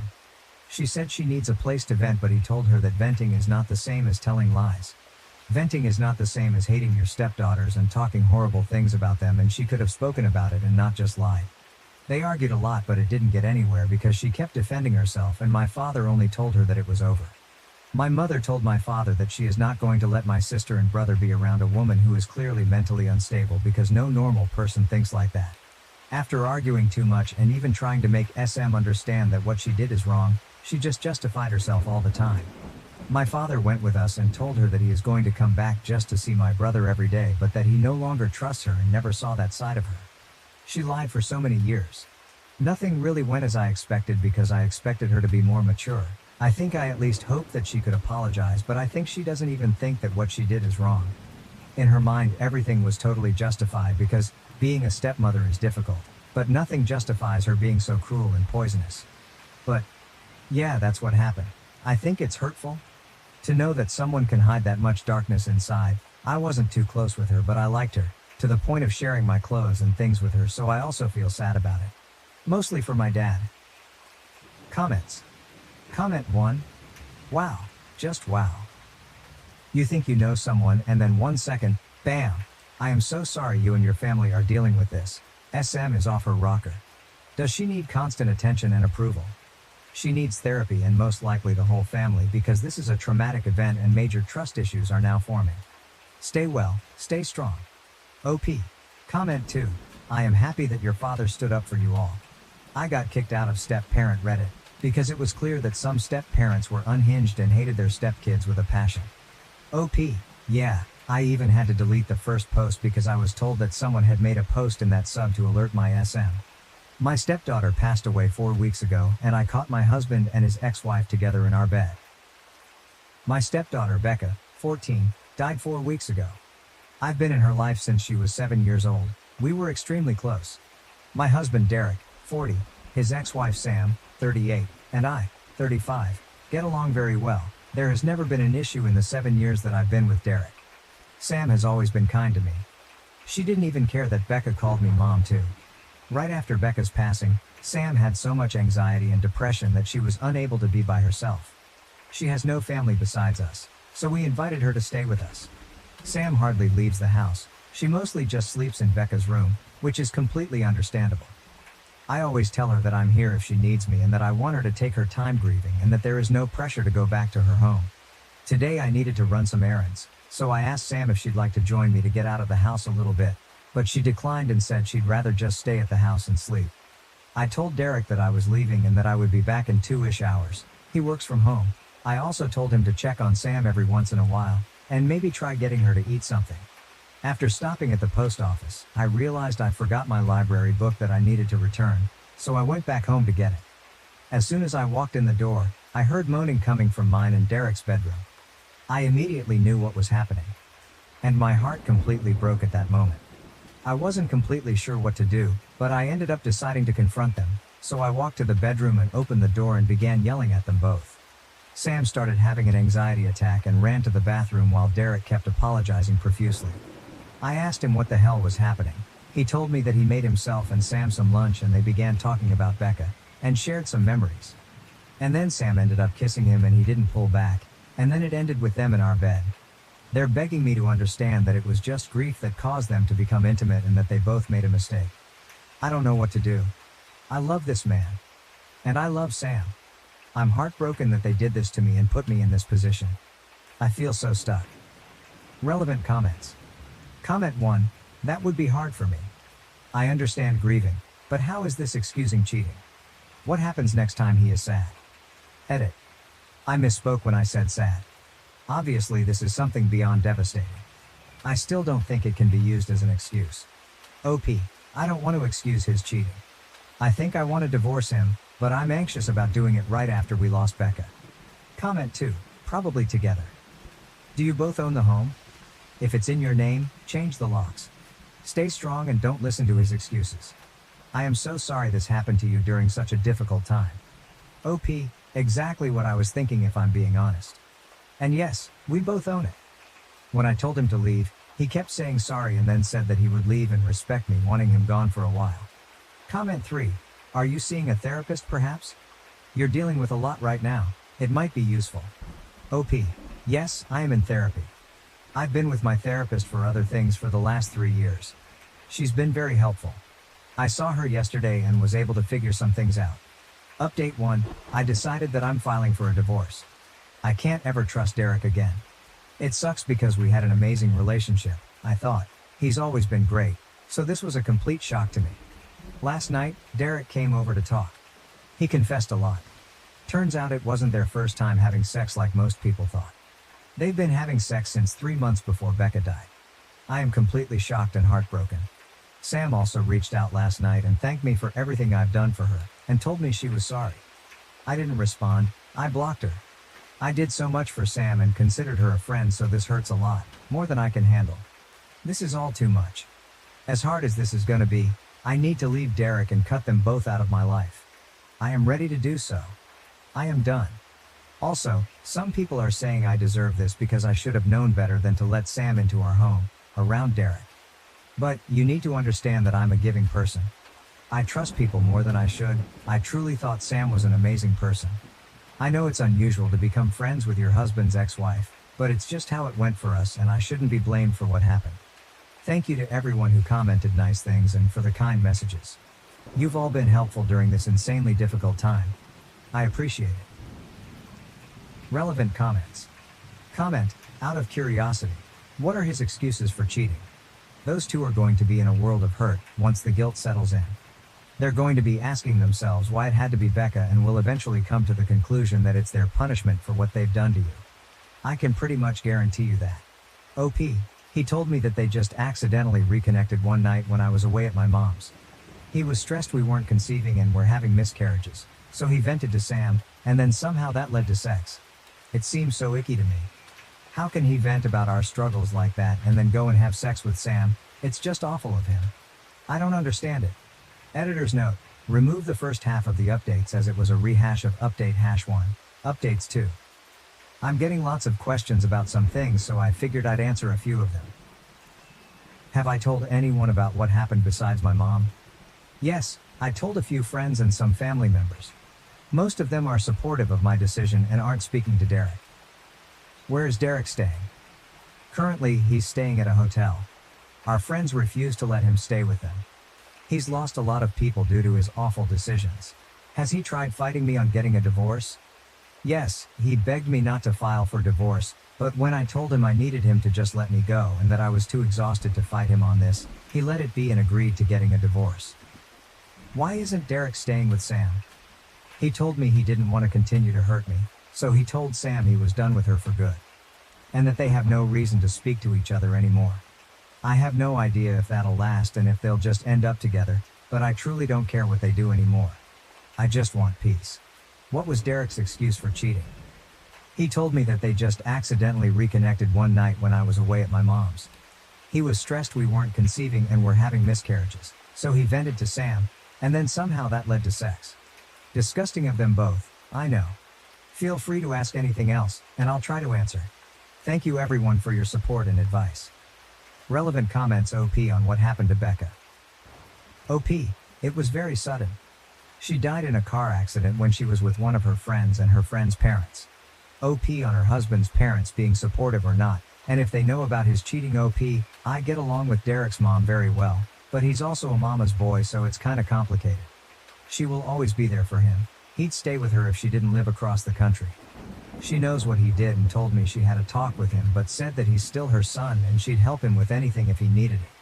I'm thinking I need to cut her out of my life too, which makes me really sad because we were close and talked on the phone almost daily. OP on if she has children with her husband. OP, we've had 6 miscarriages total. All of them were in the first trimester. More updates. I just found out that he is staying with Sam and not at the hotel. He told me it's too expensive to stay at a hotel and Sam is the only one that'll help him right now. I had a feeling this would happen. Just knowing that they are still probably sleeping together hurts my heart. I talked to a lawyer this morning and we are proceeding with the divorce and Derek agreed to it. It's actually happening, and I feel some relief that he's not fighting me on this. My mom leaves on Sunday. I'm scared to be alone. But I go back to work on Monday, so I'm hoping it'll be a good distraction. I'll keep updating if anything else happens. Thank you everyone, I am so grateful for you all. Relevant comments. Comment 1, OP, how did you find out he was staying at his ex-wife's place? Anything he says should be taken with a grain of salt. He's not true to his words in going on contact with Sam. OP, he texted me this morning after we talked to lawyers, and said he just wants to be honest with me. I told him to stop giving me updates on what he's doing in his life and that it's not something I need to know. It seems like he wanted to tell me to hurt me. OP on how she is doing. OP, thank you, I'm doing a little better today.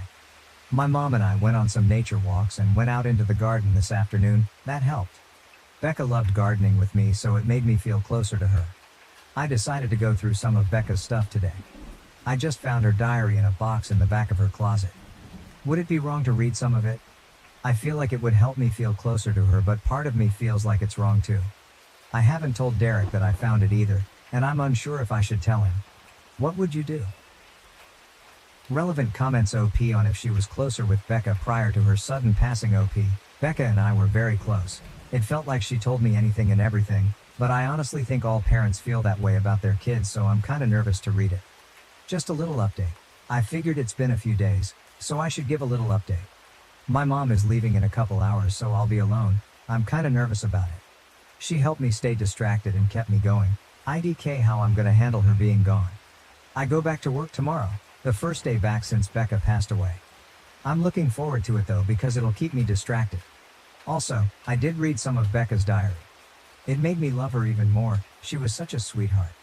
I went back a few months and saw that she noticed some weird behavior between Derek and Sam, didn't mention that she knew of the affair, but she just wrote that she thought it was kinda strange that they all 3 would hang out more than usual, without me. I might read more, but so far I haven't found anything that's disturbing, just her being a teenager and talking about crushes, fights with friends, happy family memories, etc. Tomorrow I'm also talking to my lawyer, so I might have more updates on that. Thanks for the continuous love and support everyone. Last update for a while. Started randomly getting a lot more messages, comments, so I figured I'd do another little last update. My first week back at work went great. I wasn't expecting it to go so well, but thankfully it did. My coworkers were so helpful and patient with me. On Friday night I decided I didn't want to stay home all weekend alone, so I decided to drive up to my mom's. It helps that I have a 3-day weekend so I can spend more time with her. I'm heading back home tomorrow. Also, for those of you that have messaged me hateful things for reading Becca's diary, I just have to say, you aren't in my shoes right now. Telling me I'm a bad mom because I'm reading her diary is just ridiculous. I learned so much more about her, about how caring and sweet she is, and it made me love her even more. It's how I'm able to feel so close to her right now, so please don't tell me I'm a bad parent for just trying to get by one of the hardest times of my life. You have no idea what it's like. I don't have much of an update, so this will be it. I'll come back and update once the divorce happens though. Thank you to those of you that have been nothing but kind and helpful. You helped me feel less alone. I'll forever be grateful. Sam saw my Reddit post and is threatening to sue me. Sam made a fake FB profile to message me and tell me she wants to sue me for telling strangers about what happened. Derek supports her apparently. I don't need this. Am I not allowed to vent about my life to people online? I just want life to get better. I'm so tired. Fuck you, Sam. Fuck you, Derek. Edit. Sam is in the comments and messaged me on here too. Blocked her. Additional information from OP on the message from Sam. OP, no, I just ignored her. It might be an empty threat just to make my life harder, but I'm unsure. Her message said, So I was scrolling through TikTok and ended up on an account where they read Reddit posts, and guess whose post they read? Yours. First you tell friends and family, and then you go to a bunch of strangers and tell them our life story. I can't believe you. It isn't just your business to tell. Becca would be so disappointed in you. Be prepared, because I think I'm going to be suing you for this. This was no one else's business. You did this to yourself. Remember that. I'm actually baffled. She thinks Becca would be disappointed in me. Jealous ex claimed I was cheating and faked a pregnancy to trap me, but it turns out that she was actually the one cheating and the baby wasn't mine. At 28, navigating significant drama has unfortunately become a recent theme in my life. My ex-girlfriend, Sarah, a pseudonym, and I ended our tumultuous 2-year relationship a few months ago after discovering some shocking truths. Sarah and I first crossed paths at a party through mutual friends and quickly clicked. The first year of our relationship was idyllic. We shared similar interests, loved spending time together, and even talked about our future. I'm a software engineer, while Sarah works as a graphic designer. Despite our demanding careers, we made time for each other, enjoying spontaneous weekend getaways, trying new restaurants, and binge-watching TV shows on lazy Sundays. We introduced each other to our families, and everything seemed perfect. But over time, things started to unravel. Initially, Sarah voiced concerns about how much time I spent at work and my close friendships with certain women. I brushed these off as normal relationship issues, but her jealousy and possessiveness soon escalated. She became increasingly upset if I spent time with female friends, even in group settings, and began scrutinizing my phone and questioning every text or call I received. One memorable incident involved dinner with my best friend Mike and his girlfriend while Sarah canceled due to work. That night, Sarah called me in tears, accusing me of lying about my whereabouts after seeing a Snapchat story from a mutual friend who was at the same restaurant. It took hours to calm her down and prove my innocence. Things deteriorated further when I began a major project at work, which required extra hours and late nights. Sarah had a hard time dealing with this, frequently calling me during the day, showing up at my office unannounced, and even following me to catch me in the act. Despite my reassurances, introducing her to my coworkers, sharing my location, and contemplating quitting the project, nothing seemed to ease her anxiety. The constant accusations and lack of trust were exhausting. The breaking point came when Sarah accused me of cheating with a coworker named Emily. After seeing work-related texts between Emily and me, Sarah completely lost it. One evening, she showed up at my office while Emily and I were working on a presentation. Bursting into the conference room, she screamed and cried, accusing Emily of trying to steal me away and hurling insults. Despite my efforts to calm her, she became hysterical, threw a potted plant, which missed me, and security had to escort her out. Emily was understandably shaken, and the next day, I had to explain the situation to my boss. He was sympathetic but warned me that such incidents couldn't happen again. Although Emily remained professional, the atmosphere became awkward between us, and some colleagues began treating me as if I were the guy with the crazy ex-girlfriend. After the incident, it became evident that our relationship couldn't continue. I took a day off work and went to Sarah's apartment to end things. I explained that her constant mistrust and accusations had become unbearable, affecting not just our relationship but also my work and friendships. Sarah didn't handle it well. The conversation quickly devolved into yelling, crying, and name-calling. She accused me of never loving her, using her, and cheating throughout our relationship.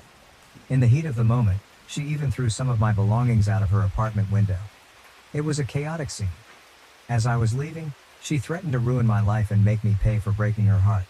At the time, I dismissed it as an emotional outburst, feeling relieved to be free from the relationship. In the weeks that followed, Sarah kept trying to reach me, calling, texting, and even showing up at places she knew I frequented. Her messages ranged from begging for another chance to threatening to expose me as a cheater. I blocked her number on all social media platforms, and eventually, she seemed to get the hint and backed off. I spent the next few weeks focusing on getting my life back on track, immersing myself in work, hitting the gym more often, and reconnecting with friends I had neglected during my time with Sarah. Things started to feel normal again. Then, last week, while enjoying a quiet Friday evening at home, Sarah unexpectedly showed up at my door. She looked pale and exhausted.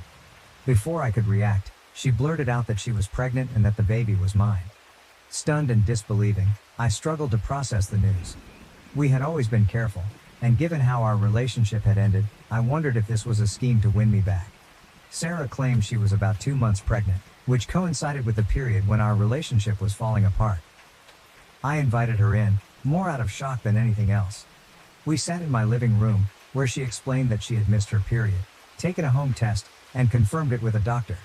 I told her I needed time to process this and offered her a glass of water before retreating to the kitchen to clear my head. When I returned, I found her going through my phone, which I had left on the coffee table. I confronted her, and she claimed she was just checking the time, but it felt like a breach of trust I had grown accustomed to.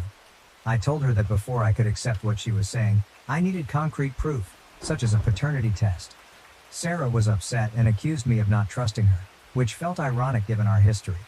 She pleaded for me to believe her, but all I could think about were the times she had accused me of lying and cheating. I insisted on a paternity test and medical proof of the pregnancy. Sarah grew angry, hurling insults and accusing me of cowardice for not taking responsibility. She threatened to tell our mutual friends and my family that I was abandoning her and the child. Then she stormed off, slamming the door behind her. Since then, I've been a wreck. I can't concentrate at work. I'm struggling with sleep, and I feel constantly on edge. I question whether I'm being too harsh. What if she really is pregnant? Yet another part of me wonders if this is a manipulation tactic. I've spent hours researching false pregnancy claims and paternity rights. Although I've considered reaching out to Sarah, I remember how toxic our relationship had become and how much happier I've been since the breakup. I haven't shared this with anyone, neither my family nor my best friend Mike. I'm unsure of what to do. Am I wrong for not believing her and demanding proof? Should I have handled the situation differently? I keep replaying the conversation in my mind, wondering if I missed something. Sarah did look different, tired and stressed, but could it simply be from the aftermath of our breakup? And why wait 2 months to tell me if she's truly pregnant? The thought of Sarah spreading the news weighs heavily on me. My parents would be devastated if they believed I was abandoning a pregnant girlfriend, and I can only imagine how my friends would react. I've always prided myself on being a reliable person, and the idea of being perceived as a deadbeat dad is distressing. But at the same time, I can't accept this without verification. Sarah's past behavior has eroded my trust in her word alone, and bringing a child into the world is a massive responsibility, one that I'm not sure either of us is prepared for, especially given the state of our relationship. I've been contemplating reaching out to some of our mutual friends to see if they have any insight, but I'm concerned about stirring up rumors before I have a clear understanding of what's really happening. What if Sarah hasn't shared this news with anyone else yet? I don't want to be the one to spread potentially false information. On the other hand, there's a nagging fear that it might be true. I'm not prepared to become a father. Sarah and I had discussed the idea of having children in the distant future, but never as something immediate. The thought of being tied to Sarah for the rest of my life, especially given how toxic our relationship had become, is overwhelming. I've even wondered if the child might not be mine. Given how accusatory Sarah was about my fidelity, could she have been projecting her own issues? Could there have been someone else involved? It's a distressing thought, but I can't ignore any possibility. The more I think about it, the more confused and frustrated I become. I feel trapped with no good options. If I reach out to Sarah for more information, am I opening myself up to further manipulation? If I ignore her, am I potentially abandoning my child? I know I need to act, but I'm paralyzed by indecision. Every option seems fraught with potential pitfalls. I keep hoping she'll reach out with more information or agree to my request for proof, but so far, there's been nothing but silence. Part of me wonders if I should just agree to whatever Sarah wants to keep the peace, but I know that's not the right approach. If there is a child involved, they deserve parents who are committed and certain, not someone who's just trying to avoid conflict. I've even considered seeking legal advice, but that feels like such a drastic step. What if this turns out to be a misunderstanding or a false alarm? Would involving lawyers at this stage be an overreaction? This whole situation has forced me to reevaluate our relationship. Were there signs I missed? Red flags I ignored? I thought I was being a good boyfriend by trying to reassure her and prove my faithfulness, but did I inadvertently enable her behavior? Should I have ended things sooner? It's been a week since Sarah showed up at my door, and I feel no closer to a resolution. Each passing day feels like a ticking clock. If she is pregnant, decisions will need to be made soon, but how can I decide anything when I'm unsure of the basic facts? I keep questioning whether I'm wrong for insisting on proof. Should I have been more sympathetic or more trusting, or am I justified in my caution given our history? I honestly don't know anymore. So here I am, turning to the internet for advice. I realize this is a complex situation, and maybe I haven't provided all the details needed for a full judgment, but I'm at my wit's end. I need an outside perspective. Am I wrong for not believing my ex-girlfriend and insisting on proof of her pregnancy, or am I justified in my caution given our past? What would you do in my situation? Update 1. Hey everyone, it's been about 3 weeks since my original post, and a lot has happened. I wanted to provide an update on the situation with Sarah and her pregnancy claim. First, I want to thank everyone who commented on my original post. Your advice and perspectives have really helped me gain some clarity. Many of you suggested that I should stand firm and insist on proof, while others pointed out that I need to prepare for the possibility that Sarah might actually be pregnant. A few days after our confrontation, Sarah reached out via text. She apologized for her earlier outburst and acknowledged that my doubts were understandable. She agreed to provide medical proof of her pregnancy and to undergo a paternity test once it was feasible. I was relieved to see her taking a more measured approach, though I remained cautious. We arranged to meet at a local coffee shop, a public place to avoid any potential drama and to maintain civility. When we met, Sarah seemed different from how she had appeared at my door. She was calmer and more composed. She handed me an envelope with ultrasound images and a doctor's report confirming her pregnancy. According to the documents, Sarah was about 10 weeks along, which matched the timeline she had previously given me. The ultrasound images were overwhelming. The reality of the situation hit me with a rush of emotions. We spent hours talking. Sarah explained that she had discovered the pregnancy just a week before visiting me and was unsure how to tell me, especially given our rocky breakup. She admitted that her approach, showing up unannounced and making demands, had been misguided and apologized for it. I listened carefully, trying to remain open-minded. I shared my perspective, explaining how her past behavior had made it difficult for me to trust her, and how the sudden news had left me feeling unprepared. We discussed our options. Sarah expressed her desire to keep the baby but understood if I wasn't ready to take on fatherhood. She said she wouldn't pressure me but hoped I would be involved in the child's life. I told her I needed time to process everything, and we agreed to wait for a safe time to perform a non-invasive paternity test, ideally around the 12th week of pregnancy. After our meeting, I felt somewhat better, though still overwhelmed. I decided it was time to inform my family and close friends. I started with my parents, who were stunned. My mom was torn between excitement at the prospect of becoming a grandmother and concern over the circumstances. My dad was skeptical, reminding me of how tumultuous my relationship with Sarah had been.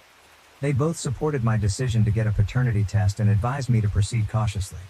Next, I told my best friend Mike. He was surprised but supportive, offering to be there for me through the process, whatever my decision. He also suggested I might want to consult a lawyer to understand my rights and responsibilities. In the following weeks, Sarah and I kept in touch through text. She updated me on her doctor's visits and how she was feeling. Navigating this new dynamic with someone from my past was strange. Then, about a week ago, Sarah called me, panicked. She said she had started bleeding and was heading to the hospital. I rushed to meet her there. The next few hours were a blur of medical tests, anxious waiting, and intense conversations with doctors. Eventually, we learned that Sarah had suffered a miscarriage. The doctor explained that early miscarriages are common and not anyone's fault. I was stunned. I hadn't fully come to terms with the idea of becoming a father, and now it was all over. Sarah was devastated. Despite our issues, seeing her in such pain was heartbreaking. I stayed with her until she was discharged. The drive back to her place was quiet, and when we arrived, Sarah broke down. She apologized again for her handling of the situation, saying she had been scared and unsure how to proceed. She acknowledged that her past behavior, her jealousy and accusations, had been wrong and that losing the baby made her realize how much she had messed up between us. I listened, feeling a complex mix of emotions. I was saddened by the loss of a potential child, despite my uncertainty about fatherhood. Yet I also felt a sense of relief, which then made me feel guilty. A part of me still wondered if the whole situation had been real. I asked Sarah if she had shared the news with anyone else. She said no, that she had been waiting until after the first trimester to tell her family and friends. So only my parents, Mike and I knew about the situation. That night, we talked extensively about the pregnancy, our failed relationship, and what might come next. Sarah mentioned she planned to start therapy to address her trust issues and jealousy. She didn't ask to reconcile or manipulate the situation, which I appreciated. I told her I needed some time and space to process everything. She understood and agreed that it would be best if we didn't see each other for a while. As I left Sarah's apartment that night, I felt a mix of exhaustion and relief. The emotional roller coaster of the past few weeks had been draining. Now a week later, I'm still trying to process everything. I've started seeing a therapist to help me work through my feelings about the situation. Having a neutral person to talk to has been beneficial. I've also been reflecting on my relationship with Sarah and my own actions. While I still stand by my decision to ask for proof of the pregnancy, I recognize there were moments when I could have communicated better or been more understanding of her insecurities. Sarah and I have exchanged a few texts since that night. She's been attending therapy and feels it's helping her understand her behavior more clearly. She's apologized again for how she treated me and for the way she initially handled the pregnancy news. I'm uncertain about our future. Romantically, it seems unlikely we'll get back together given everything that's transpired. However, I'm open to the possibility of building a friendship once we've both had time to heal and grow. Regarding the pregnancy, I still have doubts. The medical documents appeared genuine, and the hospital confirmed the miscarriage. Yet, given our history, a part of me remains skeptical. For my own peace of mind, I've decided to accept that it was real and move forward. This experience has taught me valuable lessons about communication, trust, and the enduring impact of past actions on relationships. I'm trying to apply these lessons to become a better person and partner in the future. My parents and Mike have been incredibly supportive throughout this ordeal. They've listened, offered advice, and simply been there for me. I'm thankful for their strong support system. Looking back at my initial post, I can see how bewildered and unsettled I was. I still believe I was right to ask for proof, but I now understand why Sarah might have reacted the way she did. Fear and hormones can drive people to act out of character. In response to those who asked, no, I haven't shared the details with any of our mutual friends. Sarah and I agreed that it's a private matter and that spreading it would only stir up unnecessary drama and gossip. As for work, things have fortunately settled down. The tension with Emily and my other co-workers has eased, and I've focused on my projects, which has been a welcome distraction. I realize this update might not meet everyone's expectations. Life seldom follows neat, clear-cut paths. It's messy and often leaves us with more questions than answers. I'm still processing everything and know it will take time to fully come to terms with it. For now, I'm taking it one day at a time, concentrating on my personal growth and healing. I appreciate all the advice and support. It's been invaluable. If anything significant changes, I'll provide another update. For now, I'm focused on moving forward, learning from this experience, and working towards a better future. Update 2. I had hoped to conclude my story with the last update. It seemed like a somewhat decent ending, but life has a way of complicating things. It's been about 2 months since my last post, and my anger from everything that's happened hasn't subsided. Just when I thought the situation with Sarah couldn't get more complicated, I was proven wrong. After the miscarriage, Sarah and I had limited contact. We exchanged occasional texts, mostly with her updating me on her therapy progress and me responding politely. I was still working through everything and trying to move on. Work was going well. I'd immersed myself in a new project, which served as a welcome distraction. Relations with my co-workers, including Emily, had mostly returned to normal, and I was even starting to consider dating again, though I hadn't gone on any dates yet. Then, about 3 weeks ago, I received a call from an unfamiliar number. When I answered, a man's voice asked if I was my name. After I confirmed, he introduced himself as Robert and said we needed to talk about Sarah. My stomach sank. I asked who he was, and he revealed that he was Sarah's ex-boyfriend. Apparently, they had been together for a few weeks during a break Sarah and I had taken. I remembered that break. It was after a particularly bad argument, and we had spent about 2 months apart. Robert contacted me to share some information he believed I needed to hear. We arranged to meet at a local bar the following evening. The next 24 hours were filled with anxiety as I considered the implications of what he might reveal. Despite my reluctance, I knew I had to face whatever was coming. When we met, Robert appeared surprisingly composed. He was about my age and seemed like an ordinary guy. He bought us a beer and got straight to the point. Sarah had lied to me. The baby wasn't mine, it was his. I felt like I had been punched in the stomach. Robert explained that he and Sarah had continued their relationship on and off even after Sarah and I had reconciled.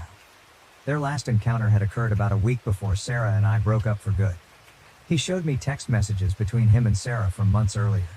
In them, Sarah expressed her unhappiness with me and her fear of being alone, revealing that she had stayed in the relationship out of fear. The texts included her panicking about the pregnancy and her plans. One particularly shocking message from Sarah to Robert, dated just days before she came to me with the pregnancy claim, read, "I have a plan. I'm going to tell my name, the baby is his." He makes good money and he's always wanted kids. He'll take care of us. The realization that she had cheated on me and tried to manipulate me into raising another man's child was devastating. Robert, feeling guilty after the miscarriage, thought I deserved to know the truth. I thanked him for his honesty, though part of me wished I could go back to being ignorant. We finished our beers in silence, each lost in thought. Before leaving, Robert apologized for his role in the situation. I couldn't bring myself to hate him, as I appreciated his decision to come clean. After Robert left, I sat at the bar for a long time, trying to absorb what I had learned. The bartender, sensing my distress, gave me a free drink. I went home that night feeling numb, unable to eat or sleep. The following day, I called in sick to work. I needed time to process my emotions. I spent the day oscillating between anger and disbelief. How could Sarah have done this? How could she lie so comprehensively? And how had I been so blind? Reflecting on her previous accusations of cheating and her jealous outbursts, it became clear they were projections of her own behavior. After a day of contemplation, I knew I had to confront Sarah. I couldn't let this go unanswered. I texted her to arrange a meeting, which she likely thought was a routine check-in. We met at the same coffee shop where she had shown me the ultrasound pictures. As soon as she saw me, she knew something was amiss. Before she could speak, I laid everything out. The meeting with Robert, the text messages, and all the new information I had. At first, Sarah seemed poised to deny it, but then she broke down in tears, apologizing and saying she never intended for things to go this far. I asked how she could lie so deeply and attempt to trap me into raising a child that wasn't mine. She explained she was scared and desperate, hoping that if she could get me to accept the baby, everything would work out. I told her that what she had done was unforgivable. She had not only betrayed my trust in the worst way but also been willing to drag an innocent child into her deceit. Sarah pleaded for forgiveness, saying she would do anything to make amends, but I knew there was no fixing this. The trust between us was irrevocably shattered. I told her I never wanted to see or hear from her again and hoped she would continue therapy because she clearly needed help. Then I stood up and walked out, ignoring her desperate pleas for me to stay. The next few days were a blur. I informed my parents and Mike of what had happened, and they were furious on my behalf. My mom wanted to call Sarah and confront her, but I asked her not to. I just wanted to be done with the situation. I also decided to inform a few mutual friends to preempt any potential misinformation from Sarah. I didn't go into all the details. I simply said Sarah had cheated and lied about the pregnancy. Most were shocked and supportive. One friend admitted she had suspected Sarah might be cheating and had seen her with another man but didn't realize it was serious. She apologized for not coming forward sooner. I was hurt that she hadn't said anything earlier, but I understood her reluctance to get involved. At work, I finally confided in Emily about everything that had transpired. Her response was incredibly supportive and understanding. She admitted she had always felt something was off about Sarah but had held back from saying anything negative about my girlfriend. Through all this, Emily and I have grown closer, and I'm starting to see her in a new light. Who knows, there might be potential for something more in the future. Since our confrontation at the coffee shop, I haven't heard from Sarah. I've blocked her number and all her social media accounts. A mutual friend informed me that Sarah has moved back in with her parents and continues with therapy. Part of me hopes she gets the help she needs, but mostly, I just want her out of my life permanently. Reflecting on our relationship, it's clear now how toxic it was. Sarah's jealousy and insecurity weren't just minor issues, they were indicators of deeper problems. I now realize I should have ended things much sooner. I've been contemplating why I stayed with Sarah for so long and endured her behavior. I think part of it was fear of being alone, another part was the misguided hope that I could fix her and earn her trust, and, I'm ashamed to admit, a part of me enjoyed feeling needed, even if it was in an unhealthy way. Coming to terms with the loss of the future I had envisioned has been one of the hardest parts. Even though I had doubts about the pregnancy, a part of me had started to imagine what being a father might be like. Having that possibility snatched away, only to discover it was all a lie, has been painful. However, I also feel relieved. Relieved that I learned the truth before it was too late and that I'm no longer bound to Sarah for the rest of my life. In the past few weeks, I've focused on myself. I've resumed running, a hobby I had abandoned during my relationship with Sarah. I'm reading more, spending time with friends, and even considering a solo trip. Work has been a great distraction. I've immersed myself in a new project at work, and my boss has noticed. He's hinted at a potential promotion if I continue performing well. It's nice to have something positive to concentrate on. As for dating, I'm not ready to dive into anything serious yet. I need time to heal and rebuild my trust. But I'm open to meeting someone new when the time is right. This experience has taught me a lot about myself, relationships, and trust. I've learned the importance of trusting your instincts. If something feels off, it probably is. To those who followed my story from the start, thank you for your support and advice. You helped me gain clarity when I was too close to the situation to see it. If there's one takeaway from my story, it's this. Trust is invaluable, and once it's broken, it's incredibly hard to restore. Don't stay in a relationship where you're constantly questioning your partner or yourself, and if someone reveals their true nature, believe them the first time. As for me, I'm taking things one day at a time. Some days are more difficult than others, but overall, I'm doing okay. I'm looking forward to the future and confident that I can face whatever challenges come my way. This will be my final update on this matter. It's time for me to close this chapter and move on. Thank you all again for your support throughout this turbulent journey. Here's to new beginnings and better days ahead. It's been about 10 months since my last update, and I didn't think I'd be writing another one. I thought the chapter with Sarah was closed for good, but life has a way of surprising us. After everything with Sarah and the revelation about her cheating, I focused on moving forward. I threw myself into work, continued with therapy, and began rebuilding my social life. Things were going well. The promotion my boss hinted at came through, and I'm now leading my own team on a major project, which has been challenging but rewarding. Emily and I have been working closely, and I have to admit there's been some flirting between us. We haven't acted on it yet, partly because I'm wary of getting involved with a coworker after everything that happened with Sarah, but the attraction is definitely there. Then, about a month ago, everything changed again. While at the grocery store one evening, just picking up dinner supplies, I ran into Robert, yes, the same Robert who had revealed the truth about the baby. We were both stunned by the coincidence. Robert asked if I wanted to grab a coffee and catch up. I hesitated at first, questioning whether I really wanted to revisit everything, but my curiosity got the better of me and I agreed. Over coffee, Robert updated me on Sarah's situation. After our last encounter, she'd had a complete breakdown, quitting her job, moving back in with her parents, and diving into intensive therapy. Robert had been in touch with her parents, feeling a sense of responsibility for her current state. He told me that Sarah had recently discovered she was pregnant again, and this time, it was definitely his child. Although they weren't rekindling their relationship, Robert intended to co-parent with her. I was filled with anger. Why should Sarah get to have a baby after deceiving me about the last one? Yet I also felt a sense of relief, glad that I wasn't in Robert's position, tied to Sarah for the foreseeable future. Robert seemed genuinely excited about fatherhood but admitted he was anxious about co-parenting with Sarah given their complicated past. He mentioned that Sarah had made significant progress in therapy, addressing her trust issues and manipulative behavior, but he remained cautious. Before we parted ways, Robert hesitated and said, "There's something else you should know. Sarah's been asking about you and wants to apologize in person for everything she did."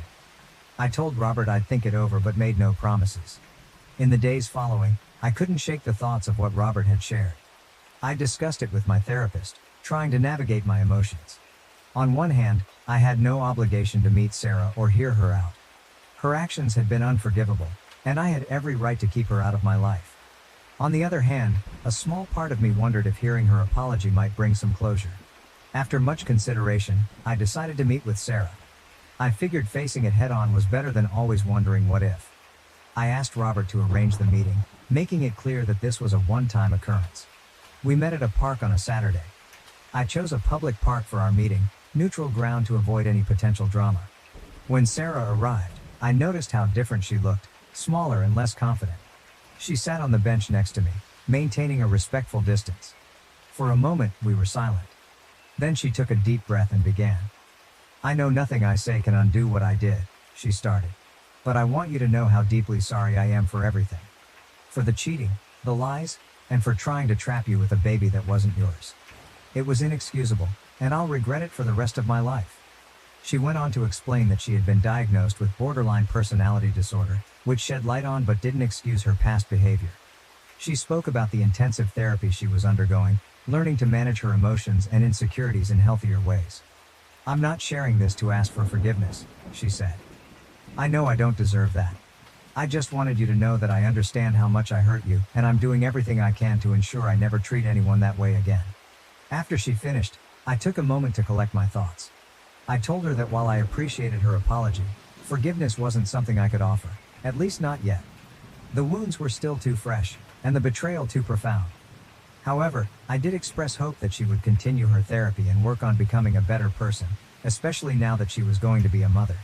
Sarah nodded, thanking me for listening and agreeing to meet. As she got up to leave, she paused and said, "I truly am happy for you. Robert told me about your promotion and about Emily.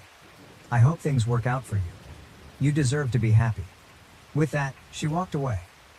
I remained on that bench for a long time, reflecting on what had just happened.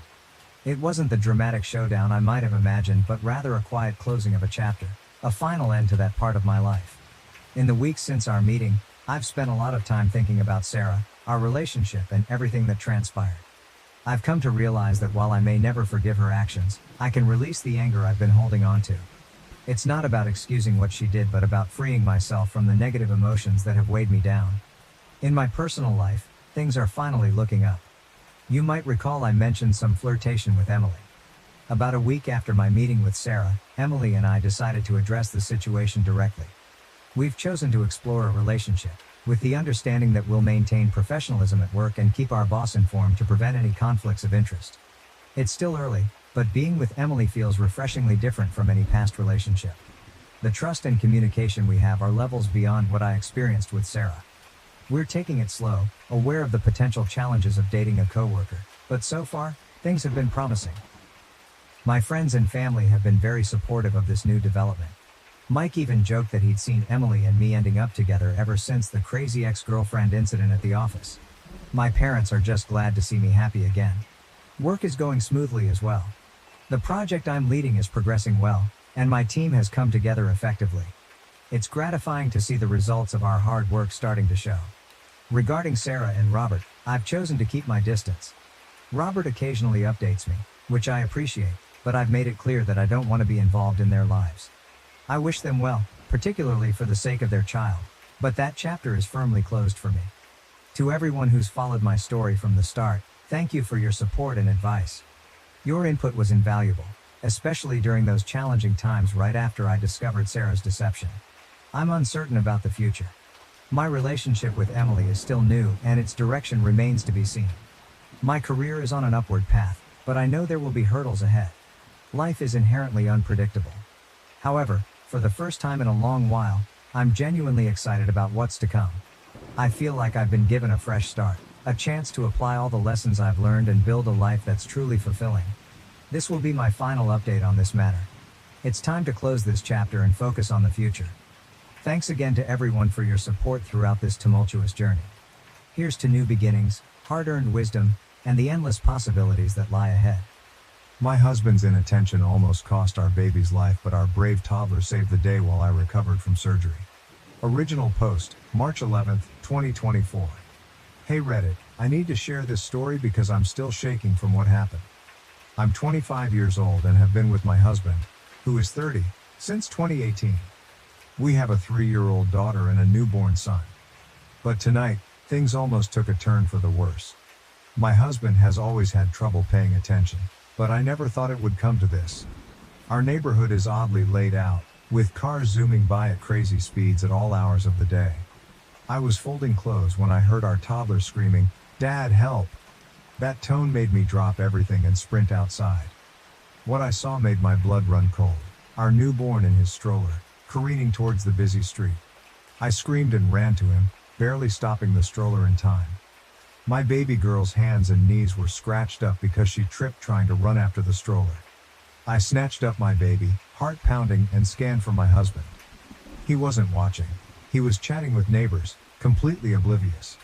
The anger I felt was unlike anything I've ever experienced. I stormed up to him, shouting in disbelief. He looked shocked at first, then realized what almost happened. The apologies and tears came pouring out, but it was too late. I couldn't wrap my head around how he could be so careless, so blind to our toddler's screams and the stroller rolling away. I packed up the kids and left, staying with my parents. They're on my side, but my husband keeps texting, begging for forgiveness, calling it an honest mistake.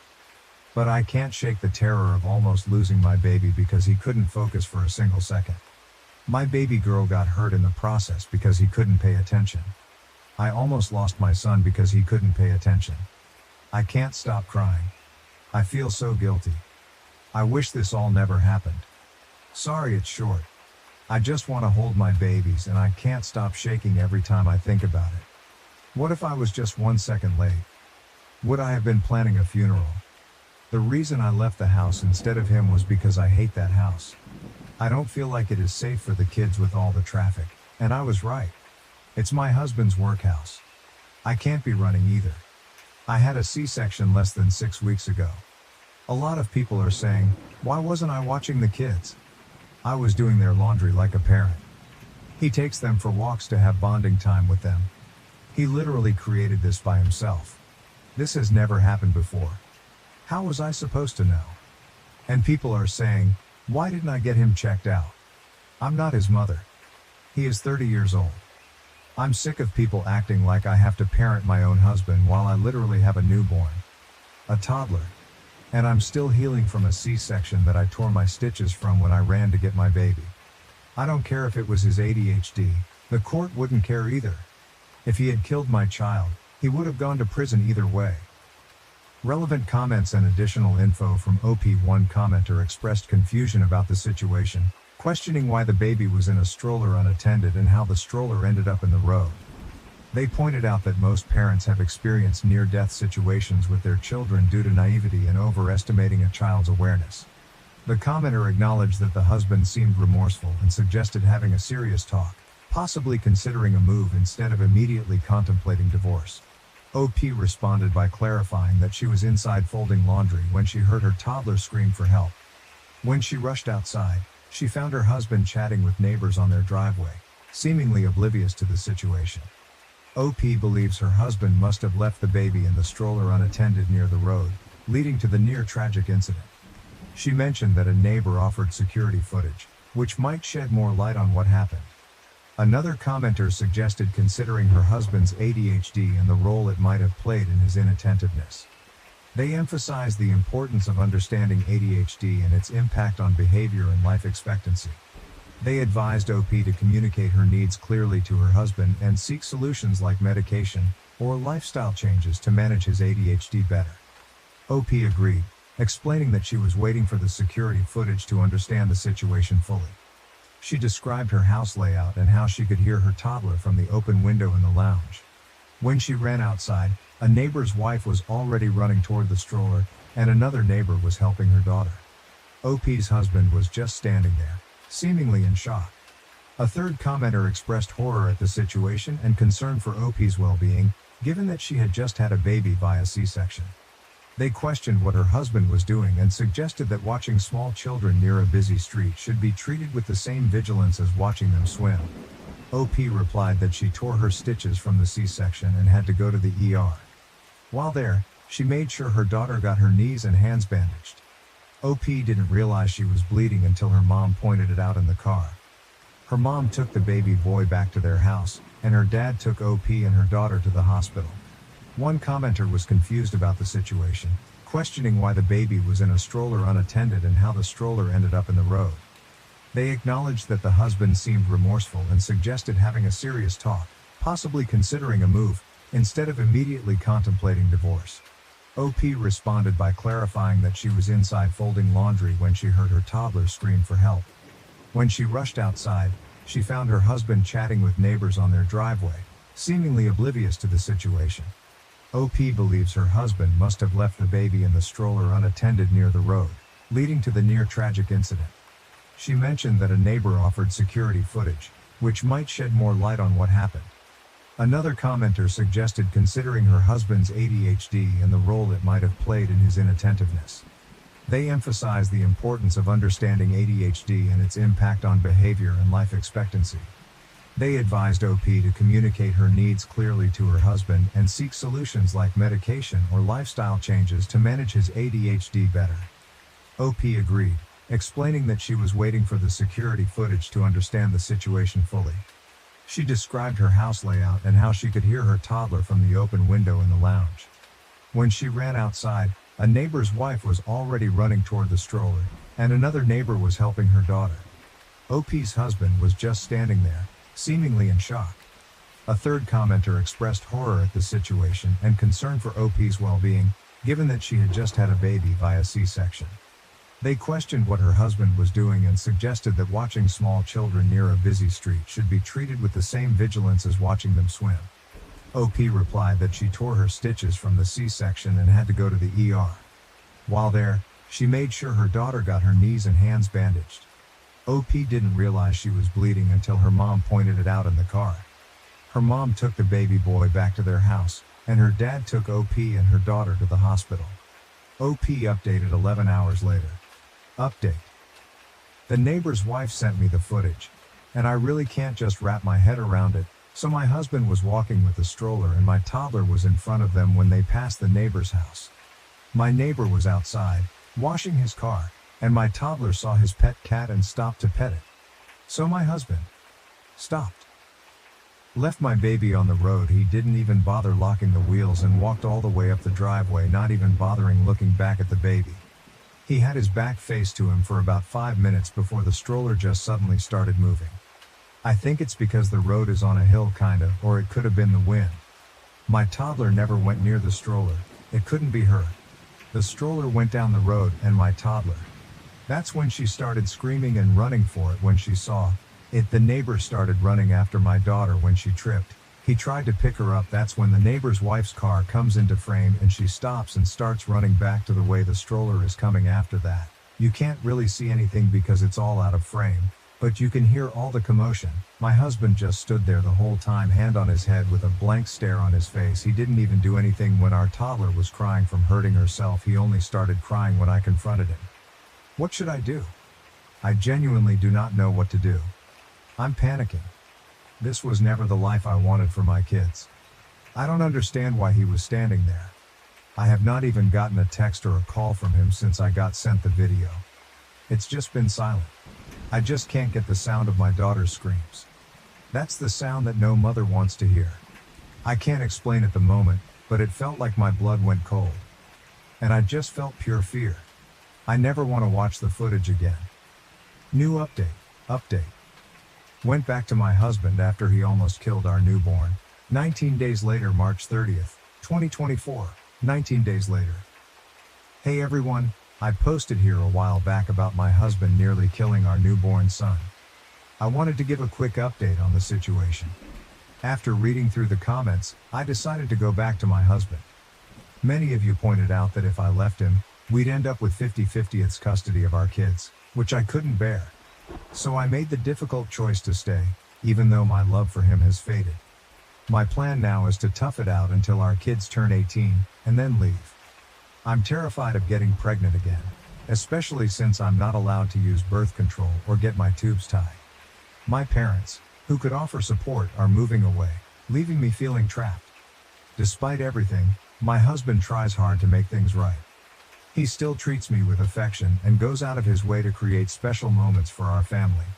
Seeing him bond with our newborn and our daughter fills me with conflicting emotions.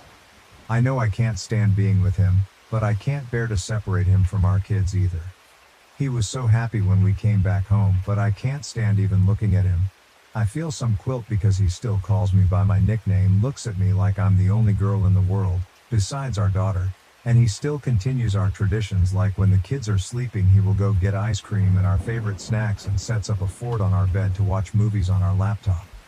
Even though I'm sacrificing my happiness, my priority is ensuring my children's safety and well-being. It's a tough situation, but I'm doing my best to navigate it for the sake of my family. This is a throwaway, so I'm gonna log out. Bye. Update 3. July 16th, 2024, 3 months after OG post. Editor's note, added paragraphs for easier reading. As you can see from my previous post, I did go back to him and it was quite literally the biggest mistake I've ever made, but I felt like I really had no choice. No money, family moved out of state a lot. Has happened the past couple of months, so it turns out my husband started taking meds for his ADHD a couple of weeks before I was due to give birth to our son. He took my kids on a walk to cover up the fact that he was also on meth. He took my kids to meet his dealer, apparently every time they went for a walk. Looking back at the footage now, it makes so much sense because of the way he was talking to the neighbor before. Everything happened, he was kind of leaning to the side. I talked to my neighbor, and I asked him if he knew that my husband was on drugs. He said he didn't, but he noticed that my husband looked a bit off recently. His wife works at a rehab clinic after a fight where I had to flee with the kids to the neighbor's house. She pointed out that the way he was acting was the way that people acted with drug withdrawal. My neighbor and his wife ended up helping me book a flight to my parents. I'm currently with them right now, and I have spoken to a lawyer that my parents are going to help me pay for.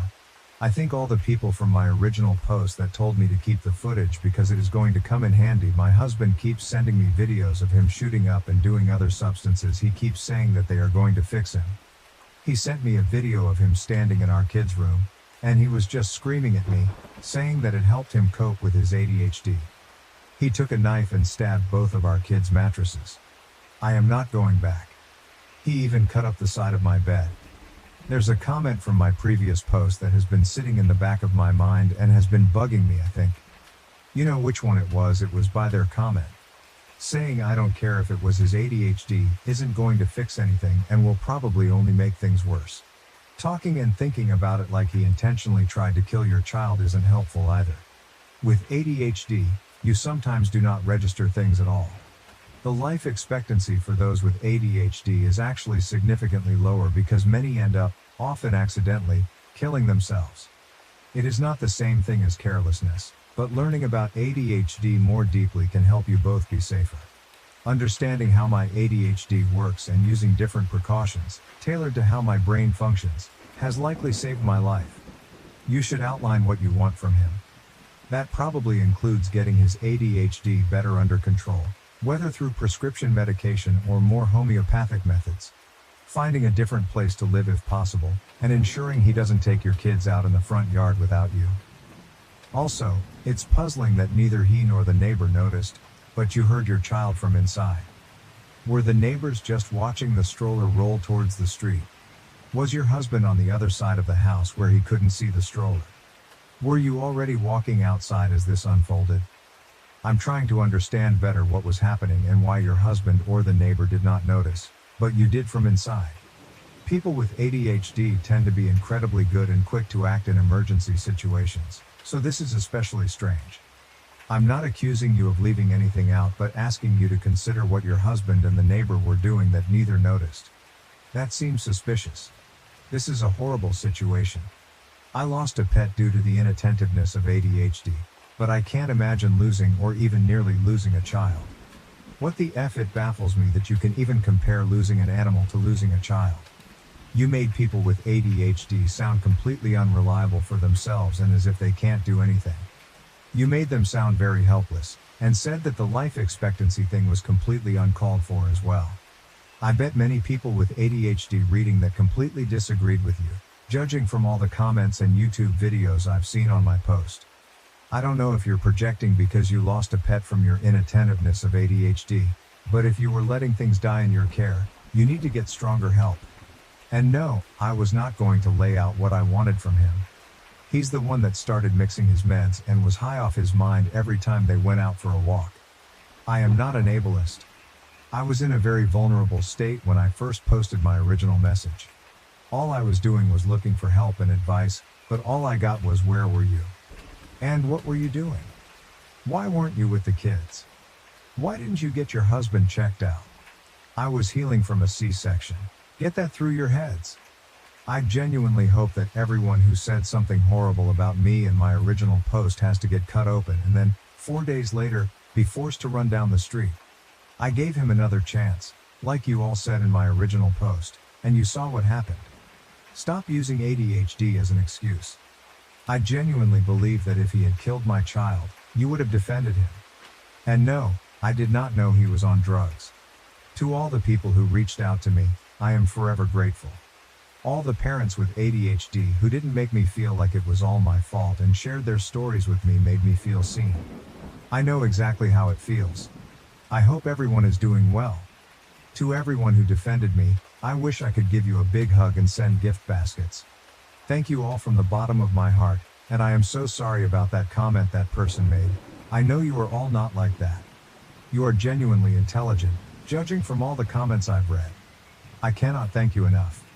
And to the one person who sent me that horrible message, I genuinely hope I run into you one day so I can confront you. If you say anything about my daughter or my son one more time, I will track you down. Logging out. Top comments. First comment. Like, I have ADHD and in my first house I taped all the burners in place so I couldn't turn them on, and in my current one I just turned the gas to the stove off completely. Knowing your limitations is a part of playing the cards you're dealt, and there's a good damn reason I'm not having kids. Why the hell would I put myself in charge of a little suicide machine when a lapse of judgment could cost their literal actual life? Second comment. It's possible to do both. Understanding means understanding that the precautions an ADHD person has to take may look different due to how their brain works, or sometimes prioritizing the essential stuff while letting some small things slide. It never means comprising the safety of your children. Like, I have specific routines to ensure I never leave my purse anywhere. It is so essential that I've basically programmed my brain to get anxious if I'm out of the house and don't feel the weight of the crossbody strap on my shoulder. Which also means, for this to work, I'm limited to only owning crossbody bags. That's the looks a little different. I can't just get a clutch and my whole system collapses. It also means that my water bottles are reused pop bottles because sometimes I leave them places. Which is okay, because I'm not spending any money on them. That's me picking my battles. But there is never a solution of just accepting that I'm going to leave my purse somewhere.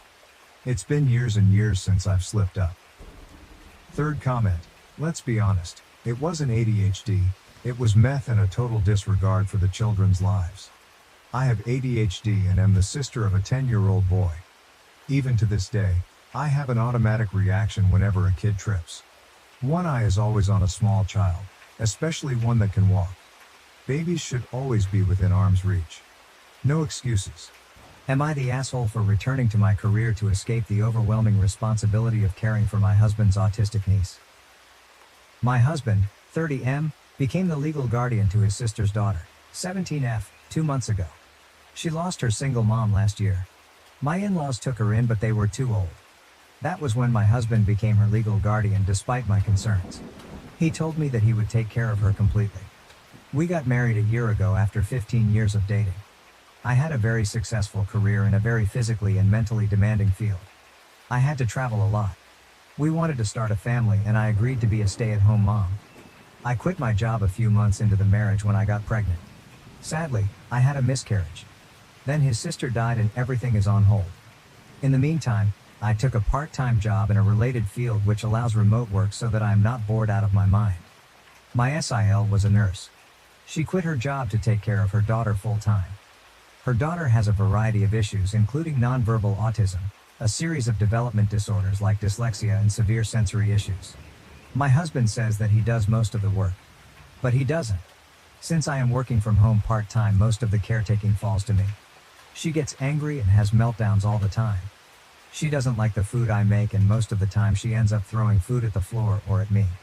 I am at my wit's end and it is just so emotionally exhausting. Around December 15th, my husband was working late and asked me to take care of dinner. She is very picky about food. The slightest change in texture or taste from what she is used to can cause a meltdown. She threw the plate at my feet and I ended up bleeding.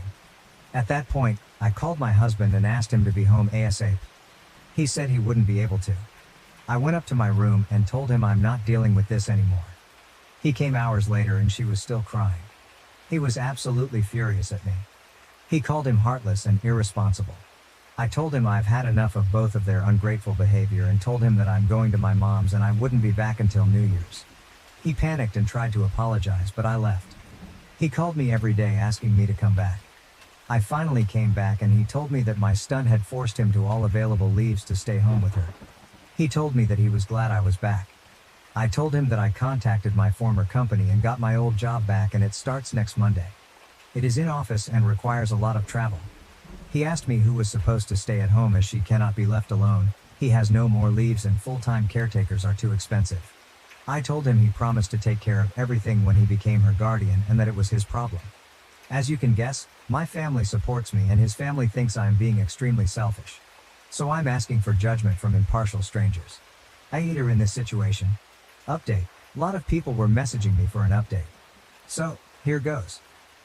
I wish I could say things got better. My husband took a few days off to interview special needs nanny caretakers.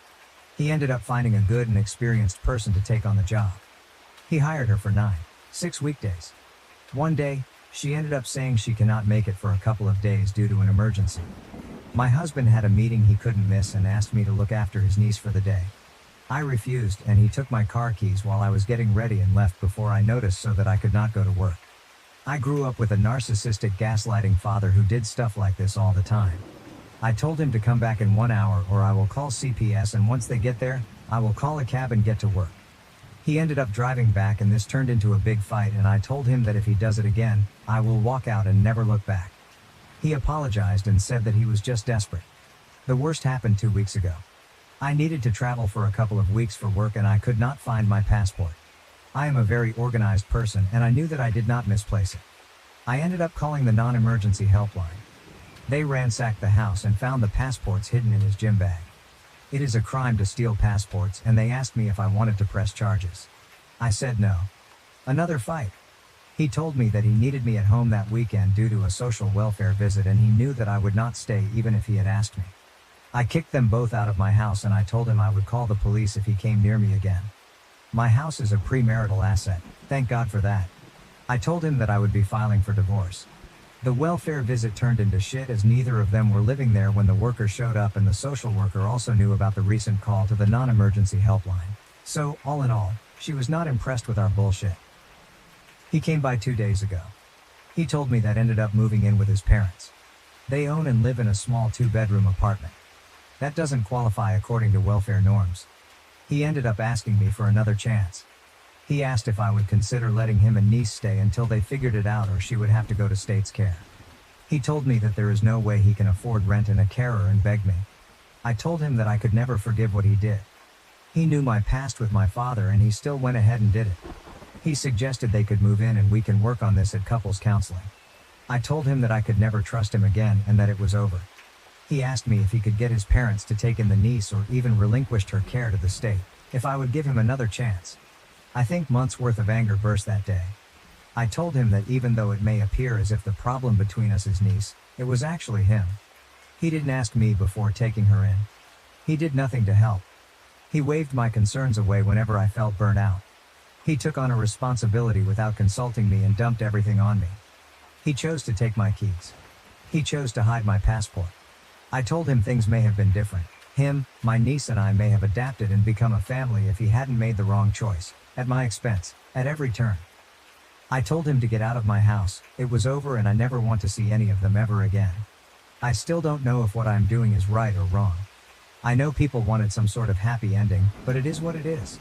I still have not started the divorce proceedings yet, but I will soon. For now, I am taking a break as it has been a very emotional and draining couple of weeks.